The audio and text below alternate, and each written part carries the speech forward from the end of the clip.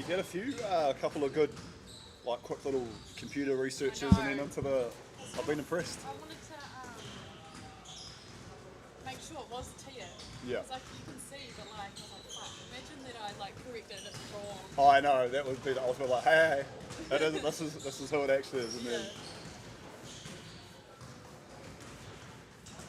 How many points do you get for winning? So it's 8 for first place. So you said there's 18, so you get 8 points. Yeah. So I'm like, so that's 16. So for Otago, for example, if they win both, that's 16 for them. I guess massive. Yeah. Oh yeah, I'm gonna go ask.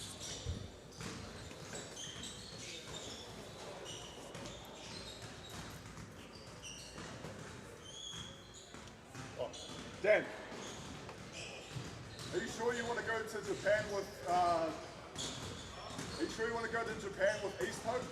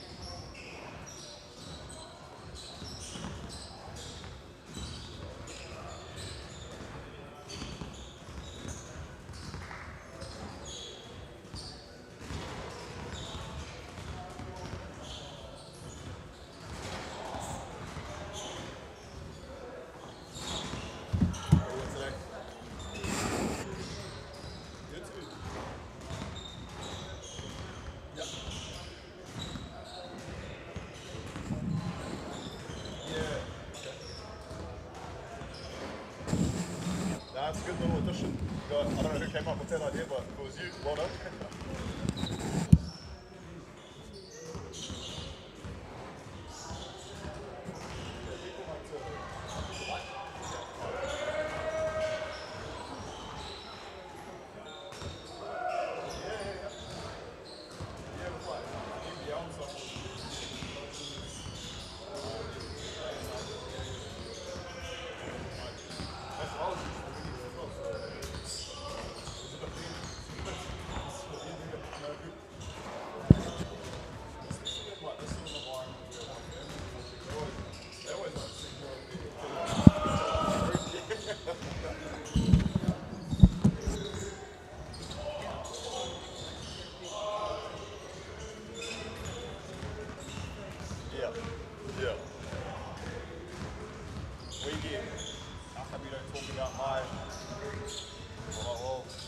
Sunset at the end of the bench and hasn't played, what am I meant to say?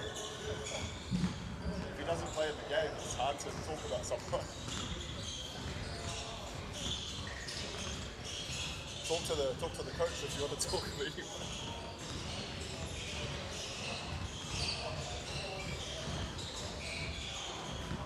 Hey, did you hear the plug on Friday?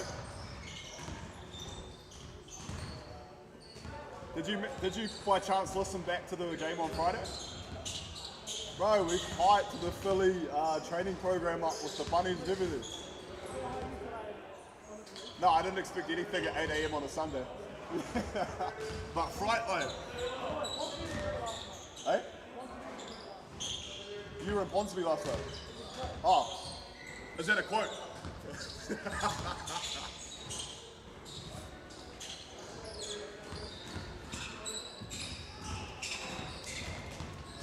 Yeah, Kayla. That was a great piece of insight there.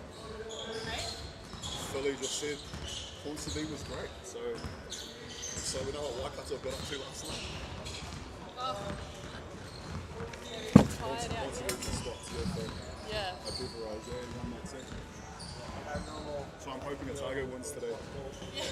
So I can indulge in my little something. Fuck, drop a girl at home and then she calls you a stalker on the gram. Fuck, yeah, no. I was really like sad, but He had like 3 zoomed in photos to the gate. I was gonna be like, hope you get kidnapped. Yeah,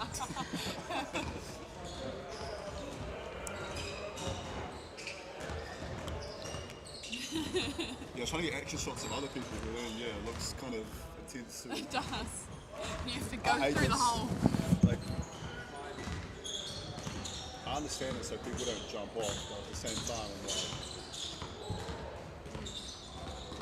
Is it? you're really in. Well, I feel like it's maybe stop people throwing shit. I think it's so they don't. Yeah. I'm now too many college games there's been throwing shit. Then again, I'm like, surely it's never that bad. Down in Wamaru there is. Maybe that loss on yesterday, Yeah. you know, when Massey lost by like 100 points, maybe that's enough to throw yourself off this. Even then, though, I don't know if that would be fatal. No, I mean just a broken leg. Right, yeah.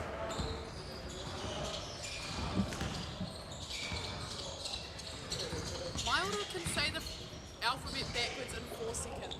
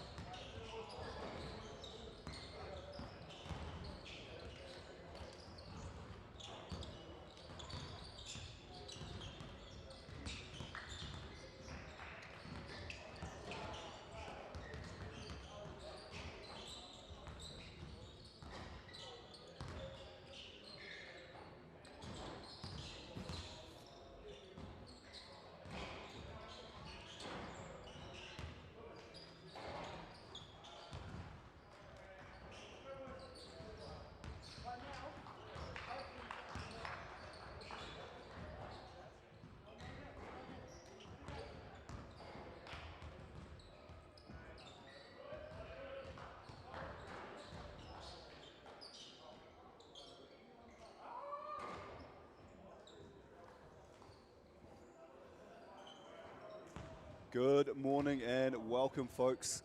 And a very bright morning it is indeed here in the beautiful Tamaki Makaurau down here at the University of Auckland. What a facility and what a start to the day we have for you today. University of Waikato versus the University of Auckland on their home court. And this is the men's 5th and 6th final. Greg Elliott joined alongside by the Maddie, Queen of Christchurch.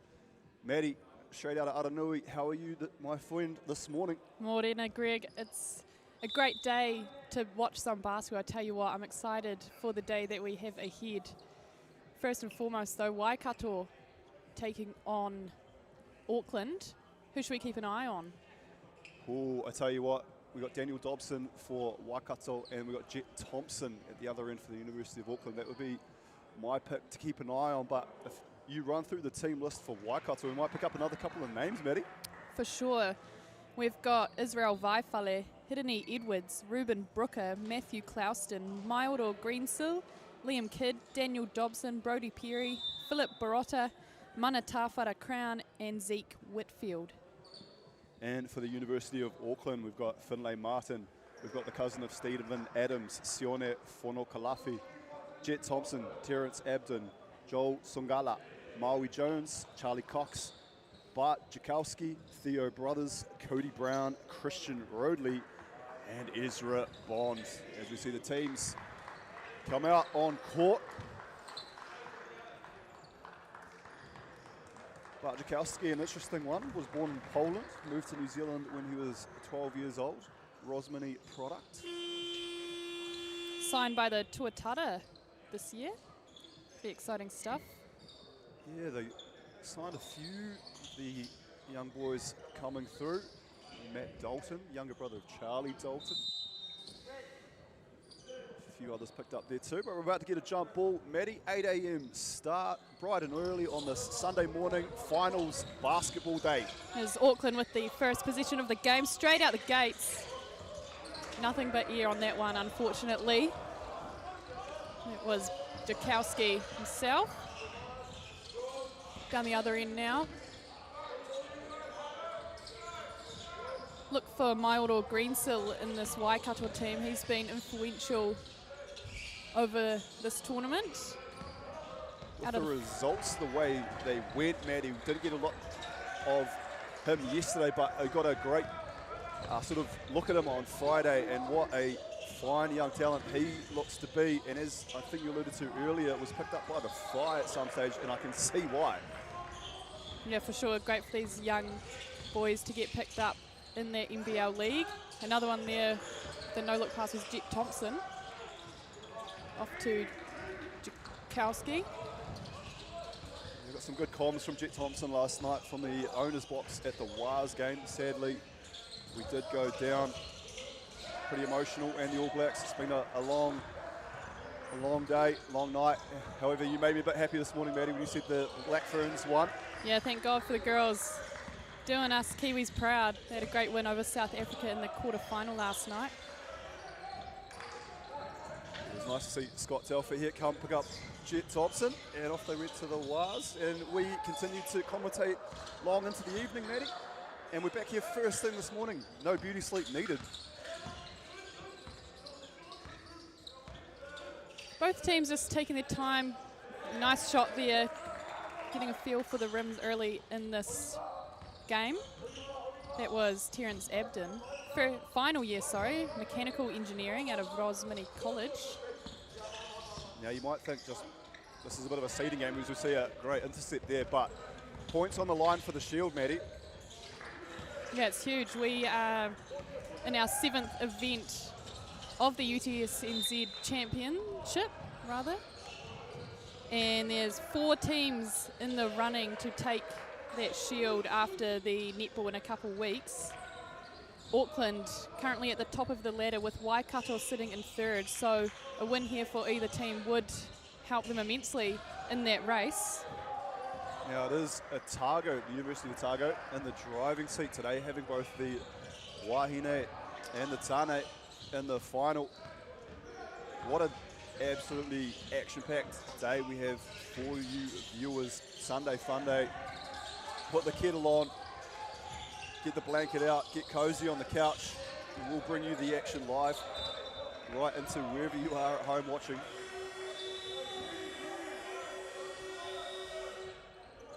Perry to inbound the ball. I think you might have mentioned earlier he's chopped off the mullet. Yeah, I said on day one, very emotional when I saw Brodie Perry. Also his brother as well. They cut their mullets, and it was emotional seeing him because I just didn't even recognise the bloke. However, couldn't have done it for a better cause, and raising $1,800 for charity, in doing so. So, hats off to them. It was lovely to meet their father, who also was sporting a mullet on Friday.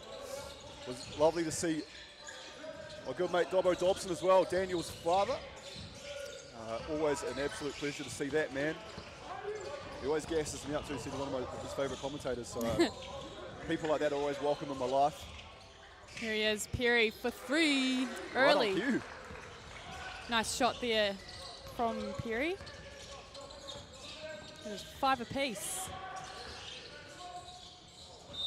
Dukowski just caught on a treble. Dukowski wants to be successful in life, and I think that's a great outlook for anyone that's living and breathing. That's always a good positive outlook to have. I hope to achieve that one day too myself, Maddie. Yeah, for sure. There's Barota. And he told me not to, but I tell you what, if you need help with your bunnies, folks, you need some leaping ability, please get in the DMs of Philip Barota. He will look after you and get you put on the right path. Auckland here in the hands of Thompson as he looks to dish it off. No one behind him. That's the trouble when you do a no-look pass. Sometimes you gotta have a wee look first. Smart move as well by Barota, just cutting it in front of Dukowski and decelerating slightly just to gain some space. There he is himself. How are you, big fella? There is Mr. Perry Senior in the building. As you can see from the haircut, Maddie. Yeah, that is a fantastic mullet, I must say. I thought it stopped when he had his jacket on, but then he took it off and it just keeps on going. Yeah, no. The apple does not fall far from the tree, and the Perry whānau. I'll be very interested as Maioro with a huge, it looked like a triple, but it also looked like his foot was flirting with that 3-point line. Yeah, that one will go down as a 2. I'm interested to know though, is Brodie going to throw it back out? And if so, I wonder how long it takes. Ebden, mid-range, looked nice from here. None other than number 15 to tidy things up, Christian Rodley.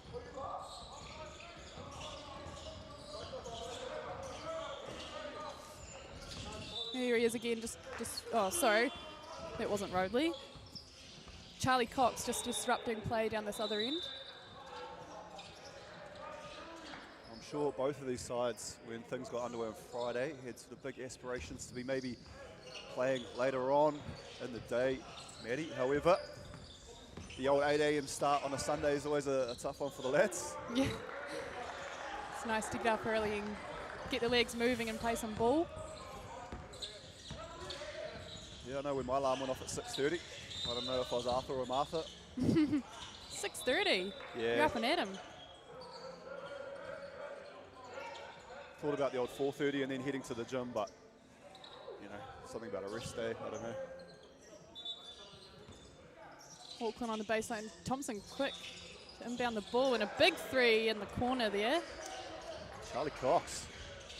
He does say that his on-court strength, one of those is shooting, so it's always good when you say you've got a strength and then you play up to that.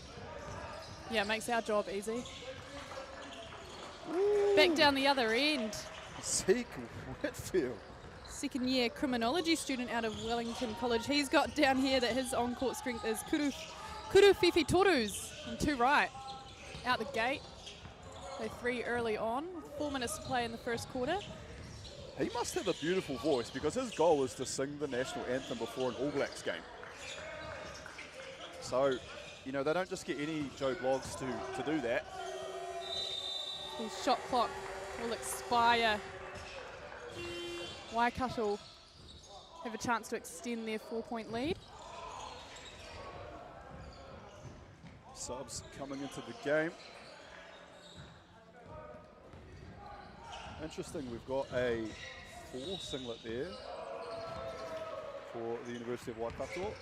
However, we do not seem to have a 4 singlet. It could be Hidini Edwards, who's number 6, but I can't see a number 6 out there, unfortunately. Anyone out there want to let me know? That would be great. Yeah, this is an interesting one. Maddie, you were on fire last night. Speaking of on fire, as we see Joel Sungala there, the big triple. But you were able to correct the stat sheet last night with Tia Pavihi for Otago. Yeah, I'm not too shabby when it comes to our South Island teams. Thompson, oh, great look. Oh, and blocked there by Daniel Dobson. Extremely athletic Daniel Dobson, and he'll be heading over to Japan for the 3x3 EXC with the likes of Zach Beasto and co. It'll be a lovely trip to be on. A foul called. Tell you what, if they can link up with Isaac Fortu over there, absolute great host. Show you around Japan.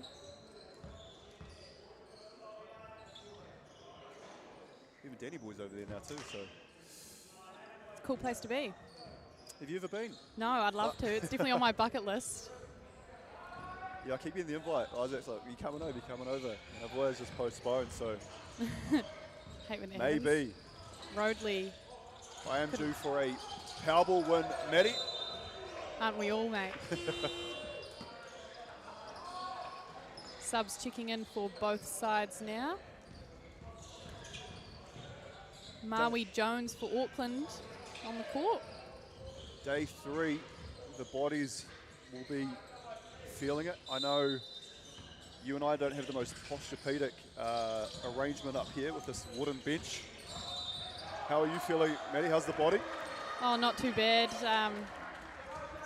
I've been changing up my seating positions while I've been up here just to get a better look at the court. I think it's worked out in my favour. Nice bucket there by Maui Jones, by the way. And I hope that his dog named Dave is at home tuning in, watching this one with the whānau.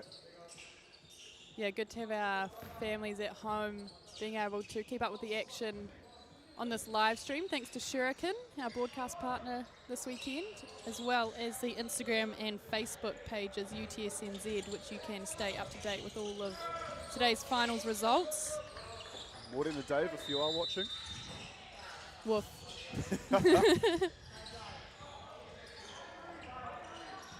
foul here. University of Auckland deceptively just inching their noses in front. 15-14. Waikato had got out to an early lead and Auckland have just chipped away at that.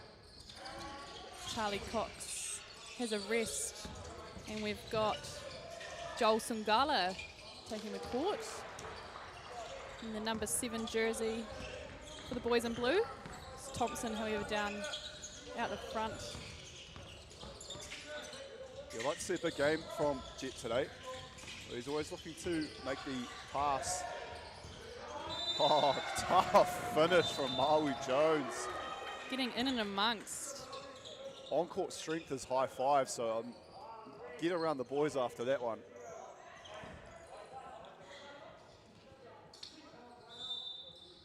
And one will definitely get the high 5s flowing as we see Borota back into the fray. Whitfield having a noho. Coach Morgan Maskell as well, stalking the sidelines. Had a little brief stint there with the Panthers.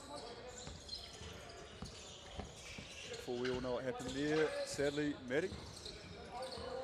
as a ex-Super City Rangers. Remember, I know all about that. Okay, see Jet Thompson, ball in hand. Let's see what he can conjure up. Out of the 5, of course. Had a great season with them in recent times. That ball there just too fast for his own good.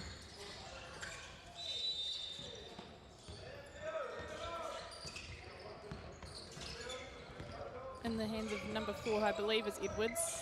Yet to confirm that one. Vaifale now. And Barotta, will we see the hops? There we go. He did warn me earlier not to get too excited if you do see him in some open space. I told him that's not possible. Sungala. Ooh, heavy contact under the hoop there. Ref says play on. Oh, just that defensive pressure. 8-second call. Yeah, great pressure, as you said, from Auckland. Good to see them staying high on D, as we have got just over a minute to play, and it's 18 apiece. We have a ball game. Yeah, it would be nice to see a few games go down to the wire today, Maddie. We did have a couple of blowouts late last night with the Wahine. So, we see another error there from Waikato. Just panicking a bit, getting the ball out of their own end. Yeah, just touching on those Wahine, as you alluded to earlier, we'll have a big final this afternoon between Otago and Waikato. 2 absolutely clinical performances in the semis yesterday. I'm excited for the Pāvihi Manu Irirangi matchup. Oh, I struggled to sleep last night, Maddie, in anticipation for today. It's Sunday fun day for us, but it's a war of attrition for them, the teams that will be showing out on court today. All the marbles to play for. The pride and the mana for your university team, especially those athletes who might be in their final year. You want to go out on a high. Yeah, and also 8 shield points to play for in the final. And those points trickle down too, obviously, for 2nd, 3rd. So every little bit counts, as Barotta going to get it to go on the 1st.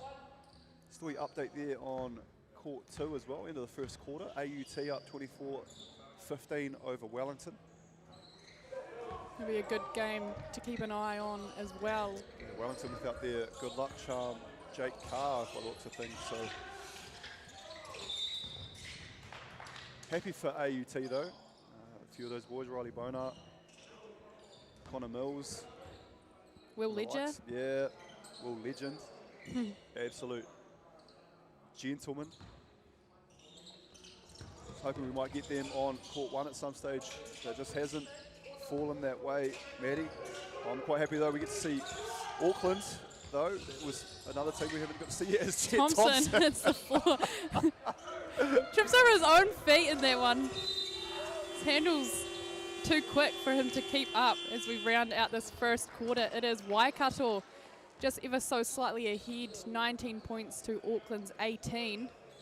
I was concerned for Jethro there because he sort of had no there was no real rush to get up there. However, time was expiring, so I'll give him that. But yeah, no, I think that's how I was in my bed about 2 hours ago. Some big shots early in this 1st quarter. Brody Perry, in particular for Waikato, looks to see it be in form out wide there. Yeah, and we talk about the kete that some of these players have, and Brody Perry has a deep bag. So, as you know, on Friday, we didn't get to see what we have been able to see in the past. So it's really nice to see him here in the 1st, to see one go through the net. Will do absolute wonders for the confidence. But you said it's your first look at the University of Auckland, Maddie. Who sort of showed out for you so far in the 1st quarter? I think Maui Jones was impressive off the bench. He came out hot with a big 3 in his first minutes of the game. But yeah, I haven't seen much of either of these teams really in this tournament, just the luck of the draw. So excited to see what else they can put on show for us this morning. I mean, to a T, it really is the draw. Yeah. that gives us the teams that we get to commentate. There's a Waikato out on the floor. And University of Auckland coming out now to meet them. See the younger of the Perrys in the building now. Will be in the hands of Auckland.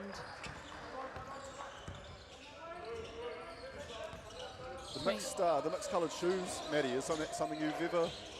No, not something I've dabbled in. I like it though. Bit of flair from Sione. When you're the cousin of Stephen Adams, you do what you want.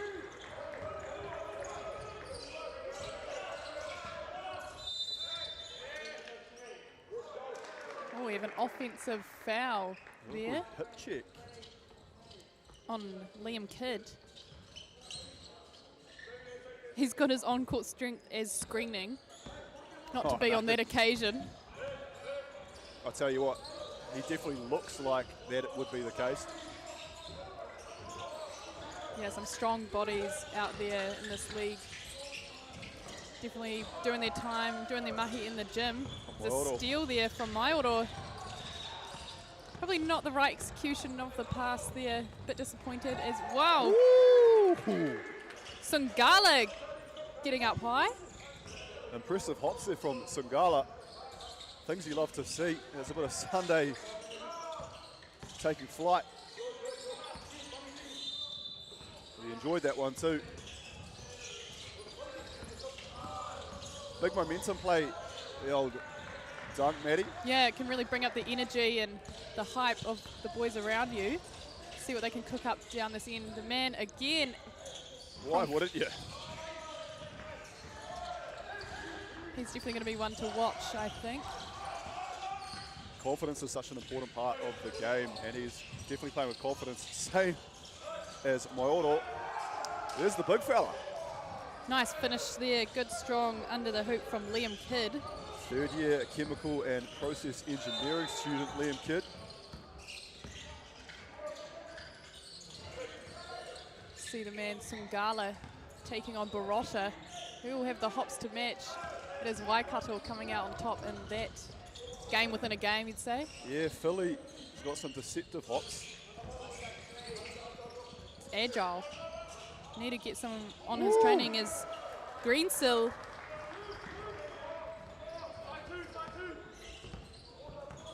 Yeah, he is a competitor, Maioro. He's got down here that he can say the alphabet backwards in just 4 seconds. I'll tell you what, if Waikato go on to win this and you have an interview, regardless of who's played well, I would love for you to get hold of Maioro.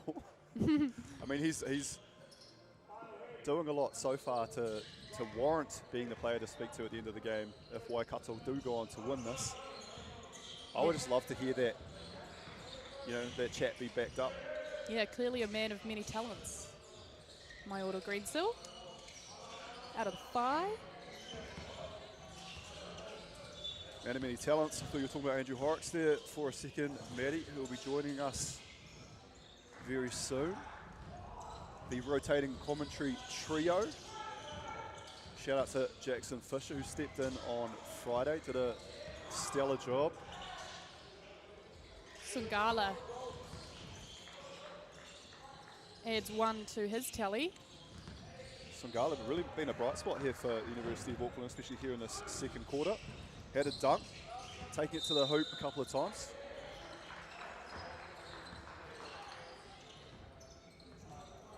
Also should shout out the referees for this one. We've got Weejay and Sam doing a fantastic job. Everyone in the GJ Gardner refereeing shirts over the weekend have been doing a stellar performance. Bit of a 2-3 zone here from Auckland down their defensive end.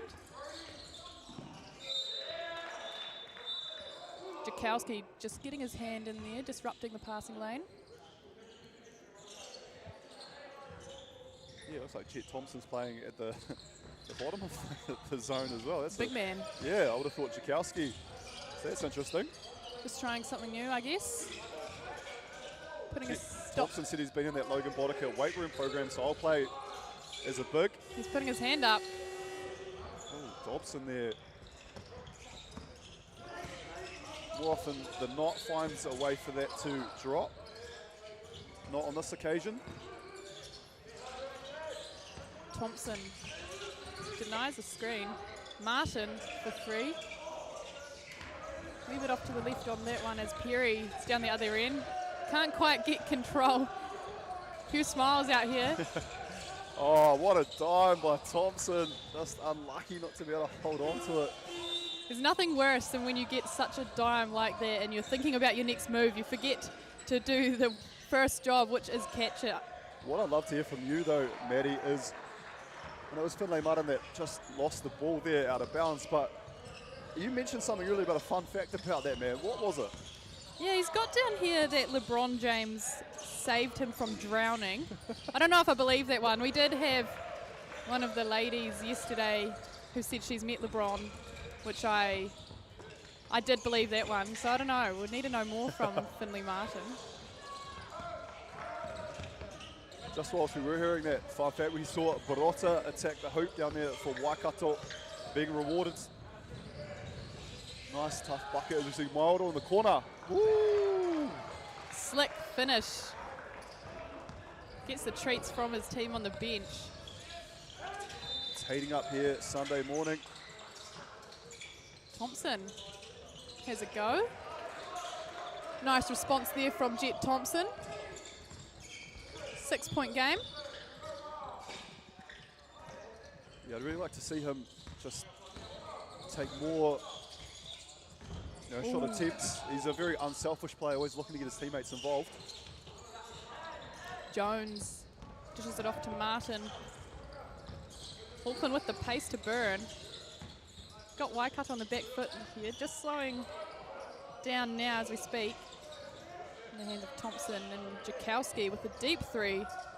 Ooh. What a nice shot there from Jakowski. He's got his eye in early. I'd be looking to get the ball in his hands more often. Yeah, I got to commentate at the high school nationals last year. I got to see Jakowski for the first time with Rosmini, and he was very impressive then. Thompson-Dobson battle. Opts to take it back Here we out. go. We're on here. Hey! And the 2-4 is all the way up there. And with something we're accustomed to seeing. Another Daniel Dobson add it to the highlight reel. But 3's worth more than 2, Maddie. Yeah, just quietly, Auckland are back within 2. That man, Jethro Thompson. Maybe got fired up after the Waz owl last night. Oh, D Dobson. Dobbs. Dobbo Senior will love that one. Big hit there from Daniel. Yeah, I'll tell you who might be getting a big hit, and that is Aston Inwood and Jake Carr waving goodbye to Warriors fans at the Warriors home ground. Absolutely disgraceful. Oh, I told Aston Inwood this morning how I felt about him. Disgraceful. Absolutely Well, he's disgraceful. down 5 at the moment on the other court, so he's paying for it. Got a timeout called here. Karma, it'll get you. Yeah, 32-28. AUT up. Wellington bringing that back, though. Yeah, definitely some close basketball ahead of us this morning. You reckon we'll see overtime at some stage in any of these, Maddie? Potentially. I would love to see a bit of overtime, get in amongst that action. It's always such a chance for some of our experienced players to lead from the front and show that they've been in finals basketball before. It's a whole another ball game when you've got high stakes on the line. 36-31 here in our main event in front of us. And a game being played at quite a high pace, so not surprised we see a timeout. Maybe just to even catch the breath. Yeah, just under 4 minutes to play. Excited to see more from Daniel Dobson, who's electric. Just the 5 they've got out there at the moment with Porota, Maoro, Brody Perry, Daniel Dobson, I know the big screener himself. Oh, Liam Kidd's having a sit down, the big screener. He looked like he was out on court there for a second. No, I think that's number 10, Ruben Brooker. Oh, he really impressed on Friday too. So the 5 that they've got out there in particular, you know, me personally, when I looked through the team list before the tournament, you know, I thought Waikato might follow in the footsteps of the Wahine, who are in the final. I tell you what, there's some pretty tough teams that have made the trip to Tamaki Makaurau. An interesting question I posed for you, Maddie, before we get too far underway here. Did you find out what time your flight is? 7 o'clock. Nice. I was nervous when you were putting me under the bus there, but yeah, no, 7 o'clock tonight. I was nervous when you didn't have the answer for me yesterday. There was a job for Sunday morning to figure out. No, I thought you might be joining us for a Sunday evening in Auckland. However, obviously, Christchurch Broadcasting School It's calling my name. Yep. Yeah, I got mahi to do tomorrow. And if you have enjoyed hearing Maddie's voice, which I know you would have, make sure you tune in for netball, which will be the final instalment of this UTSNZ tournament. Yeah, that one's down in Christchurch in a couple weeks' time. There's a few basketballers out here that I'm sure will make an appearance, as many athletes played both basketball and netball, especially down south. Yeah, even the ultimate frisbee, I saw got a few. Kayla Maru Irarangi was the first person I thought of when I saw that. But yeah, a few multi-sport athletes, good to see. I mean, there's just some people who are just good at everything. Thank you. I was wondering when you're going to give me a shout out, so appreciate that. Absolutely no sarcasm there whatsoever. As Jet Thompson probing. We'll stay with Auckland.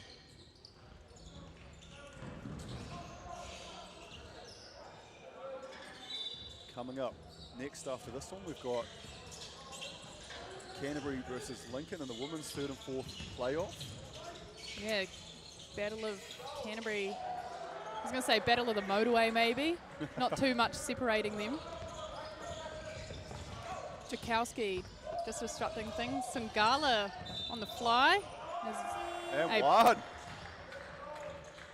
I like that call there. Yeah, it didn't look like he was set, Brooker. Hit the deck. Bit ginger on the elbow there. And the funny bone. Yeah, it's not the most forgiving of courts. Not that many are when you take a bit of a tumble. Good to see him though just attempt to even put the body on the line. As I said, not championship aspirations obviously for either team, sadly, but it's good to see someone putting their body in front, trying to take a charge. Green still in control. Off to Perry.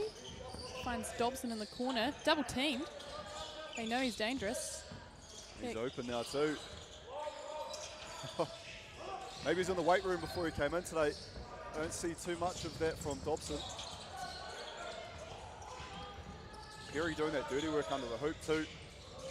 Securing the boards, giving them no chance for that second chance opportunity. And we've got Zeke Whitfield in number 35 on for Waikato. Dobson can't execute there. Yeah, looked like a soft left-hand finish. About to go down for Dobson, however, around and out. Thompson calling for an on-ball. No one's there to answer his prayers. Sangala takes on Perry and draws a foul and one. Wow. Being a Sunday, the prayers were then answered. Sangala, he has impressed. Finds himself at the line yet again. when the University of Auckland have needed a bucket, they've gone to this young man, and hasn't he delivered? He's a second-year law and commerce student hoping to become a lawyer after university. We need more lawyers. Is Clearly. there something you need to tell me, Maddie? Or? No, I don't know where I was going there. Lawyers are just handy, I guess. So I just think of lawyer and think smart, so. I thought we're in need of lawyers, and it sounded like you might be in some trouble. Never. It's always the quiet ones. Quiet? I don't think I've ever been labelled quiet in my life. I'll take it. Jet Thompson, one of those other people that have never been accused of being quiet. Let's see what he's got.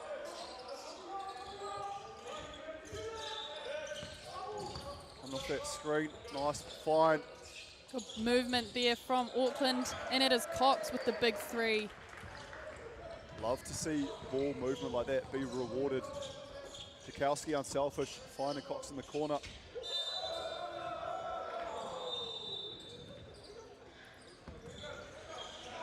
Out of bounds.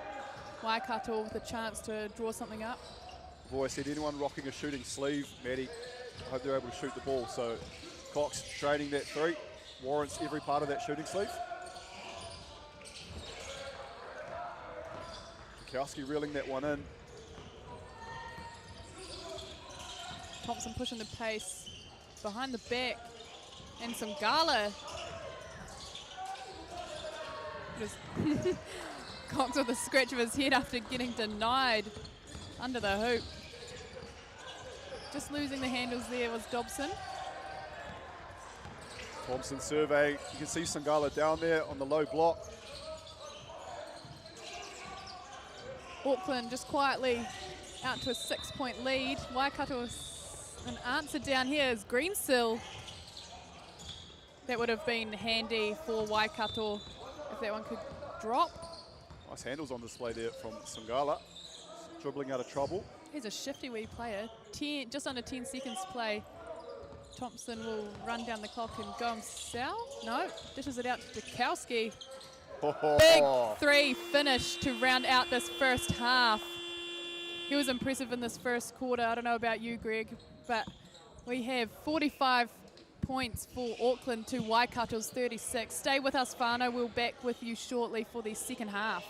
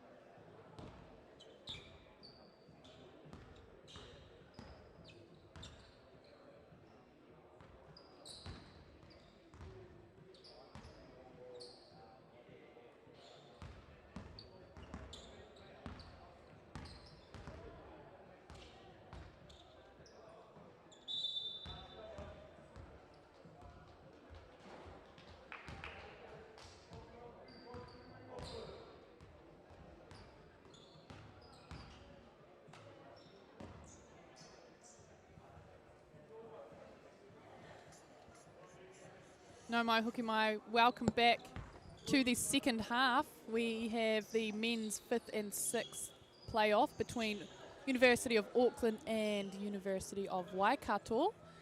It's Auckland with the upper hand at the moment, 11 points over the boys in red. Greg, what are you excited to see in the second half? Well, I was going to say, I'd like to see Waikato make a few defensive stops and get back into this game, but Jakowski has just gone right out there and picked up where he left off, hitting a 3 to end the half, and has now gone up there and made a nice little play there, soft touch at the hoop. So the hops, Barotta. Yeah, who needs to be at the rim when you can shoot it from behind the arc? As I've always said, three's worth more than two. So Barotta, big play for him, and as an elder statesman for this team, it's good to see him making a play there, which was much needed. Just got the task of defending Jet Thompson as Jakowski has another look.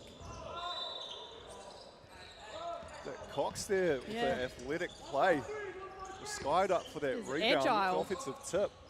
Harry Finds Dobson. Auckland still trying to double team Dobson when he gets the ball. They know he's a weapon. Clearly done the scout.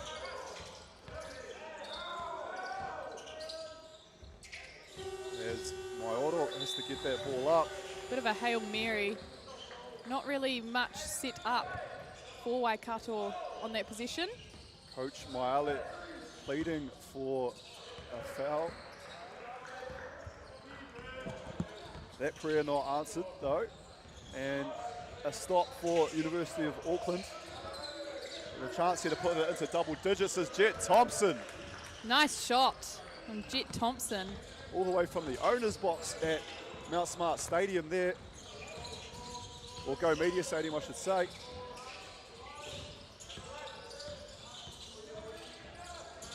It was a deep three from Thompson, and Dobson looks to answer back and does so. And things might be heating up here, Maddie, in the second half. Yeah, love to see it. Straight out the gates, both Thompson and Dobson. We saw a cutting Sungala there. Just had to pull out at the last minute. The Thompson gets the ball back. Splash. These are hot hands at the moment. Will we see Dobson answer back for Waikato? In the hands of Greensill for now. So it opens up for him. Fortunately, rolls out. Thompson down the other end. Pull up three, here it comes. They're still leaving him wide open. Jet cooking. Thompson with the three again. Waikato have had enough. Timeout. Doesn't know his way around the kitchen, but boy, is that man cooking, Jet Thompson. That's a huge play. As soon as he had the ball and I saw a little bit of space for Jet, I know his mindset, and that pull-up three was always on the cards. That's the kind of mindset you need to have. We called him out, and Maddie, he's answered that call. Yeah, well, if you're Waikato, you've got to get a hand up. All three of them just packed back in the paint, waiting to protect the rim, but it's in the hands of Jet Thompson. You've got to get out there, and all of a sudden, Auckland are out to a 14-point lead. Again, Auckland seems to understand that Dobson is the big threat for Waikato, and as you alluded to earlier, they're sort of sending two bodies at him. You know, Jet Thompson, you know, he's in the NBL for a reason, and it's probably something that Waikato should have been aware of maybe earlier. And the first thing you need to know about basketball is that what do you need to stop, Maddie? The ball. That's right. That is right. I thought that was a rhetorical question. You're going to keep going.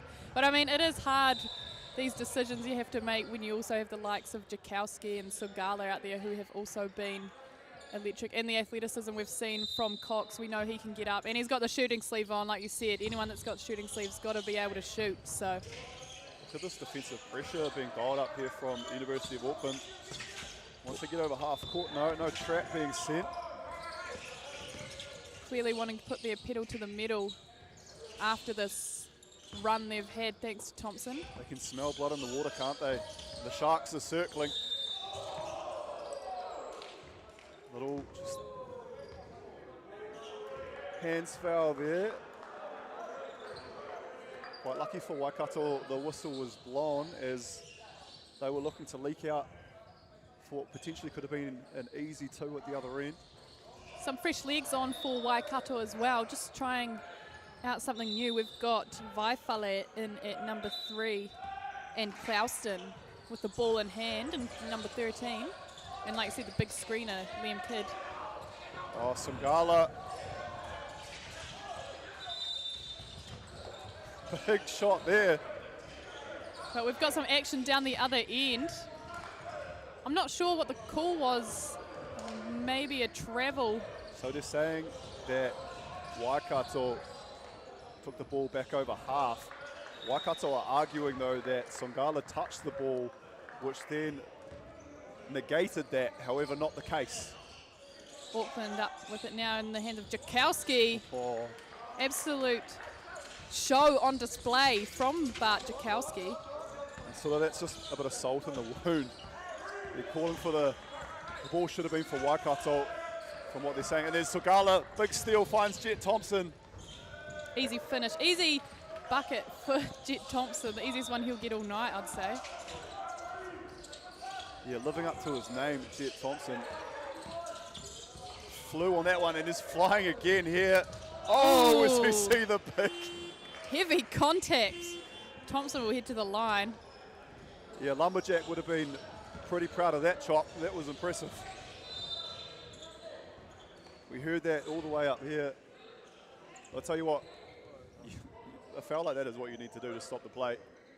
Yeah, he stopped 2 points there, but sends Thompson to the line, who is a capable shooter from the line. Not unsportsmanlike either in any case whatsoever, just a play at the ball. Doing what you got to do. Exactly. And you've got someone running at you at pace, and someone the likes of Jet Thompson. Just got to have a crack. Yeah, especially after he stole the ball as well. Nothing worse than seeing someone steal the ball off one of your teammates and then go coast to coast. So good defensive foul. As Thompson ticks over another Aucklander out to 20 points ahead. Just keeping an eye out on the other court, it is Auckland AUT with the lead over Wellington, 61-46. Similar scoreline on both these 5th to 8th playoff games. Quite strange though on both courts. You know, we had close games not so long ago, and all it seems to take with teams in this competition is a couple of minutes here or there, and things can look a heck of a lot different. Yeah, I mean, those 3 triple points in a row from Thompson certainly helped Auckland, and the confidence has just seemed to grow.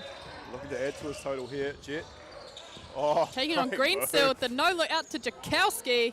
Wow, Drains yet another 3 ball. He has got to be racking them up now. I'd love to see a stat sheet between him and Thompson.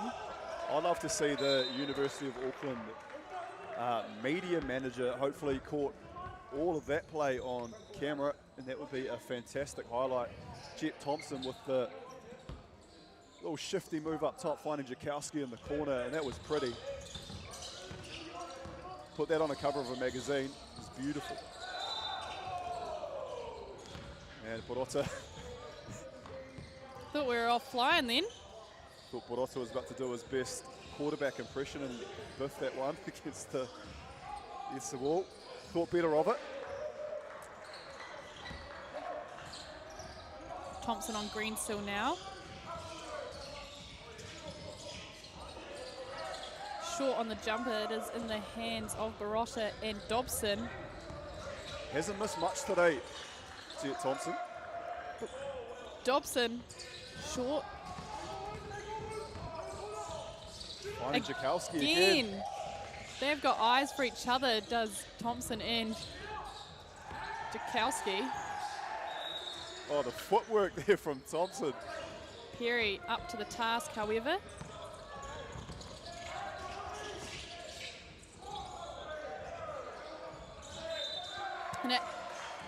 And one opportunity. He deserved that one, Brooker, running the lane. Moyodol finding the big man. And that's just what Waikato needed. Born in Timaru was Brooker. Oh, are they your ops if you're from Oamaru? We don't have much to do with them, I'll say that. The Battle of the Marus. Battle of the Marus. Jakowski now. You probably heard a few firsts over this weekend. I Maddie. have. Yeah. Nice to get a different perspective. Timaru is a very small town. Different is an understatement. But it's been a pleasure having you on board, joining us here in the beautiful Tamaki Makaurau as the sun is out, as we look behind us on a beautiful backdrop, beautiful facility. Yeah, if you're around the city, around the 09, come on down to the Hiwa Recreation Centre, thanks to University of Auckland. Stunning facilities, as we've alluded to all weekend. It's just a great place to be, a great place to play and watch some basketball. And the courts are actually LED, so you can have any sport you like down here. And in between games as well, we've got a bit of rock climbing, indoor rock climbing, there's some beanbag setups, there's... You can watch the big screen while you study out the front and Yeah. hear our lovely voices. That absolutely terrified me on Friday. I didn't actually recognise it. I went and had food. I was so aghast from doing a couple of games that when I sat down, I didn't even see the big screen. All I heard was your voice actually boom over the speakers, the dulcet tones of Maddie. What a lovely delight that would have been. Yeah, they're broadcasting it all around the university. Love to see it. There's actually, even on all the floors that they've got here, there's multiple TVs, there's beanbags, there's table tennis, there's everything. So High-tech stuff.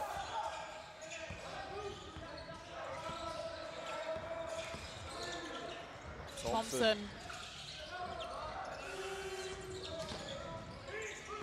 he might just need to stick to behind the arc. He hasn't missed from there.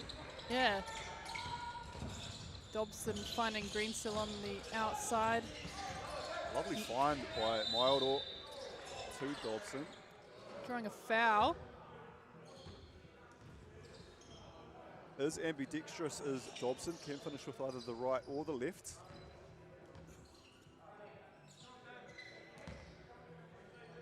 And he'll step his way to the free throw line.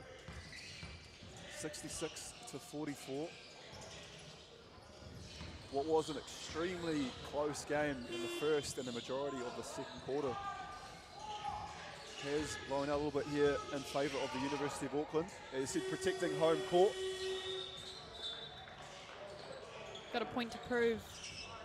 Both these sides, as you said, hoping to be in that top four, but find themselves in the 5th and 6th playoff. Terence Abden into the game in his final year of mechanical engineering. Loves collecting basketball shoes. Dobson versus Thompson. Oh. Now, Jet Thompson has hand on his head because he believed that he's stripped Dobson and it stripped into his body and come off Dobson. So that's what Jet Thompson is looking a bit frustrated about. Big smile on his face though. And we'll see Dobson at the free throw line and we'll see Jet Thompson get a rest. Tell you what, Jet Thompson has clearly been too busy studying to fill out this fun fact for. Maybe he's one that we need to ask. What are you studying, mate? He's been around for a while. I can help you out here. He's somehow got a statistics 101 paper. And that warrants. And that, yeah, if you're studying a paper, you're obviously part of the university. So Whatever it takes. Yeah. Hats off. I probably wouldn't maybe write Stats 101 down either when you're next to the likes of Finlay Martin, who's 5th year law student, or Sungala's 2nd year law and commerce. Yeah, and that's the beauty of this tournament. We see student athletes, Maddie, so, you know, these guys and girls aren't just pretty faces. Dobson. Nice rebound there from Sungala. Finding Abden. And Jones. Oh, he's been impressive. Taking on the contact and will find himself at the line. Chance to make it a 3-point play. Yeah, I don't envy you having to find a player at the end of all this to have a chat with, Maddie, because on both sides there have been some very impressive performances. When did we decide it was me running down the stairs? I think you've just taken on that role, you know, and I think people genuinely look forward to maybe talking to you more than they do Andrew and I. Maybe I'm just quicker at getting down the stairs than you guys. Your pace has been express. I'm surprised you haven't been called into play. Maybe athletics could be on the future for you. Or maybe I'll just stick to talking. Sangala at the top. No, I'll be looking forward to hearing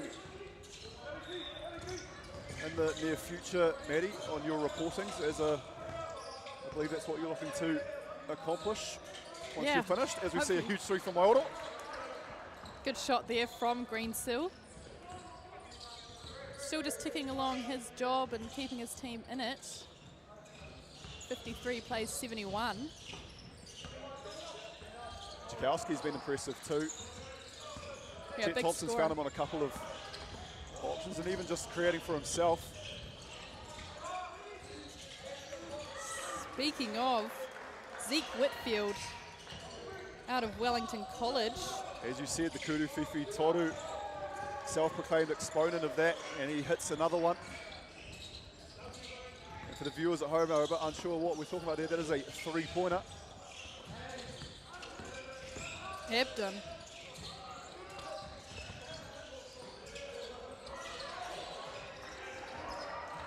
Cody Brown letting it fly there. And Big heave throw down to the man running the lanes, number 4. Still not certain on the name, unfortunately, but that was a fantastic finish from the young man. I've been too petrified to even risk it for the chocolate biscuit, Maddie.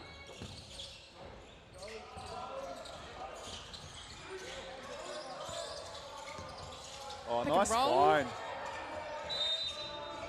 It'll stay with Auckland on the baseline with just under 30 seconds. There's 5 on the shot clock, however. So it will be Waikato potentially with the last position. Brodie Perry just in there disrupting that one. 28.9 on the clock. Should give Waikato an opportunity, but Jakowski going for the 2 for 1. As shot clock expires. Clock keeps running though.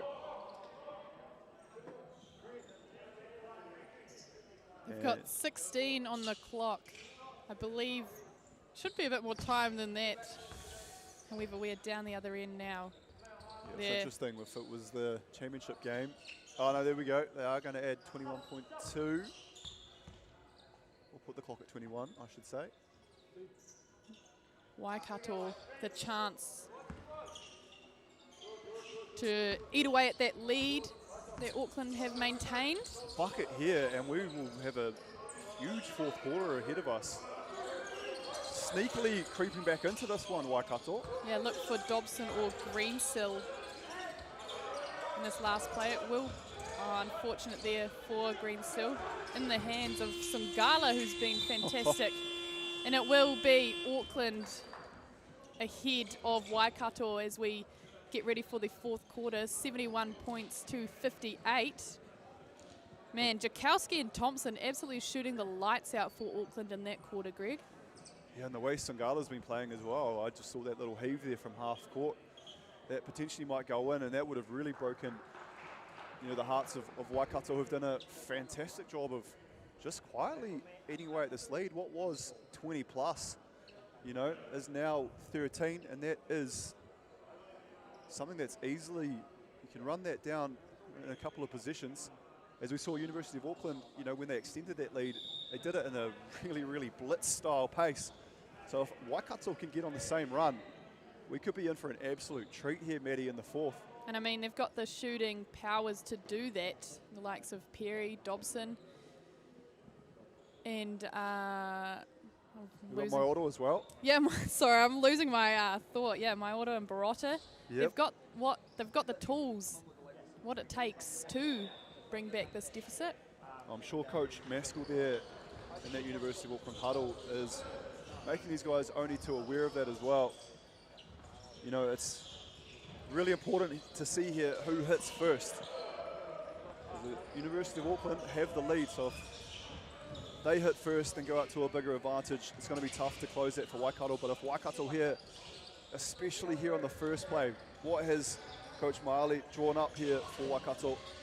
Points on the board would be a great start for momentum here. They've got the ball in hand now, Waikato, but a huge defensive effort is what I'd like to see. Sungala really pressuring Moeoro. Here he is now at the top. Short there. Thompson comes up with it. Got Kidd on him. Interesting to see if Thompson still has the hot hand. Cox. Oh. Hitting the Hard deck. foul. I think he got a bit of an elbow to the nose. Nothing worse. Yeah, and it looked like Liam Kidd definitely got all of the face there of Charlie Cox. Although Liam Kidd, his off-court strength is cooking. I know my fiance would love me to go and have a chat to him. 2-minute noodles being my forte, Maddie. Yeah, I'd say Kidd has maybe got himself into a bit of foul trouble. We saw him rack up a couple earlier. I'd say he'll be having a rest for the time being. There's Cox at the line. His favourite colour is green, but we're seeing red there on that foul.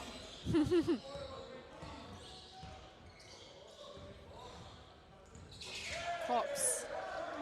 Unfortunate for him missing both those free throw opportunities, so If you are to give up a foul, it's always nice to see that both free throws missed. Great offensive rebound from the smallest player on the court, Maoto. Sungala now. The pace to burn as he steps through. Amazing finish there from Sungala. Putting Perry on the back foot. Roger Tuivasa-Sheck-esque with the basketball there. Huge step from Sungala. Shook everyone out of their shoes.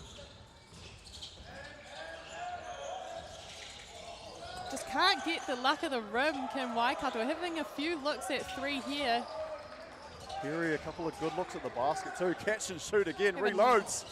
Another crack. Unfortunate there for Waikato. Good to see them still having a go. It's what is needed. The Brody Perry shooting percentages, 3 opportunities, usually 1, or if 2 of those usually are down, Maddie. So a lucky escape there for Auckland. Maybe he's feeling a bit out of sorts without his luscious locks. Who knows? That's actually a great point. The mullet gone for charity, 1,800 raised. Greensill met with Abdon as Perry opts to drive himself, and he will get the bucket and maybe one more. Chance to crack open a 3-point play down low.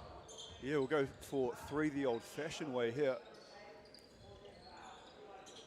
Unlucky on the shot attempts earlier. That's part of his game, so he will not stop shooting. And why would you? Here we are, 3 points. Brody Perry. This Thompson now finds Sungala way down. He gunned that into the corner, didn't he? Jet Thompson. I didn't even know he was down there, and then here he was in the corners. Abdon finds Cox, the flying fox. Right. Oh! Charlie Cox. Wowee. Another CC squared, There we go. my friend. Christopher Christoph yesterday We're excited to see Christopher Christoph this afternoon. in the BP.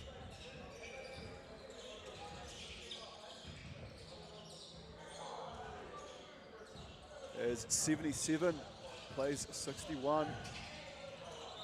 University of Auckland managed to push this lead out, but Waikato here, and again another opportunity. Good heads-up play from Dobson. Rooker for 3. Nice. That is what Waikato need. Brings it to a 13-point game. Big defensive stop here would be very helpful, but they just leave it wide open for Jet Thompson. Looking for a foul call. Dobson leaking out though. Oh. No foul call there for Dobson, and it's Auckland pushing the basketball in transition and rewarded. Dobson is waiting down the other end, however. Hey! The exclamation mark there from Dobson. Just calling for a stoppage in play. Bit of water or perspiration, as you say, on the court when Dobson hit the floor, so we need some towel action. High percentage play is the dunk from Dobson. Close the lid there on that one. Yeah, and just... I think sorry to interrupt you there, Maddie, but I think he took a bit of frustration out in the rim there after that previous possession. I was just about to say that. Took the words right out of my mouth, yeah. Bit of a response as he just hung back after that heavy contact. Must be nice to be able to live above the rim like Dobson does. Really has purchased some top-end real estate there, which not a lot of people can access. An extra 4 on the elevator, one might say, Maddie. It's a foreign land for me as I perch myself on the step just to get a better look. Thompson now finding Sungala, just again slipping his way through the D. Reminds me a lot of Matt Bardsley down south. Oh, the slippery eel. Yeah. And the hops as well. Dobson again finding contact under the rim. Wonder if that'll bring out some competitive spark. Dobson and Brooker there, they're fighting over that offensive rebound. Falls to the University of Auckland. Jakowski taking on Perry. Sungala. There's Brody that comes up with the rebound. Sungala's been doing his best to warrant a interview with you post-game. Yeah, 100%. Been talking about him all game. Here he is now, running the lanes. Meeting with Dobson contact down the other end, and he'll head to the line. They're drawing a foul there on Dobson.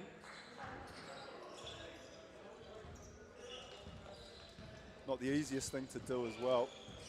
Dobson usually likes to stalk his prey. When you're that athletic, you can sort of trail on the play and see what the offensive player is going to do, and then rise up for the block as Sungala makes the first. Too right, Greg. Yeah, I knew your ears pricked up when you heard stalk. I do feel like a bit of stalker peering through this gate, I must say. But we've got the best view in the house of both the courts. These AUT shootout to a 90 points. You almost remind me of that statue that's in Brazil that looks out over the Rio de Janeiro, I believe it is. Oh, the Jesus one? Yeah. You're just up there with looking over like a lighthouse. Yeah, keeping an eye on everything. Thompson finds Cox, gets it back. Jakowski now with a big 3. That would be just the dagger in the coffin if that had dropped. Oh, Perry trying to find Brooker there under the hoop. Right idea. Sometimes just harder for that bigger player to reach down and grab that ball around the knees. Is that an issue for you? Yeah, not the most flexible. Might need to hit Pilates. Kowski on Greensill now. Step back. Boom! Big shot from Jakowski. What a name. Bart Jakowski. Mike Wazowski. Yeah, I'm glad that he came over from Poland when he was 12, Bart, and is part of our setup now. Behind the back to the man himself. Thought we were going to have a little heat check then. Finds Cox instead on the 45. And it's Sungala with the huge O-board. Getting over top of Perry. Doesn't mind mixing it up with the tall timber there, Sungala. I feel like we've mentioned his name on offense, defense, and everything in between. He's been everywhere. Really a spark plug there for University of Auckland is Sungala. Again, some of these guys and girls who may not have been a household name coming into this too well known, really stamping their authority and showing out here. Sungala taking every advantage or every opportunity to let the people know. Yeah, what a good opportunity it is to play for your university, and like you said, mix with some of those household names who are in the NBL league. Well, you always want to test yourself against the best, Maddie, see where you don't sort of stack up. So it's good to see some of these men and women have come out and really given it to some of these other players that might just be a bit more well-known.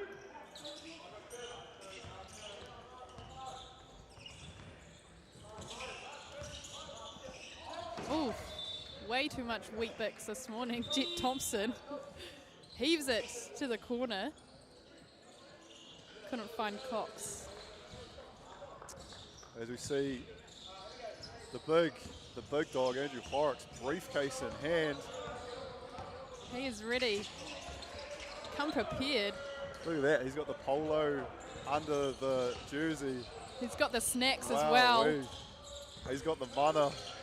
Jakowski again, absolutely draining. Looking like he's just out there training. It's effortless. What an absolute visual treat seeing Andrew Horrocks walk into the building.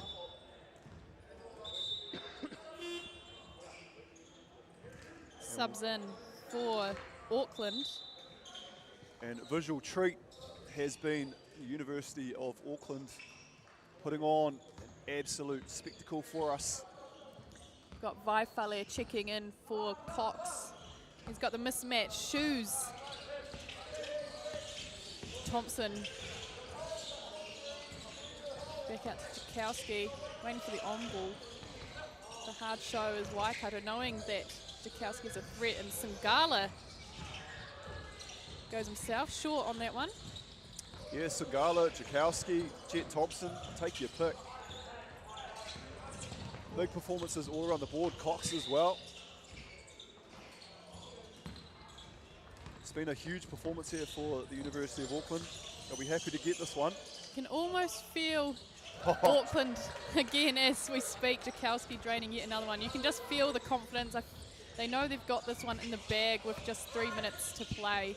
The heads of Waikato have started to drop, but here's Dobson ready to make that change, and he draws a foul. Chance to make that a 3-point play at the line. Yeah, nice finish there from Daniel Dobson, a little reverse. As you see, yeah, the bench being unloaded here by Coach Maskell. Although we do get to see a bit more of Maui Jones, who was really impressive early on in this one. Yeah, he was my pick in the first quarter. He was just grinding it out. Oh, Athletic Dobson. Gets his own rebound off a free throw. Athletic stuff. If this was a closer game, Morgan Maskell would be absolutely losing it. But it does have a bit of wiggle room here. Jet Thompson. Met with the wall of Clouston.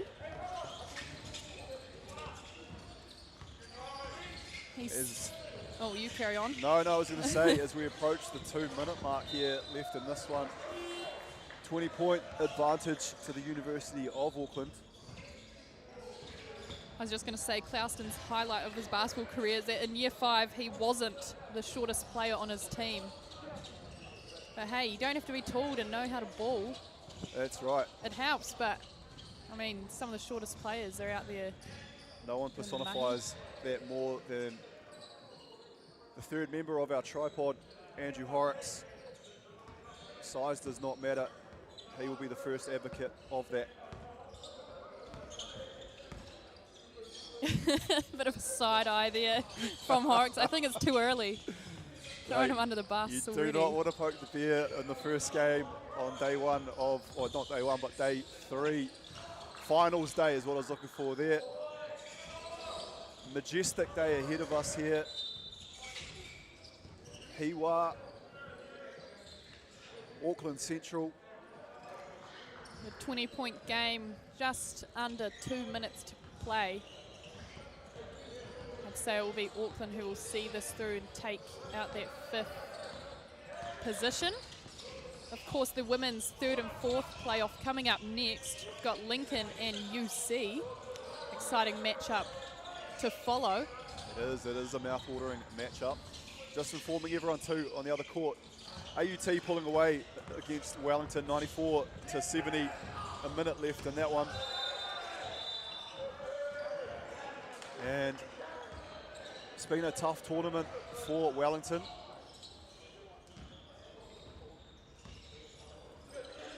And it'd be good though if you're on this other side of that, if you're AUT, you'd be happy to get or bank a win there. They've been chipping away at it all weekend. Happy for them. Later on this afternoon, of course, the women's final. Sorry, as we see Dobson let it fly. Women's final, Otago and Waikato, as well as the men's following that between UC and Otago. Exciting stuff to come. And we'll do our absolute best to show absolutely no bias whatsoever, but yeah, as an Otago alum, you know, quite proud to see both the women and the men getting a chance on the big stage in the final. They breed them tough down south, I tell you. Oh, they do indeed. Greensill. I always find it interesting, especially up here, Maddie, a lot of Aucklanders, you know, they put the jacket on and whatnot. You know, I'm still sort of in a t-shirt myself. It's never really that cold up here. Once you've lived through an Alexandra winter, you can live through anything. Abdon drawing the contact from Kidd. I'd say that'll be Kidd's 4th foul. He'll see out the rest of this game, however, with only 30-odd seconds left. I like the positive mindset from Abdon. He says here that I find ways to make sure everything works itself out, no matter how stressful. Good mantra, Yeah, good mindset for life. I could do with some of that in my life, just letting everything happen for a reason. It's a good way to look at it, really. Hey, look, 1 minute you're at, you know, Christchurch Broadcasting School. The next thing you're here with Andrew Horrocks. Life changes quickly. And that trajectory has just soared, Maddie, for you. It has. It's been an exciting weekend. Just like my 2nd or 3rd time in Auckland, funnily enough. Just like you navigating your way around the place, deciding that it is safe as houses to just stroll around the back streets of a dimly lit Auckland late in the night. As this one ticks down. 3, 2, 1. Shot up there from Finley Martin, and that'll do us here in game 1. Super Sunday, 96-78. Auckland over Waikato. Maddie is about to turn on the afterburners and get down. I don't know who she's going to be able to get hold of. I imagine it would be Sungala, could be Jet Thompson, who knows? But we will stay live, and with it, what we'll do though is we'll say a very good morning to the bald voice himself, Andrew Horrocks. Absolute pleasure to see you here on this fine morning. It's a beautiful morning, Greg. Finals basketball, as you talked about. And, I mean, what a pleasure walking into this facility at about 9:15. Lots of students around, people out watching the game in the atrium as well. And then listening to you and Maddie as well.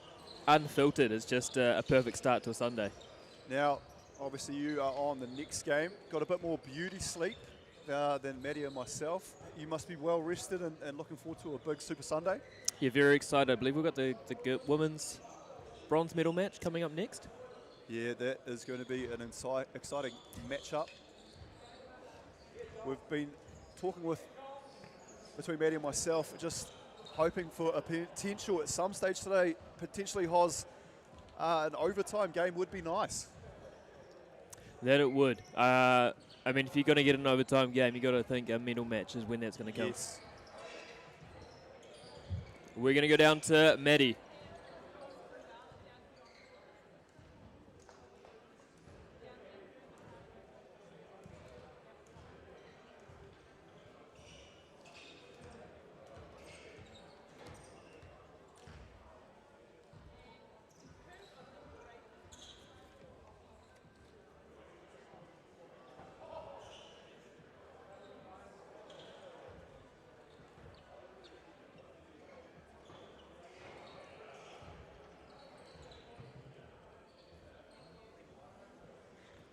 And that'll do us, folks, here for this one.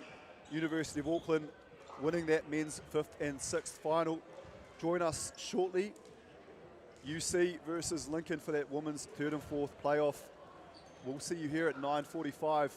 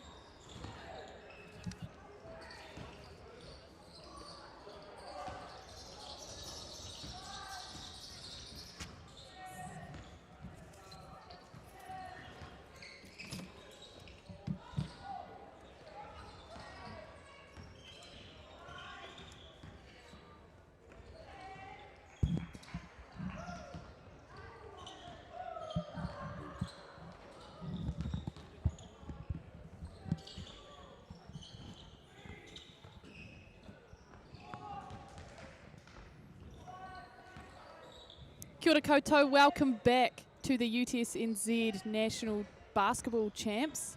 We have the women's third and fourth playoff between Lincoln and UC. It's Maddie back here with you guys alongside Andrew Horrocks. Beautiful Sunday morning to watch some basketball, Andrew. Very excited to be here. Weather as well, outside is terrible, it's windy, it's rainy, whereas inside here it's beautiful, so great to be here with you. Unsure if my mic's working properly because I can't hear the feedback in my own head, but such is life. Anyways, let's get stuck into the Lincoln women's team. We have Hannah Lacey-Ramika, Maddie Cunningham, Kate Herman, Kelsey Marshall, Ellie Craig, Tyra Lewis, Millie Gallagher and Abigail Prattley. And then for UC, Ania Ballantyne, Gemma Kamel, Kira Craig, Amelia Davidson, Phoebe Duncan, Laura Jackson, Grace Nielsen, Meratitia Rofi, Teresa Risava, Zeta Shula and Imogene Short. Awesome stuff. We have an exciting matchup for you guys. Look out for Laura Jackson in the UC strip, as well as Kate Herman and Hannah Lacey-Ramika for Lincoln. Now, Maddie, I didn't get to catch the Lincoln semi-final last night. Obviously, I now know the result. But what was that game like? Yeah, it was a clinical performance. But for this Lincoln side, yeah, Herman and Lacey-Ramika are just absolute shooters. Can really let it fly and just controlling their side of the game. As for UC, a bit more of a collective effort. They've got great ball handlers as well as some strength under the post. Yeah, they just ran into a bit of a juggernaut last night, didn't they, against the University of Waikato? Yeah, Waikato just absolutely class. You couldn't really fault them last night, to be honest. No, you couldn't. So that'll be a good matchup this afternoon in the final. Just quickly, Maddie, obviously there is no camera in the commentary booth. I see an iced coffee on the table. What was the go-to order there? Is it just a straight iced coffee, or was there some inclusions? Or got what have you a gone for? vanilla iced latte, Oh. getting me going this morning. Very fancy. Thanks to the Hiwa Rec Centre. Here we go. It will be Tyra Lewis and Ballantyne at the line.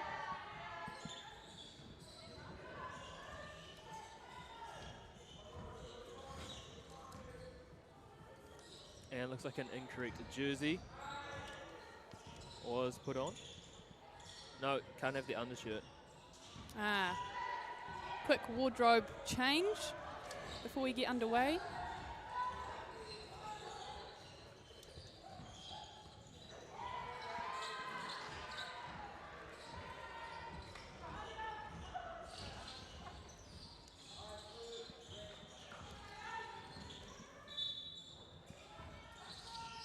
So underway here, and Lincoln are going to have the ball first. They're going to be in the blue and gold as Lacey-Ramika misses the turnaround jump shot there, and away comes UC, courtesy of Imogene Short.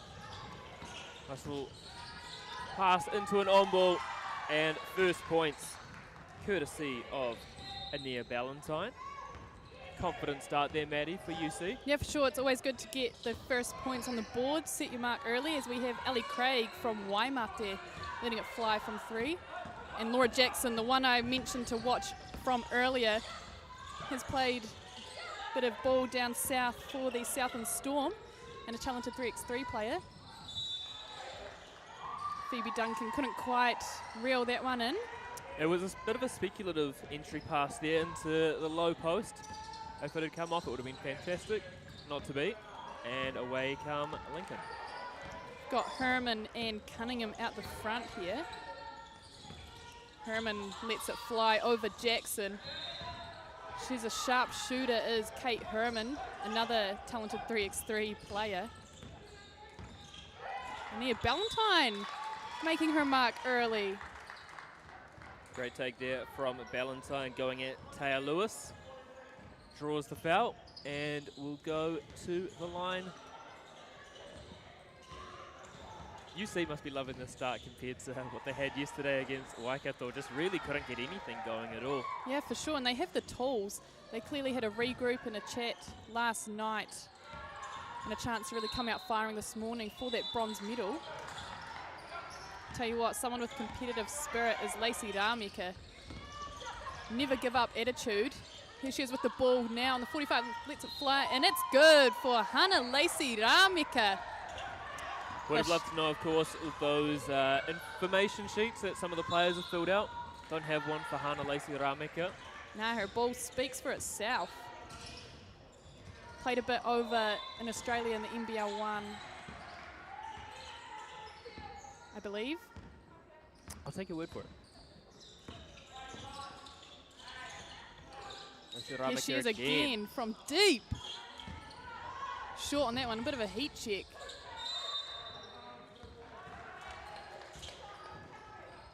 Down the other end now. UC inbound. Bit of a blind spot, might have been out of bounds call in the corner. I believe that is correct. Jackson on Herman, what an exciting matchup this one will be. Both with pace to burn. As Duncan finds her way, just puts her head down. It's Ty Lewis, however, with the rebound. Yeah, they can really like using this left-hand side of the court, which isn't actually that beneficial for us in the commentary booth. No, we have to get up high so you can see what's going on. And the jacket's coming off, I tell you what. Things are heating up. Thanks to Imogen Short, the number 10 jersey from UC. Lincoln putting on the pace now.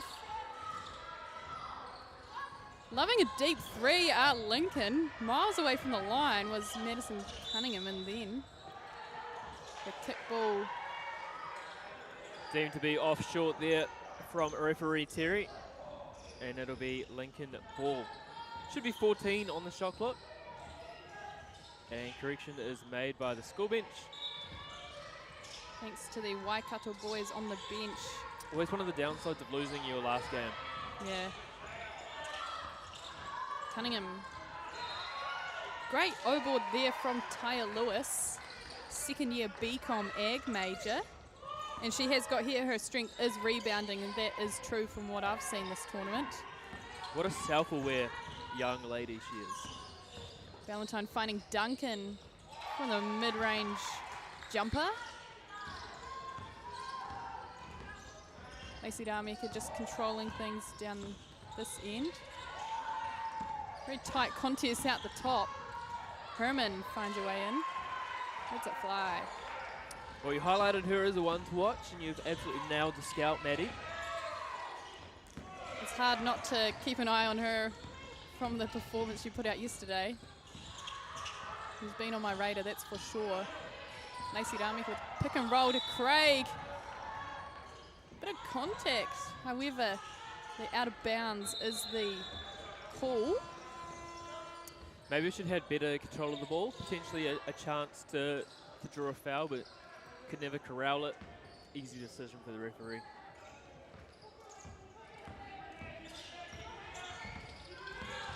Short here, just driving it through the middle of the court, finds Ballantyne out wide. Dishes it off to Kyra Craig. And Duncan cutting to the basket. Nice finish for Phoebe Duncan. Phoebe Duncan's been a real bright spark actually in this first quarter. Yeah, for sure, getting herself on the scoreboard. And getting in and amongst the D there too. Committing a foul. Will be on the baseline. Was that left hand? She had a hand on the body while she was jumping for the ball. Easy call for the referee. Yeah, just a bit of a body check. I was guilty of that back in my day. Herman under the hoop. Nice find from Cunningham. Unfortunately, they couldn't keep control. Ballantyne now finds herself in the PG position. Back to Duncan. Jackson. Will be a travel there. Just thinking a bit too fast. A bit too ahead of herself on that one. Let the mind control the body, not the body control the mind.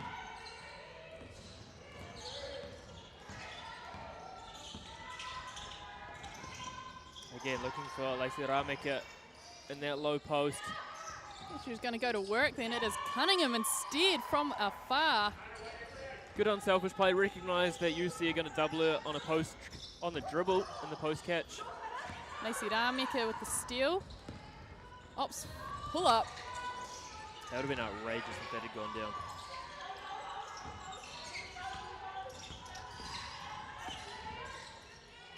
Cunningham now, also a sharp shooter. Instead, it is Jackson. The ref, unfortunately, just getting in the way there.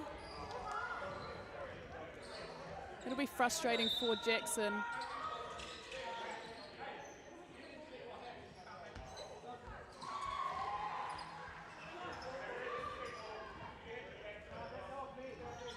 Good sportsmanship from Lincoln.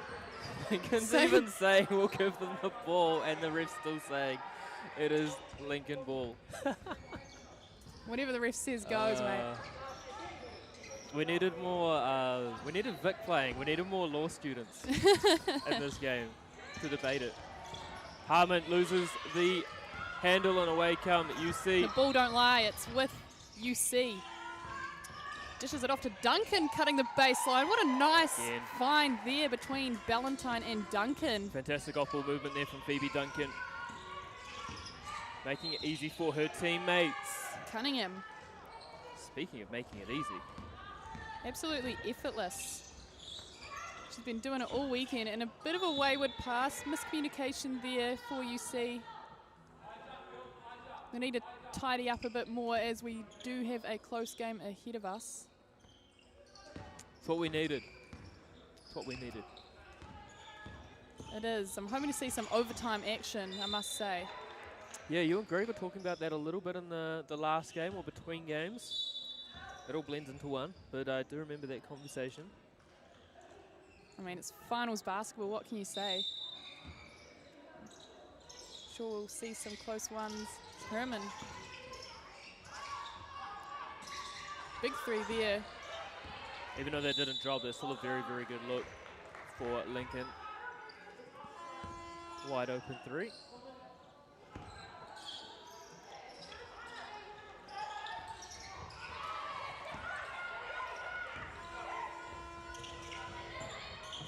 Nice fast break from UC again, finding the woman of the hour, Phoebe Duncan, in a timeout called for Lincoln.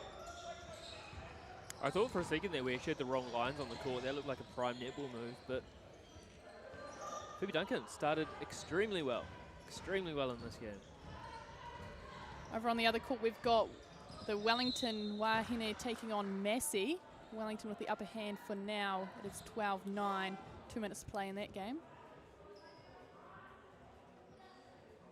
What game would that be? Is that women's 5th and 6th? Must be. Yes.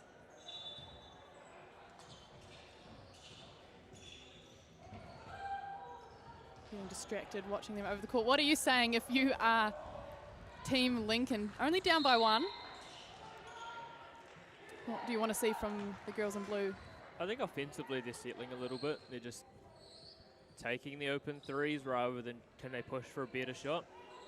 Not that open threes are bad shots, but can you work and get something even better than what they're looking at the moment as they fall over the national banner, which is great.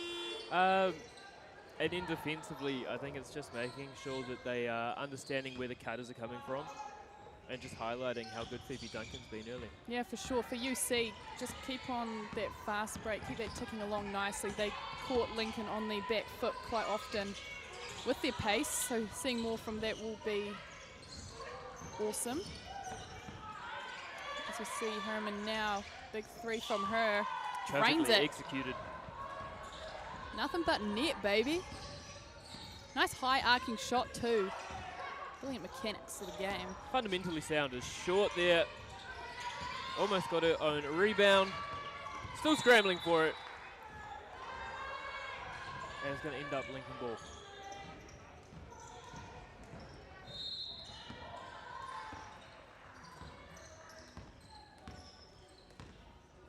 A little bit of pressure here from UC.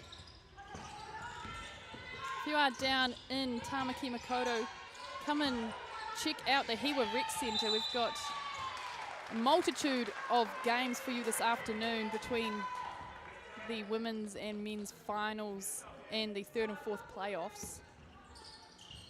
The pride of your uni on the line, trying to seal the shield. Is that a strange one for you to say out at Oamaru when you're down in Auckland? Down in Auckland. Yeah. Yeah, it's usually up in Auckland. Haven't thought about that one too much as Lacey Ramika heaves it down to the partner, Herman. Easy call there for the referee as well. Great lead pass though from Hana Lacey Ramika. Yeah, eyes up play. Pushing the speed of the ball will beat the runner any day of the week.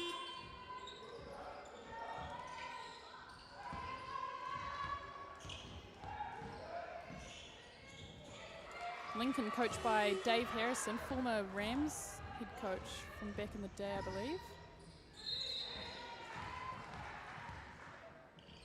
Potentially. I'm not going to put that on record. I remember the name.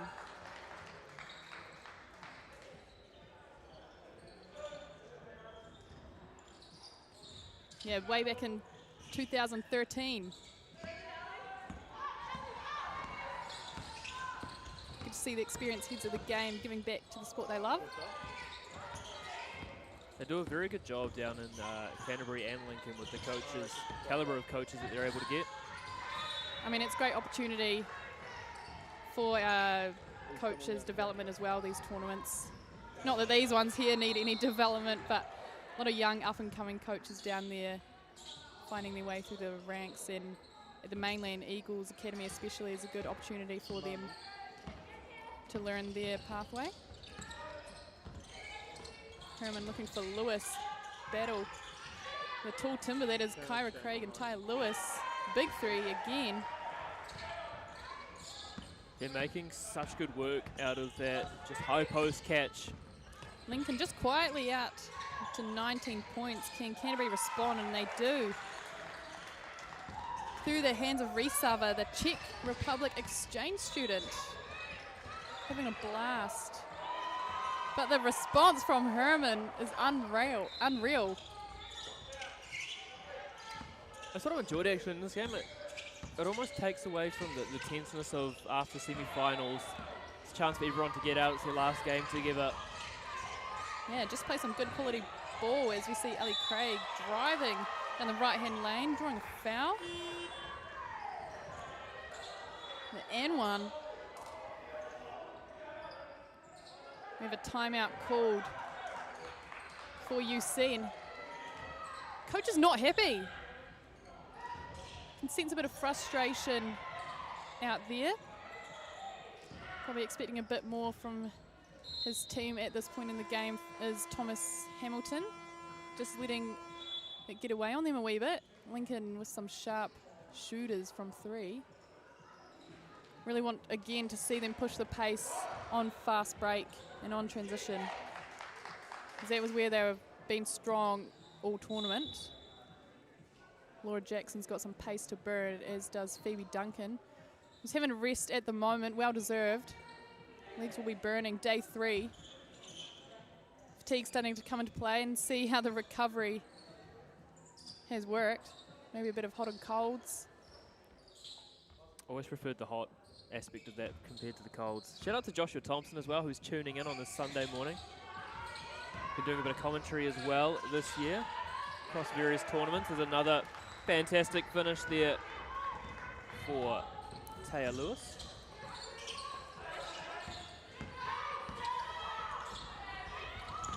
Nice from Lincoln. Maddie Cunningham unable to get that to drop. Found herself in the right lane. It will stay with Lincoln, however. We've got Kelsey Marshall on the court as well, who came out firing yesterday in the semi-final for Lincoln. Here she is now with the ball, dishes it off to Herman. Herman denies the handoff, goes herself. It is Taylor Lewis. And that is a heartbreaker as a coach. As the shot clock expires, commit a foul. Coach Killer. And it was a great block as well from Kyra Craig. Tongue twister. Nice finish there for Lewis. Bring her side out to 12-point lead. Got a tight one on the other court heading into the second quarter. Just 2 points in it now between Massey and Wellington. Interesting as well, they got a bit of a soundtrack going in the facility as well at the moment. Bit of early 2000s Europop. Always a classic of the gym genre. The vibes are high this Sunday morning. Sun is shining, although I don't know how warm it is out there. It's terrible. It's very windy. Fun fact for you, Maddie. Lincoln women have medalled at every Uni Games basketball competition ever. 5-on-5 or 3x3. What a stat. That is outstanding. So they'll be hoping to not be the first to break that record I want to know how far back that goes. this morning.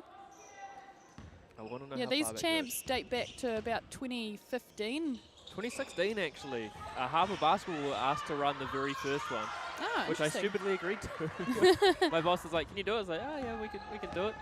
Didn't actually put that much thought into it, and then suddenly it just became this. But it's great that they're standalone. I remember when I was at uni, everything was played at once across 1 week. So you had rugby, netball, basketball, ultimate frisbee, whatever sport, hockey. Every sport across the board was played at one time. I like that they spaced it out. Yeah, for sure. That's a big ask for some athletes who maybe play across multiple sports, multi-talented. Tough for the facilities as well and the universities to be able to get enough volunteers or coaches and managers. What a find for Lacey Ramika under the hoop. Gallagher unable to reward it. And it's good for the community as well. These events travel all over New Zealand, giving a chance for everyone's whānau to get them down and to watch in person or tune into the live stream. Or you can catch up with us over on Instagram and Facebook at UTSNZ. Oh, I think she got that off in time as well. So, end of quarter one, Lincoln 31, Canterbury 15. Maddie, who has stood out to you after that first quarter? I mean, Phoebe Duncan, you can't go past her. She was the queen of the fast break finishes for UC. However, it is Lincoln with the upper hand, and Lacey Ramiaka doing what she does best, a scoring machine, as well as Cunningham, who's let it fly from three. Certainly some big shooters.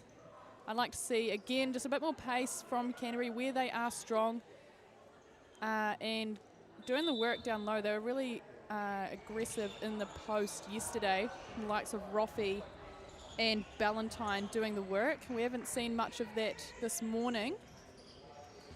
Well, speaking of not doing work, it's good to see Greg Elliott back in the commentary area. He's got a box of Musashi and he's ready to go. Yeah, we know Greg. He's hunting for a bit of food. Anything that he doesn't have to cook, he's always a fan of.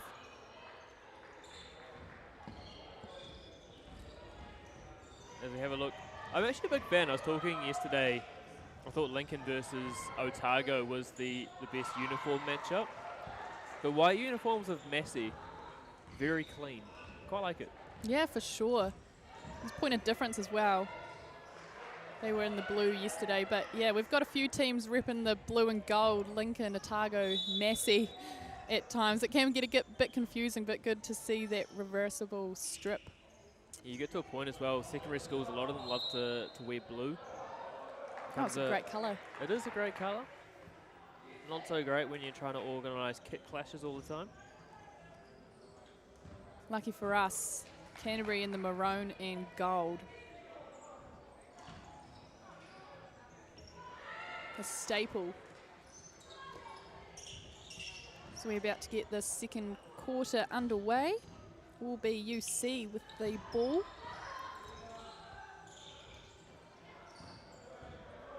Just waiting for Lincoln's fifth player to take the court. I think we might have a singlet change for Hannah.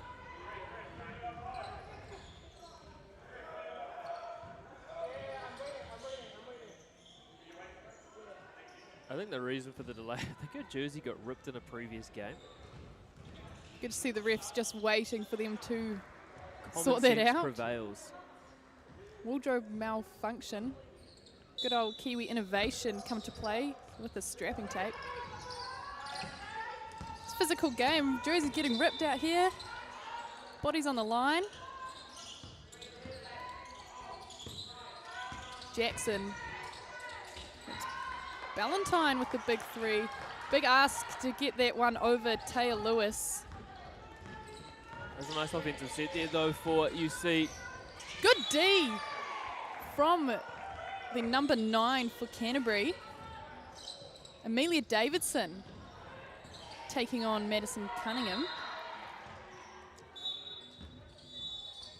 Sadly, no fun facts on our sheet for Amelia Davison, just keeping things incognito, under wraps. Woman of mystery. We have Jackson. Again, another good look there for UC. If they keep getting those, they're eventually going to drop.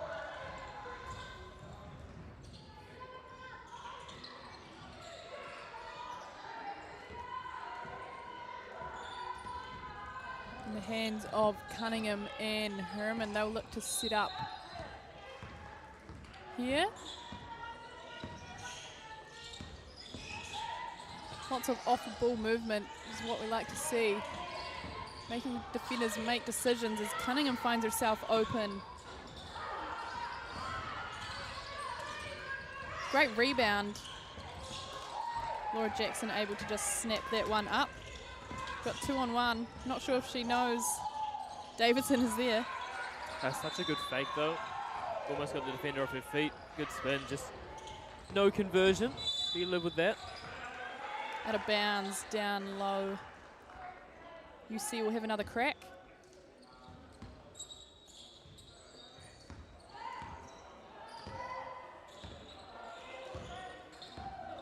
Short and Davidson at the top here. Back in the safe hands of Laura Jackson. Nice switch there before from Lacey Ramika. Knew exactly what they were going to do. And Duncan gets a second chance thanks to a Ballantyne rebound. Makes that one count. She's been very comfortable with that shot. And good D down the other end as well to back it up. Lacey Ramika though.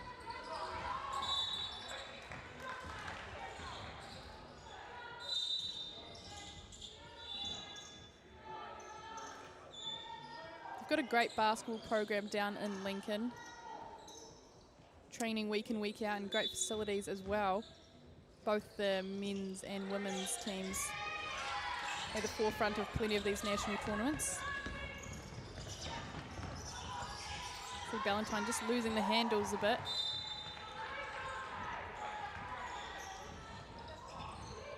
That they do. I'm sure there are people who can speak to it much better than I can, but I believe you can get basketball scholarships to Lincoln. Yep, you sure can. One of the main drawing factors for a lot of athletes heading that way. And trust me, when you get that student loan, you wish that you could have got a scholarship because it does make a big difference. Absolutely. To your paychecks when you just see that bit getting clipped out of your paycheck week in and week out. So if kids do have an opportunity to get a scholarship, take it. Especially if it's something that you want to study. It just makes so much more sense. Financially set yourself up better for your early to mid-20s. Well said. Love a bit of wisdom and life advice on the mic from the man himself. Should we start talking about budgets? Don't even get me started. 5th year deep in my study. Maybe I need to chat to some of these business students. Got one in Kelsey Marshall from Lincoln, 2nd year Bachelor of Commerce. And her highlight of her basketball career is being selected for this team. It's exciting stuff. She wants to work within the ag industry, either with a company or on a farm. Oh, I think Laura Jackson might take the cake for a few of these. So she's studying 3rd year chemical process engineering. And fun fact, her nan is the long lost Queen of Scotland. Yeah, we meant, Southland. Oh, Southland. Even better. Well, I was like, Scotland's that Yeah. seems like that would be international news. We mentioned Southland makes more that sense. on day one, and I had questions to ask. I want to You've know had more. 3 days to ask these questions. I know. They're busy wahine, you see. You see?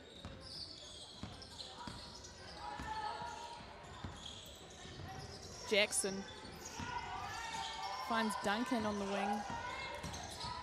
Going through the middle, draws a foul. Been such a bright spot for UC in this game has Phoebe Duncan. Third year doing law and Spanish. Ah, she went to Dio. No wonder. Such a positive influence in the court. I'm assuming there's Dio in Auckland. I could be wrong. My wife went to Dio, so. I don't know of any other Dio that would refer to themselves as Dio. Yeah. Never eaten a Big Mac. That is aspiration. I haven't either. What? No. I don't know. It's never really enticed me. I mean, that I can understand. That I will agree with. They're not that enticing, but still, you know, it's just one of those things of, do you want to die wondering what a Big Mac tastes like? Great find. Davidson on the wing. Great shot. The bench are loving that one from Amelia Davidson. Just humbly getting back on D. That flare screen as well to get her open was perfectly set.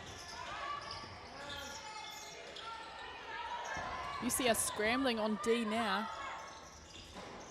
Good to see the hustle from them, that confidence that Davidson 3 gained them.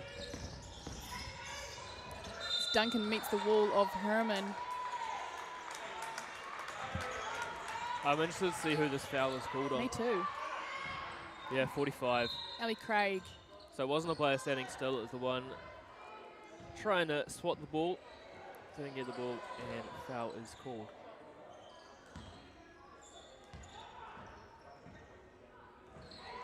Good shot there from Phoebe.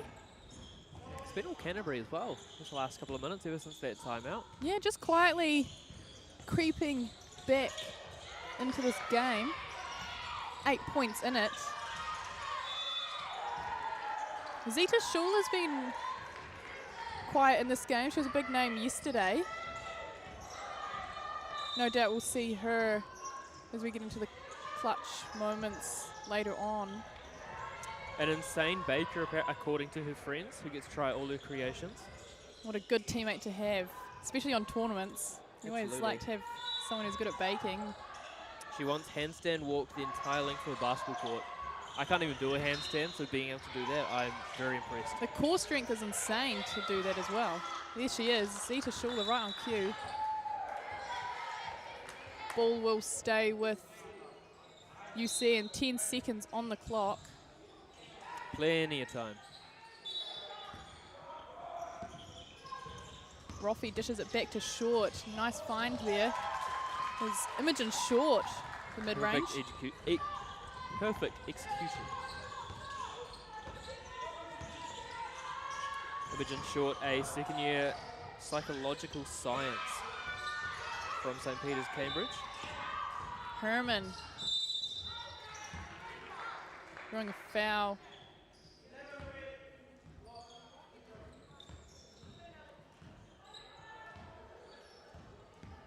Herman will have a crack at 2. First one's miss. Been a bit quiet here, Lincoln. From memory, it's an 8-0 run to Canterbury. It was 31-17, if I am correct. Yeah, Canterbury just quietly doing their job, doing their business. Subs in. Phoebe Duncan heading to the bench.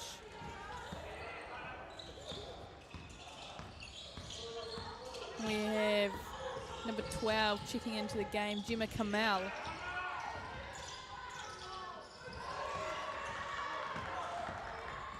Came third at under 17 Nats a few years back with the Harbour team, which is pretty cool. I did think the name rung a bell. Ah, yes, went to Carmel College. Short. Been a bit of a glue in this Canterbury team has Imogen Short, point guard.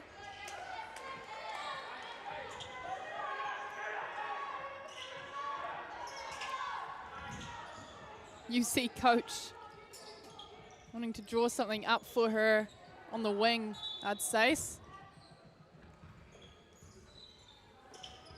UC just moving the ball around, finds Davidson on the 45. As the shot clock expires, a bit of a Hail Mary shot. I was kind of impressed. She didn't realise what was happening and then suddenly made a change that she had to fling the ball at the hoop and almost went in. Pretty good look. Good screen there from Gallagher. Opens up for Lacey Darmica. Too classy, too good.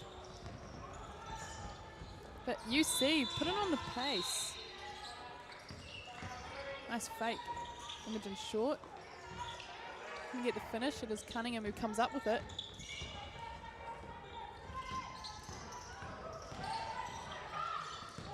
Lacey Darmica again pulls the trigger. Boom! Love that from Lacey Darmica. When you've got the confidence, let it fly. Why not? And a little run here again from Lincoln.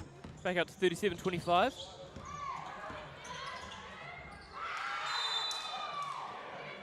No basket.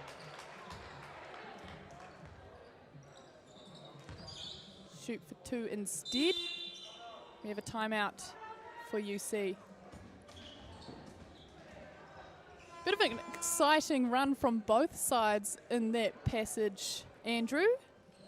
It's been good. It hasn't been one-way traffic either way. Both teams getting an opportunity to go on their respective runs. But you can always tell when it just needs a moment of magic. Hana Lacey Ramaka seems to be at the heart of things. And then for Canterbury, it's been all Phoebe Duncan. Wants to pursue a career in law at a reputable firm. Probably what you want if you're studying law. That would make sense. And she wants to make a positive impact on UC's reputation, which is what she loves most about representing her uni. And you're doing a great job at that, Phoebe. Sure, the crew down south are very proud of the performance you guys have put out there. Making your way to the bronze medal match against none other than your Canterbury counterparts, Lincoln. Always a great rivalry. And these girls probably know each other quite well, playing a lot of their club ball together.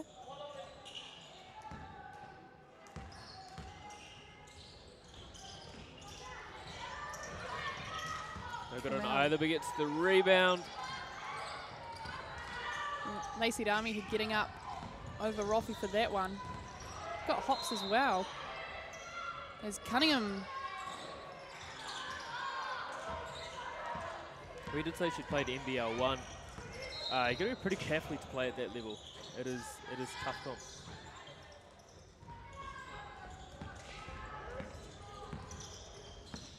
Running things out of this left-hand side now is Lacey Darmica.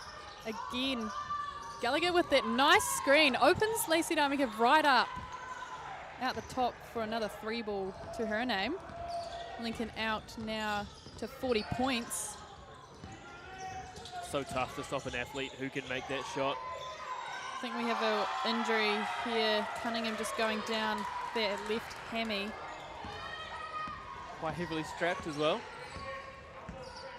Yeah, she was a bit ginger yesterday, I think. Be interesting to see if Taylor Lewis checks in for her soon. Big 3 from Herman on the wing.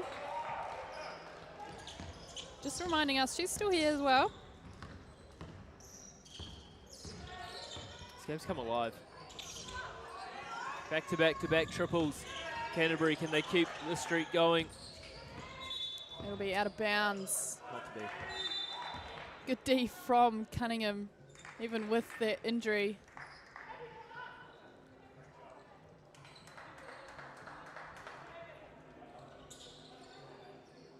She says she's all right. Gives coach the nod. I'm okay. The resilience. Again, that high on ball, and Lacey D'Amica opts for the drive this time. I think that's like 8 in a row for Lacey D'Amica at least. Jackson, I think she was trying to find Teresa under the hoop there. Ref just changing his mind on that call. Admits he made a mistake. I think we found the legal students for Canterbury. Bit of strapping tape on the court. We saw Cunningham yesterday actually take it all off mid-game.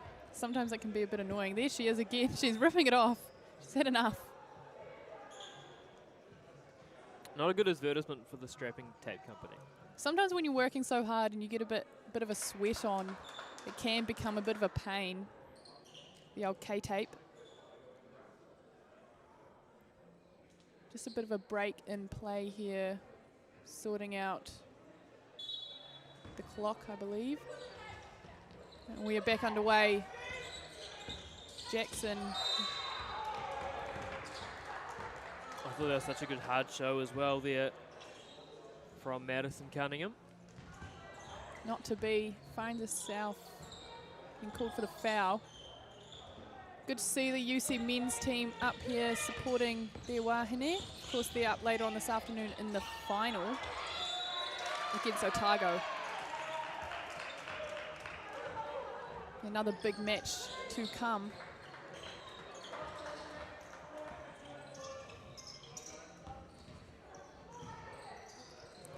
Gallagher checks in for Taya Lewis. It's going to be interesting for that Waikato team. Obviously, it's Sunday, missing a couple of players. Aria Cowley and Kaylee Mo'o won't be playing in the final. Oh, that's interesting. That's news to me. Got the inside word from Kayla Manu-Irirangi. Wonder if Otago are aware of that, because I'm sure those two players would be high on their scout. Lacey D'Amica on Teresa.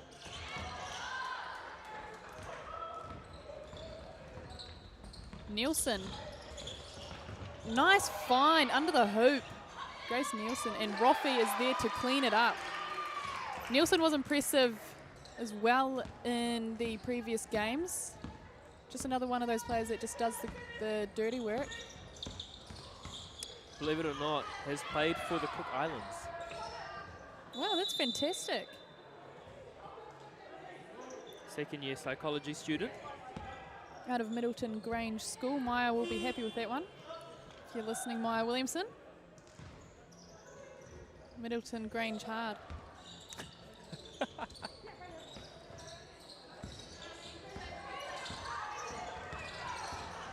Herman. The strength of Herman met with a foul from Laura Jackson. Jackson means business here. She is strutting her stuff down the court.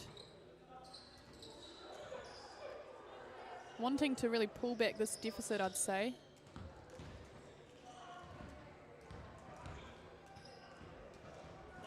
Nice there from Herman.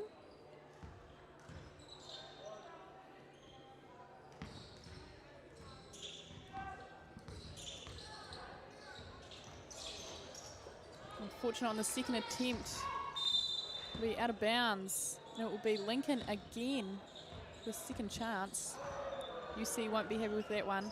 Well, if Shula hadn't tried to track it down, I actually would have had no clue which way that ball was going to end up from the referee. So made it a much easier decision for him. And Herman, 4 points in that short amount of time for Kate Herman. Handy for Lincoln, who are now up 18. Cunningham with the find. Blocked by Jackson, but it is in the hands of blue and gold again. Herman deep. Probably disappointed with that shot selection.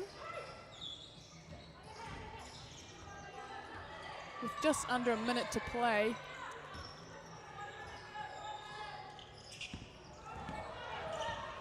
Here's Nielsen. Good screen there from Reesother.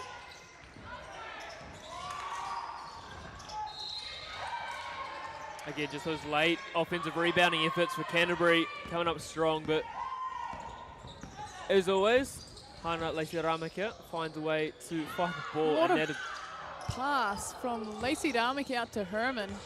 One hand. I think the pass was too good. Yeah, she didn't expect it herself. How that made its way through a sea of hands, I will never know. Yeah, usually cross courts are a bit of a no-no, but that one had a bit of oomph behind it to make it. There's Nielsen just waiting for Jackson to keep up. Chance for the final shot here for Lincoln.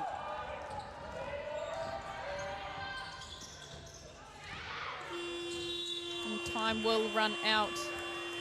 As we head into the halftime break, we have Lincoln 49 to Canterbury's 31. Stay with us, team. We will be back with the second half shortly. Take a quick break.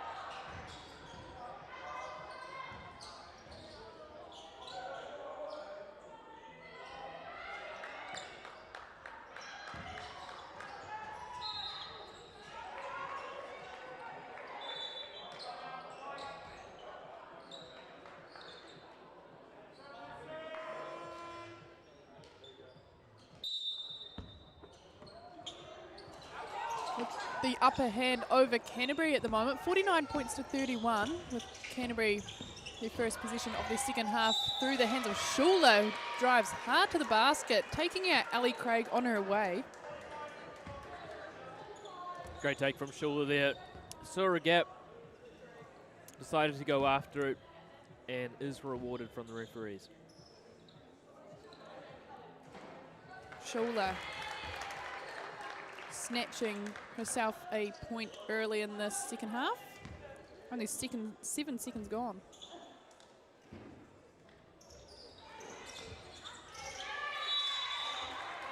And we have a tie ball. It will be Lincoln.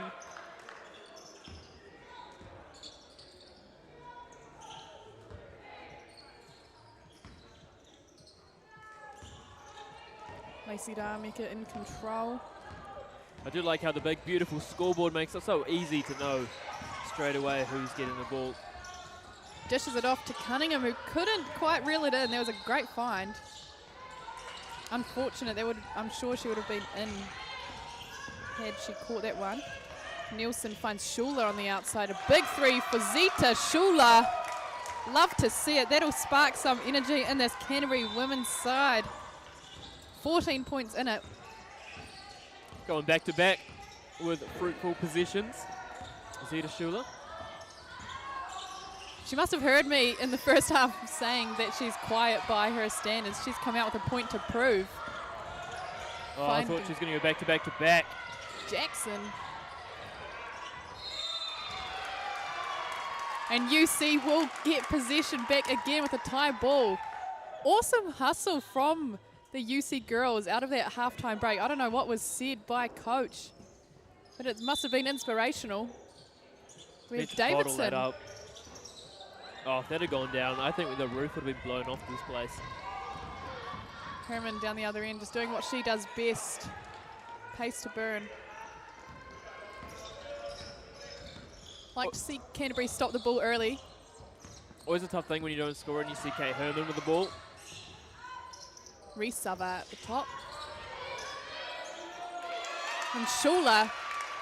Once more. The women of the hour. Women of the last 2 minutes. And Lacey Darmika. Letting me know what's up. Too good. Absolute class. Not much you can do there.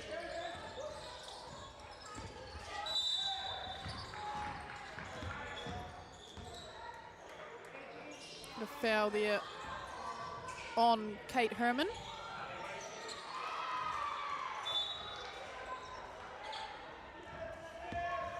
You came prepared today, Andrew. I like this wee snack selection that you've got going on.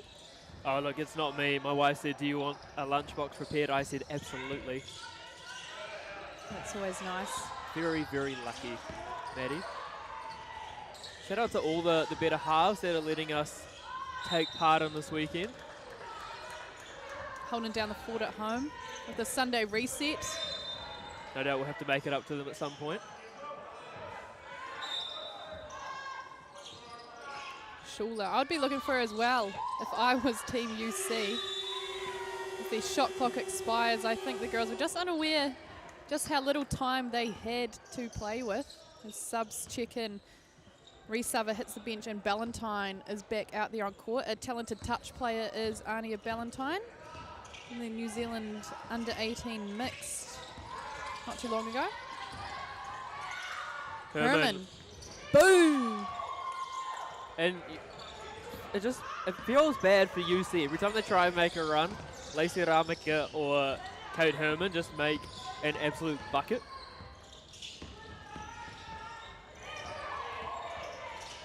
Actually, really good rotation there from Millie Gallagher to break that one. It would have been a wide open layup for Schuler. And instead, no basket for Canterbury. Lincoln got this lead out to 20. Can they try and push it even further?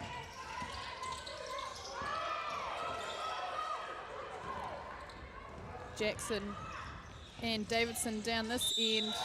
And one. Lovely finesse on that one from Davidson. She's come out hot as well off the bench. Good heads-up play from Laura Jackson. The kick-ahead pass didn't probably have the speed on it that she needed to score herself. Instead, just distracted the defense, and it made it easy for her teammate to score.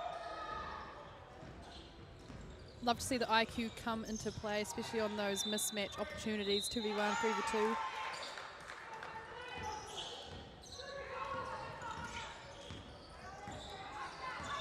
Talking about IQ, here's Lacey Rameka. Playing nice and high. Lincoln finding Herman yet again. He's got an absolute flamethrower in this third quarter. Tell you what, I'd love to see the stats after this one. Might have to go chat to the Waikato boys on the bench. Hope they're keeping track. Almost running out of room with all these threes from Lacey Rameka and Herman. 20 points now in this game. Similar scoreline over on court 2. Wellington 63 points over Massey's 40 in the 5th and 6th playoff.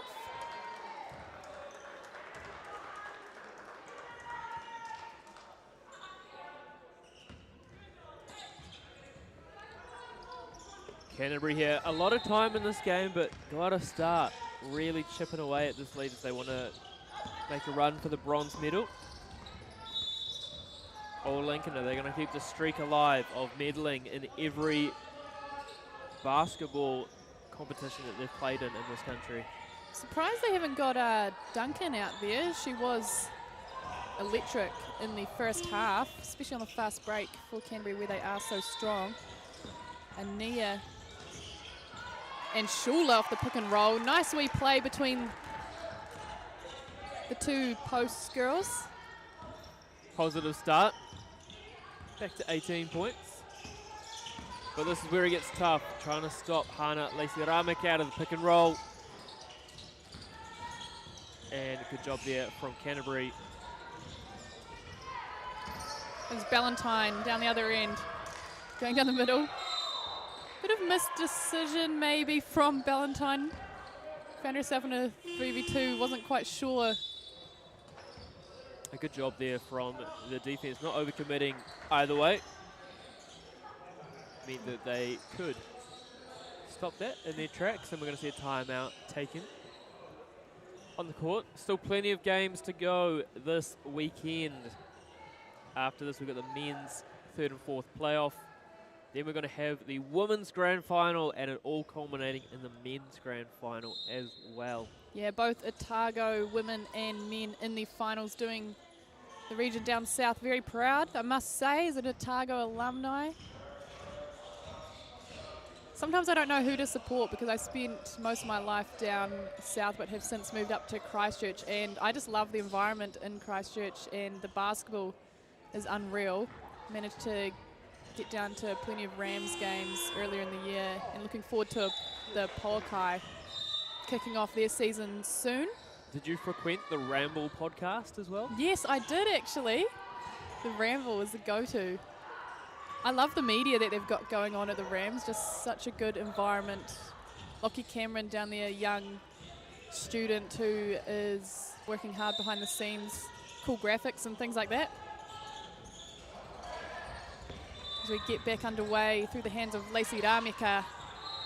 Going to work over Phoebe Duncan. I'm glad to see Duncan back out on court actually. But out the gate, Lacey Rameka is letting her know what's up. Schuler goes to work. Heavy contact. Ref with the no call.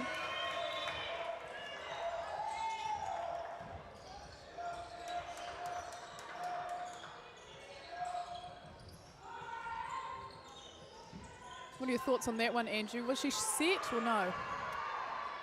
I need an action replay to look at it, which is a very political way of saying I'm not sure. I don't think so. I like the no call down my end. No call was probably the right one. I think she just got caught up in the wrong place at the wrong time, and Zeta was coming at her at pace.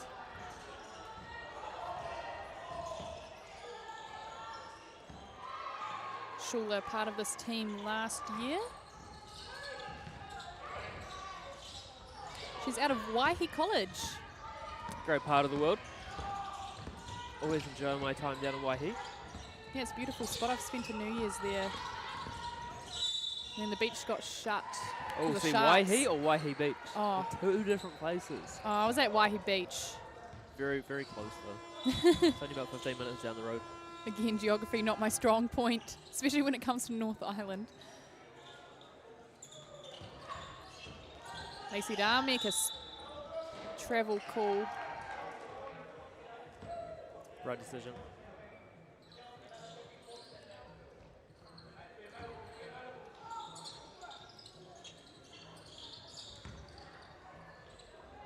Valentine now directing play out the top. We see Kamel bank the 3. That's handy for Canterbury. If they want to claw back this deficit, now's the time to get cracking. Herman, however, is making life tough. Well, she'd put that her on-court strength was hustling on defense. I think she needs to change that. Herman. Who Nah, are we? Kamel. Oh, yes.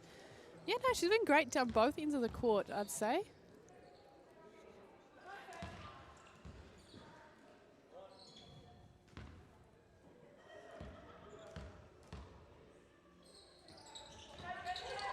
Taya Lewis with the rebound over the top of Ballantyne.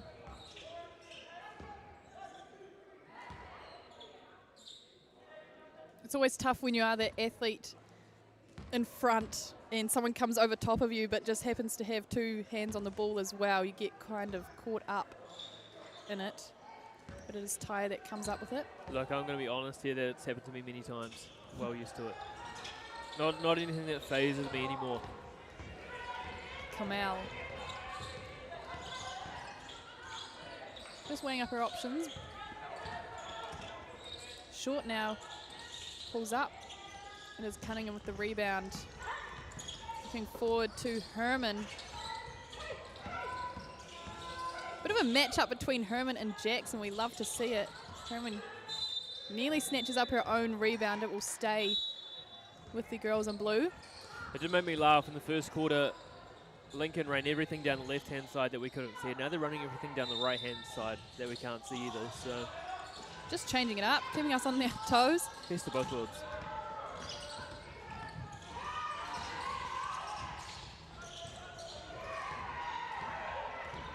Jackson now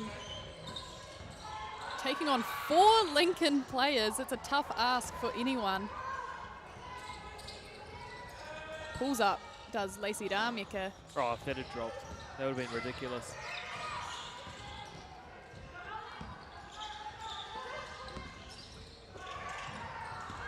Jackson. Shula is there to collect the rebound. Bit of a scramble. Body's on the floor.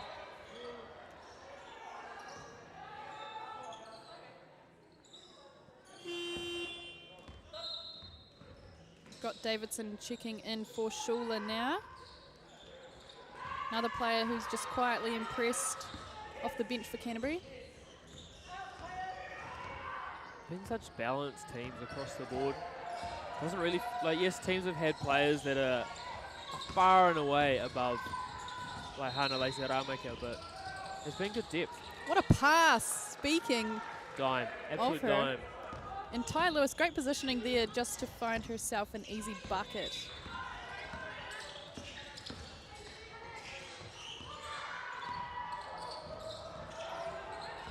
Jackson waiting for the on ball.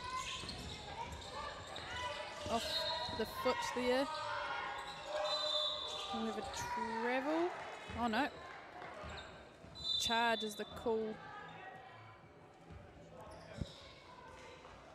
I missed that. Just a timeout. I don't know what call led to the timeout. Yeah. They kind of stopped the call halfway through. I thought it was a travel or a charge.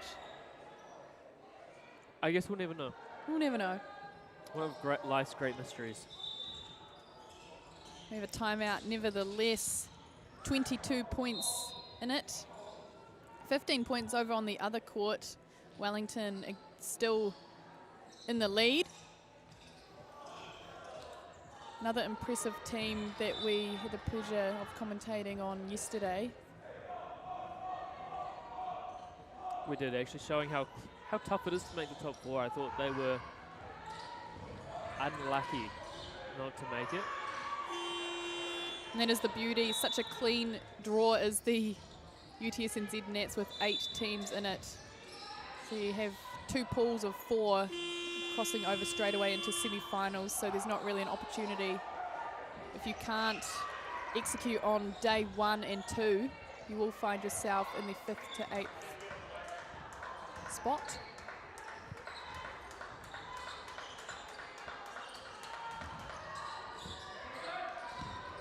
So away comes Lacey Ramika again for Lincoln. And a high handoff, really just giving other teams fits. Herman. Banks are closed on Sundays. I was going to make that same joke. Short. Well defended there from Lincoln. Davidson again. Nice finish from Amelia Davidson on the 45. Must be her sweet spot. Lacey Ramika pulls up, trying to answer back. Nice finish there under the post.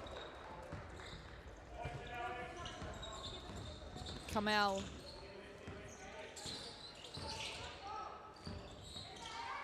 Nice roll from Reese Sava. Unfortunately, Cunningham was there to disrupt things. I thought there was going to be a thread the needle pass, but Imogen Short She's asking a lot. getting in the passing lane. Good D there from Gallagher.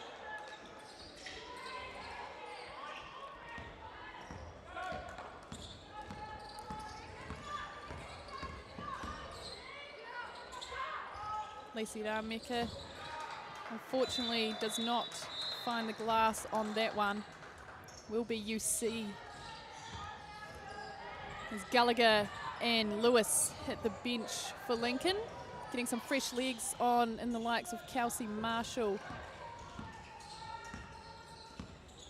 Always the joys of these games as well. You can give everyone an opportunity on the court.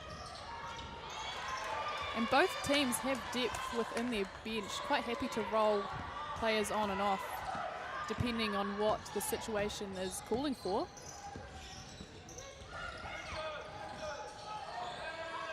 But Lacey Ramika, Herman and Cunningham seem to be the big 3 for Lincoln.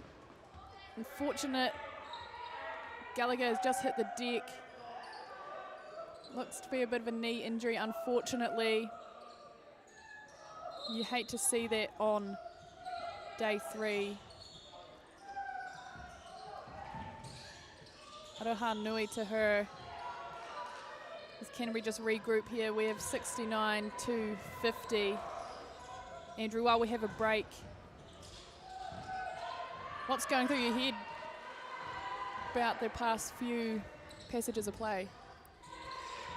I think just how effortless Lincoln make it look, especially when they really get rolling. It's balls just running through their hands, and they're getting good looks at all times.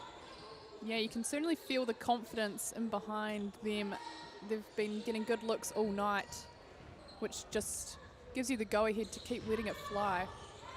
Over on the other court, Wellington 72 over Massey's 51 in the 5th and 6th playoff. What can our viewers look forward to after this game, Andrew? Who we got? We've got the men's 3rd and 4th playoff. Completely, actually, it's blown my mind who's playing in that one. From memory, if I got this right, we have Lincoln, and they will be taking on Massey. It's Lincoln. I don't think it's Massey, though. I thought Massey lost to... Oh, no, they didn't lose to Otago. They lost to Canterbury in the other semi-final. Can find out for you. It I'm slipped my mind as well, and I have it written down as well. Sure the final I've been all eyes on the Wahine this morning. is Otago Canterbury. I've been locked in all week.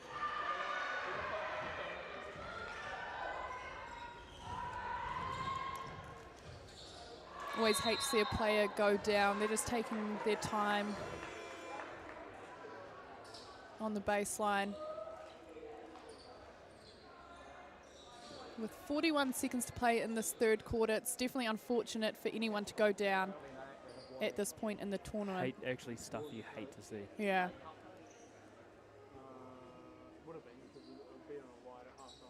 Good thing we do have physios on hand here at Hiwa. We won't be short of help. That we will not be. Timeout taken on the other court as well.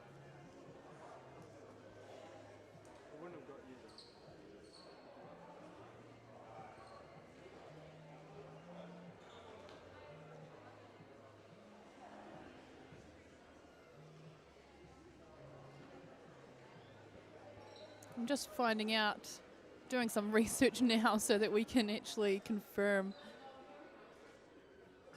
Oh, I hate to say it, but you're right. It is Massey and Lincoln in the men's third and fourth playoff. I'll have a break up next, so I'll be listening intently to you and Greg on the mic, no doubt. Full of banter as usual. I've enjoyed my time with you guys up here in Tamaki Makaurau. It's been lovely to have you up here, Maddie. You've definitely fitted in very well with the team. He was got tunes going.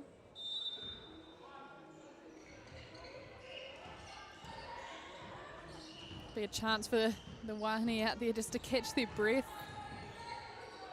Potentially see a comeback from Canterbury. They can regroup here and finish the third quarter on a high.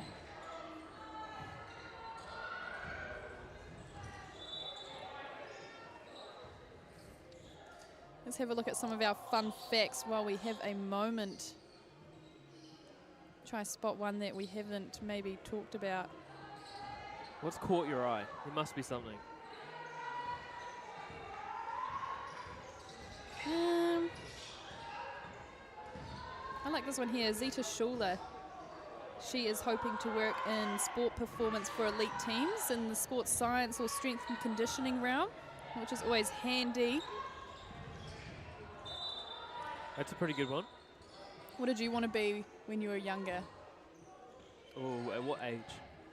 Let's go, maybe when you were like 10, what did you want to grow up and be? I think I wanted to be a teacher, actually. Not a bad aspiration. Had nothing to do with the teaching and everything to do with the school work hours.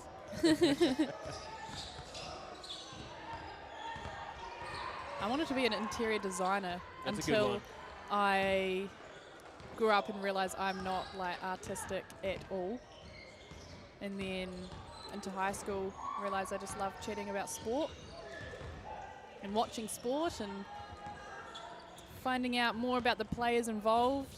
Yeah, in hindsight, with how much I enjoy this commentary stuff, maybe I wish I'd done a comms or something and pushed for it. Not to say it's too little too late, but it definitely makes things harder as you get older and you've got bills to pay, mouths to feed, Absolutely. trying to take on some volunteer work to get your name out there. You never know.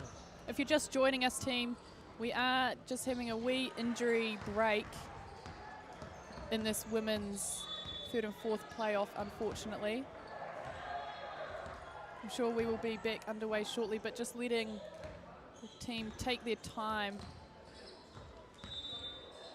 to look after our athletes out there. Tournaments take a toll on your body.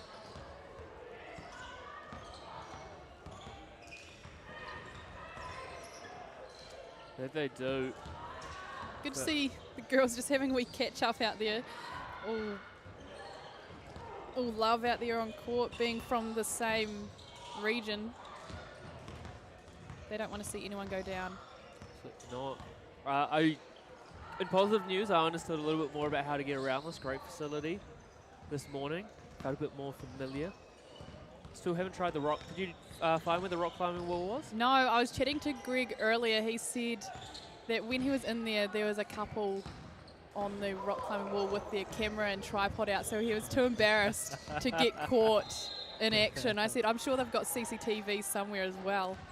which I'd love to see him get up on the wall. I'm sure there's no lovely Musashi drinks left over, but if you went to where you can grab a box of the Musashis, I can't believe you haven't seen the wall yet. It's impossible to miss. Well, I haven't been sniffing out the Musashis like you guys have. You've been bringing them up for me in bucket loads. I mean, look, if great people want to sponsor great tournaments, we're just going to say thank you. Thank you.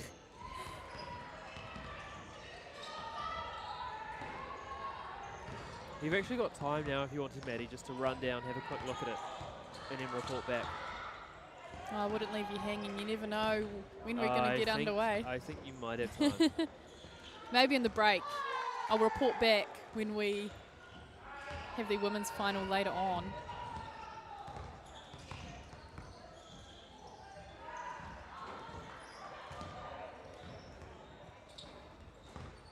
We might just wrap up here and take a break while we wait for this injury to get sorted. Not quite sure how long it's going to take, but at the moment, as it stands, Lincoln up 19 points over Canterbury in the 5th and 6th playoff. We'll be back with you shortly.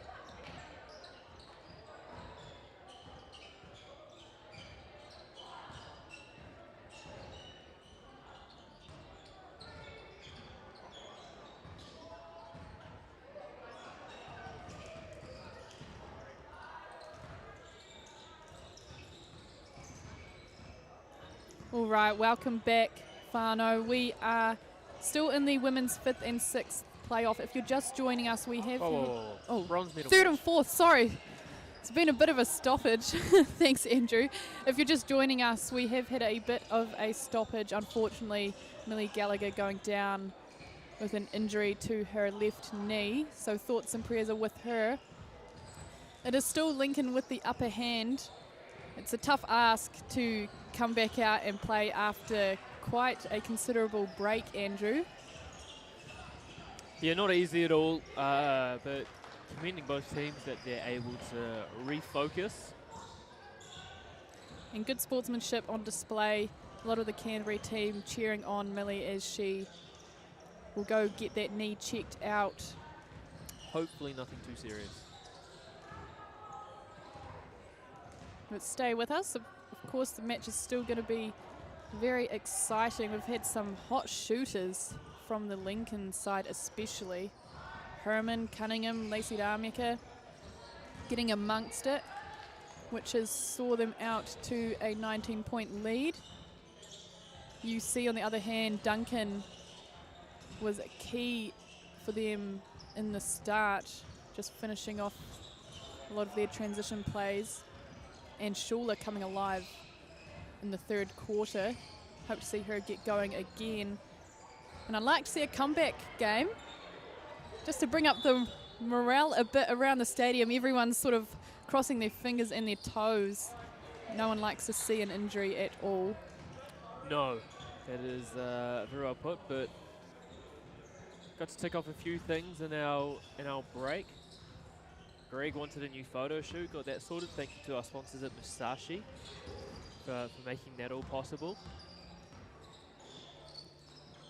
Just a shout out to Gallagher, who has hit the deck. She's a first-year sustainable tourism student out of Rangiruru down in Christchurch. And I have to agree with her. Her on-court strength, bringing the energy to the team, whether that's cheering on the sidelines or making an impact on the court. But we are back underway. Lincoln extended the lead there to 21 at the free-throw line. They were getting some shots up in the break, just keeping their heads in the game. Good D. Hands on the ball from Tyre Lewis, and will be a tie ball. It'll be go the way of Lincoln.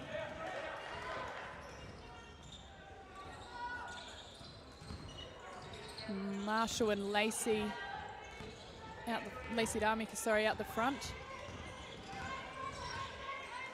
And you can see there Hana Lacey Darmaker was setting up just to reject that on-ball screen. Well snuffed out from Canterbury. Schuler on Marshall. The step through action. I'd like to see her maybe take a bit more of an angle on that one, get it off the glass. And time will expire. The girls will head back to the bench for another break and a bit of a korero heading into the last quarter. It is Lincoln 71 to Canterbury's 50 points. Over on the other court, we did have Wellington Wahine taking the 5th spot in that final as well. But stay with us. We'll be back shortly with the 4th quarter.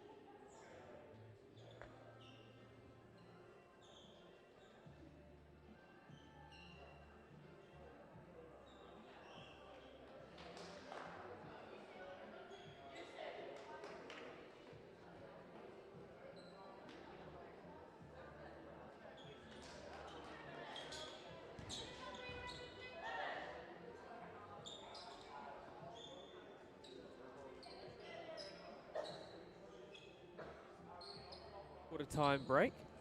Usually they get 2 minutes allotted to them. Instead, only taking a minute.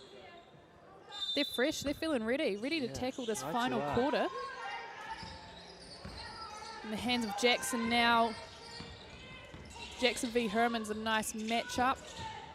Taya Lewis coming up with another rebound for her side.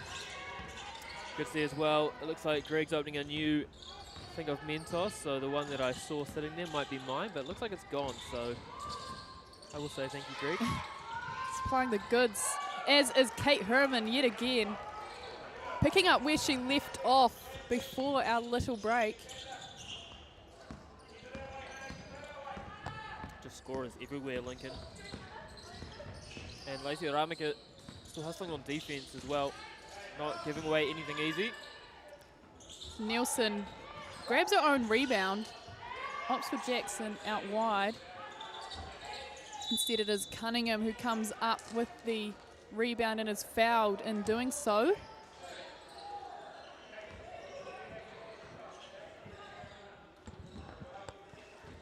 Lincoln with a chance to extend their 24-point lead.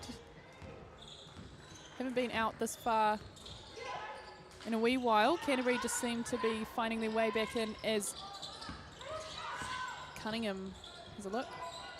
But the second opportunities for Lincoln are what's going to kill Canterbury. Especially when you've got the likes of Taya Lewis in there just tidying things up. Nice segue. Ballantyne finding Schuler out wide. Nice dime to Ballantyne. Couldn't finish on the reverse. Short from out wide. Manages to snatch up her rebound as well. Will be a foul. Draws a foul for her efforts.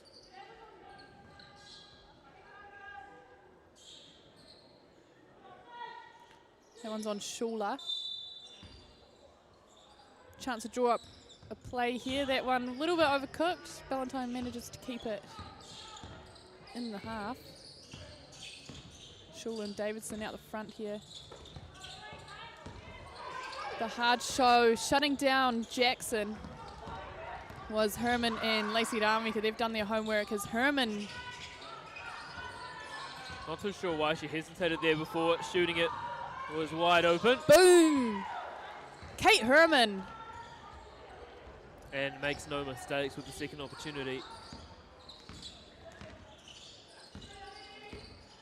Lincoln nearly making it 30 points over top of their Canterbury counterparts, but Amelia Davidson letting it fly. That's her third three of the game, I believe.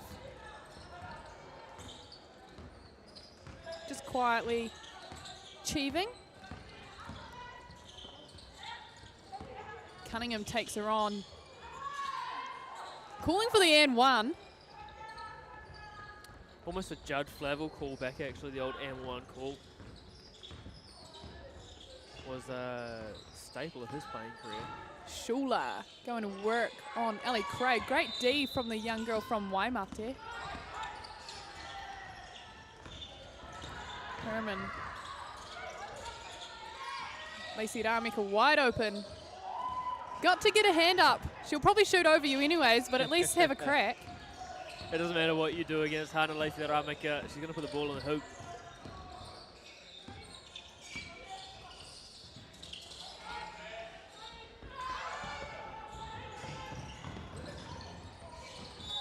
It'll come off UC's knee there. It'll stay with Lincoln.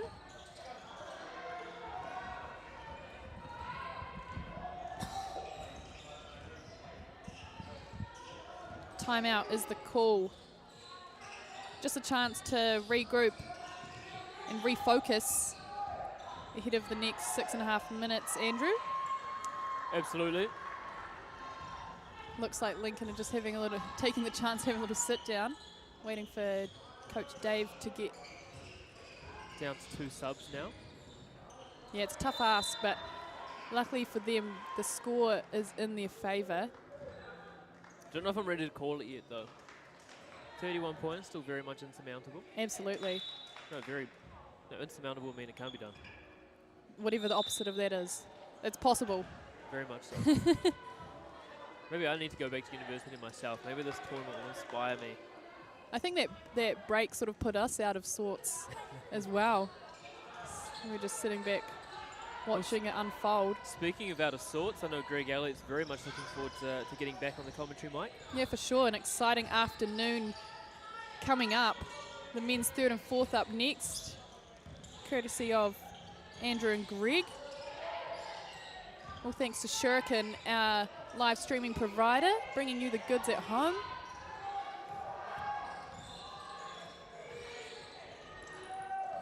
As we alluded to on day one, any thoughts, feedback, complaints, compliments, send them Greg's way on Instagram. What was the Instagram handle again? I don't know, actually. Something G underscore the man or something. G underscore Elliot 12 or G Elliot underscore lifts. That's the one. If you want some He's looking for some workout sponsors tips as well. What a dime finding Teresa Reesova. If anyone's got any tips on how to do leg days, Greg is all ears. Did his annual leg day the other week. Lacey D'Amico, the no-look pass over the shoulder. It is Herman meets the wall. That is Rofi. Amazing defender is Merititia Rofi, we've seen earlier. Such good defense from UC, and yet Lincoln still find a way. And it definitely explains, and see a great pull-up jumper there from Imogen Short. Thank you. We're just at that point now, finishing each other's sentences. We're in sync, Maddie. Herman now. Off pick and roll. Goes high, does Lewis. We've exceeded even Maya Williamson's wildest dreams. Lacey D'Amica under pressure. Overcooks it. It is Imogen Short who comes up with the crucial rebound for Canterbury, putting on the pace and finding Duncan out wide. Nice shot there from Phoebe Duncan. She's had such a good game. Probably was a bit quiet through quarters 2 and 3. Back with a vengeance. Yeah, she'll be key for this Canterbury side if they are to inspire a comeback late in this fourth quarter.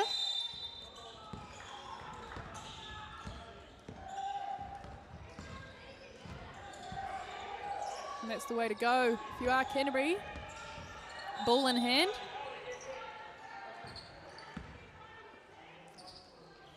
Imogen Short. Ball now, just slight limp going on, but I think she's okay. Phoebe Duncan, heat check. 2 in a row for Phoebe Duncan. She has come out firing. Gonna see how deep the next one's gonna be. I'd like to see her make it 3 from 3 in a row. Taking on Lacey D'Amica now, does well to keep her from going to pose, and it's Duncan who comes up with the turnover. Blocked by Lacey D'Amica. Huge defensive play there, but it is Lauren Jackson coming up with a 3, and you can feel a little bit of the momentum switch here as Lincoln call a timeout.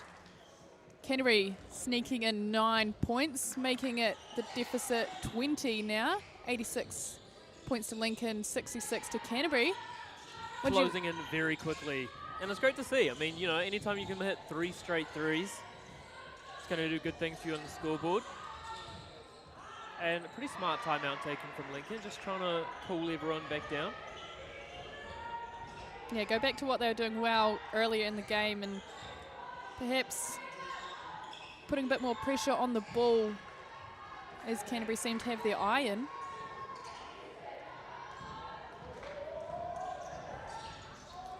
Canterbury ready to take the court. No time to waste around here. No, that's what you want when you got a bit of momentum. You don't want this game to be slowing down. You want to make things happen. Just going to chat to the ref as Rofi and Duncan. It is Lincoln, ball in hand out of the timeout, looking to settle things down in the hands of none other than Lacey D'Amica. That was outrageous if that had gone in. Here's Duncan on the floor.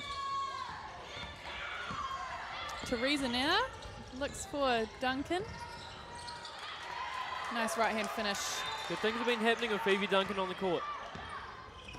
Canterbury, good to see a bit more pressure up high on the ball. Good block there from Laura Jackson. Get that out of here. And the bench loved to see it. It was right in front of them as well. Big comms here on D.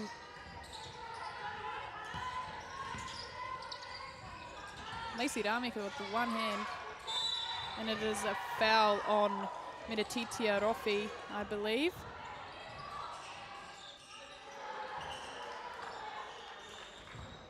We see Taya Lewis to the line.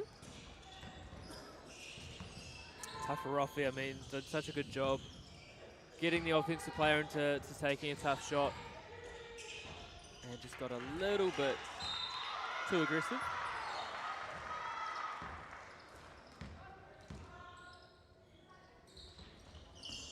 Taya Lewis at the bank. Seal a 1 point.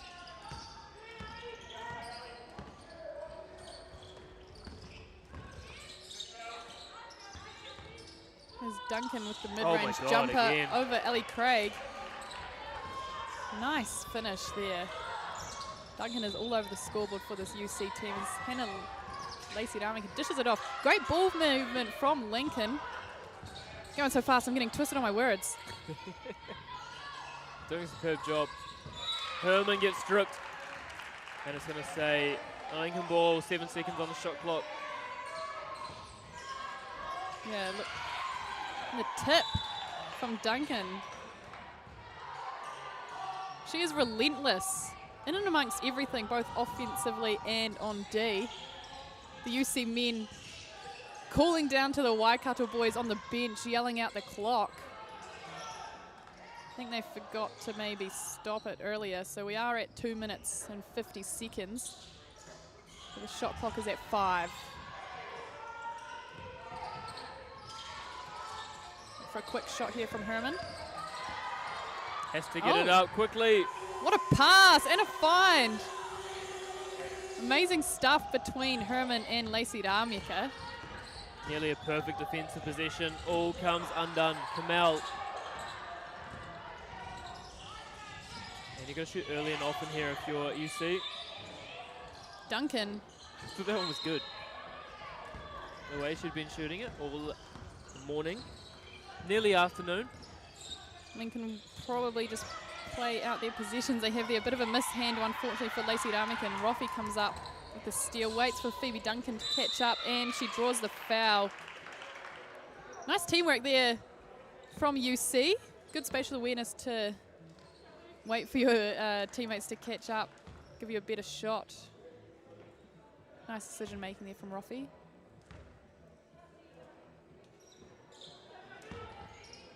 Not rewarded on the first one. We'll have another crack at it.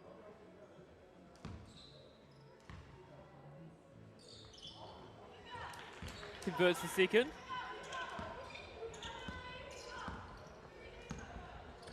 It's really just that middle stretch for Canterbury that cost themselves in this game. As Hana Lacey D'Amica just make sure that there's no confusion as to who will win this game. Yeah, down 20, just under 2 minutes to play. Lincoln will see this through and find themselves a bronze medal, I suspect. And like you said earlier, they have never not medalled at one of these basketball events, whether it's 5-on-5 or 3x3, which was played earlier in the year, which is a fantastic stat. I feel like Josh could have made it a lot simpler and just said they've always medalled. Yeah. The old double negative. They've always medalled. Keep it simple. And they're keeping that record alive here in Tamaki Makaurau. The 7th event of our tertiary competition. Nice from Phoebe Duncan, unable to convert. Bit of a shove there from Ellie Craig, and she knows it. Disappointed at that one. Probably just a bit too forceful. Subs checking in. Jackson. And Rofi is off to the bench.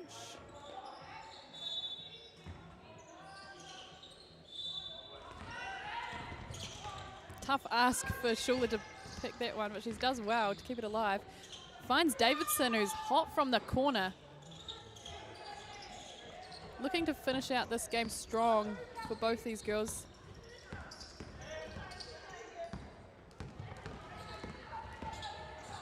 Hannah Lacey Rameka, physical to the hoop.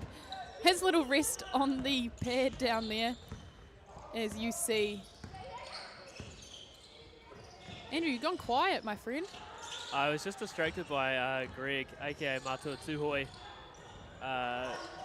Some photos that he's been taking on his travels today, but great hustle there. And jump call eventually given. It's going to be Lincoln Ball. Their final possession of this tournament. Are they going to make it a good one? That is the question. Yeah, you always want to finish on a high and get back on that plane knowing that you played your hardest, especially in the last game when bodies are starting to get tired. Maybe been sleeping in beds not your own. These hostels and accommodation, as I've found. Nothing better than home cooking. Lacey Rameka lets it fly. What an What's exclamation good? point. Putting a mark all over this game is Hannah Lacey Rameka. I'd say I might go find her now.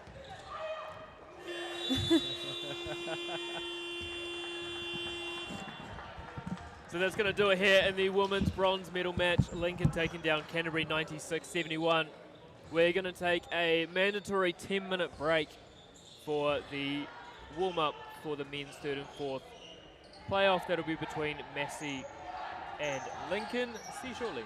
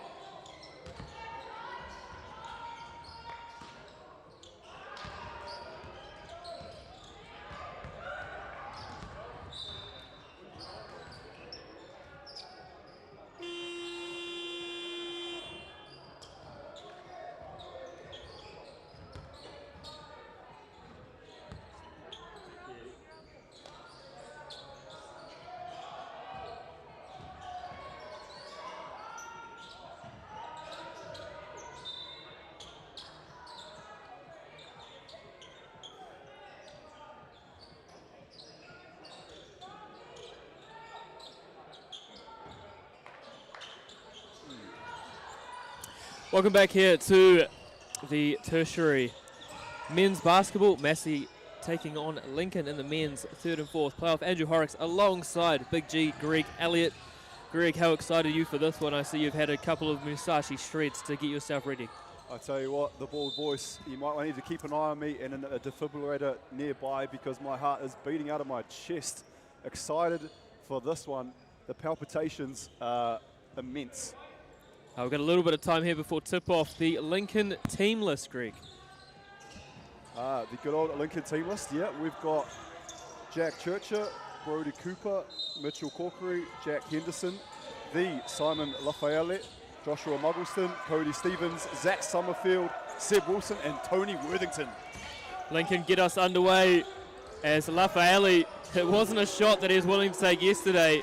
Straight away, Greg. It's almost like someone went down to the man himself and said, he just called you out as well. Oh, that's what I'm saying. I said, if you shoot 2 threes in this game, I'll be deeply disappointed and we'll be sorting things out off court afterwards. So first shot of the game, Lafayette, and that's what Lincoln need.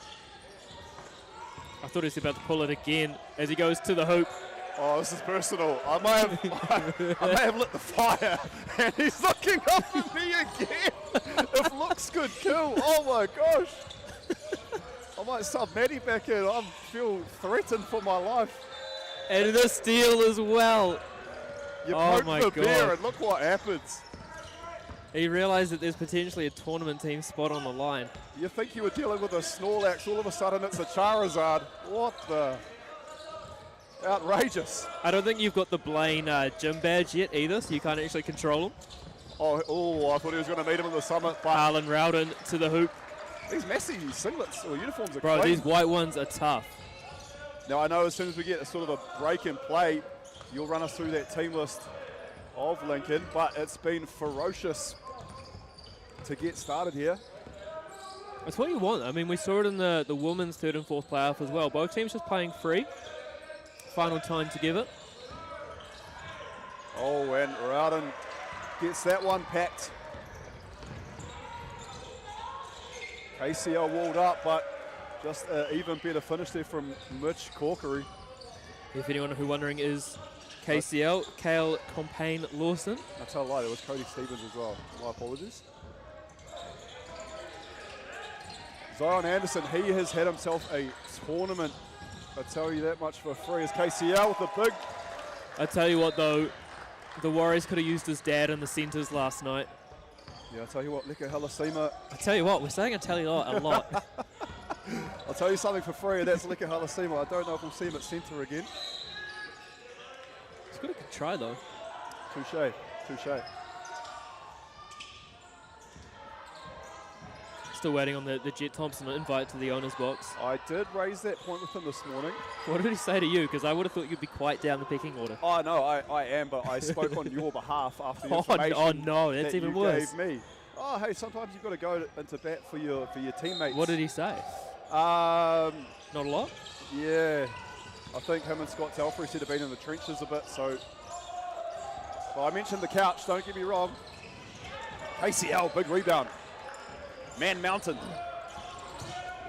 Here's Anderson finding Matt Foss. Tell you what, Been doing a bit of golf Instagram stuff. Is Matt Foss?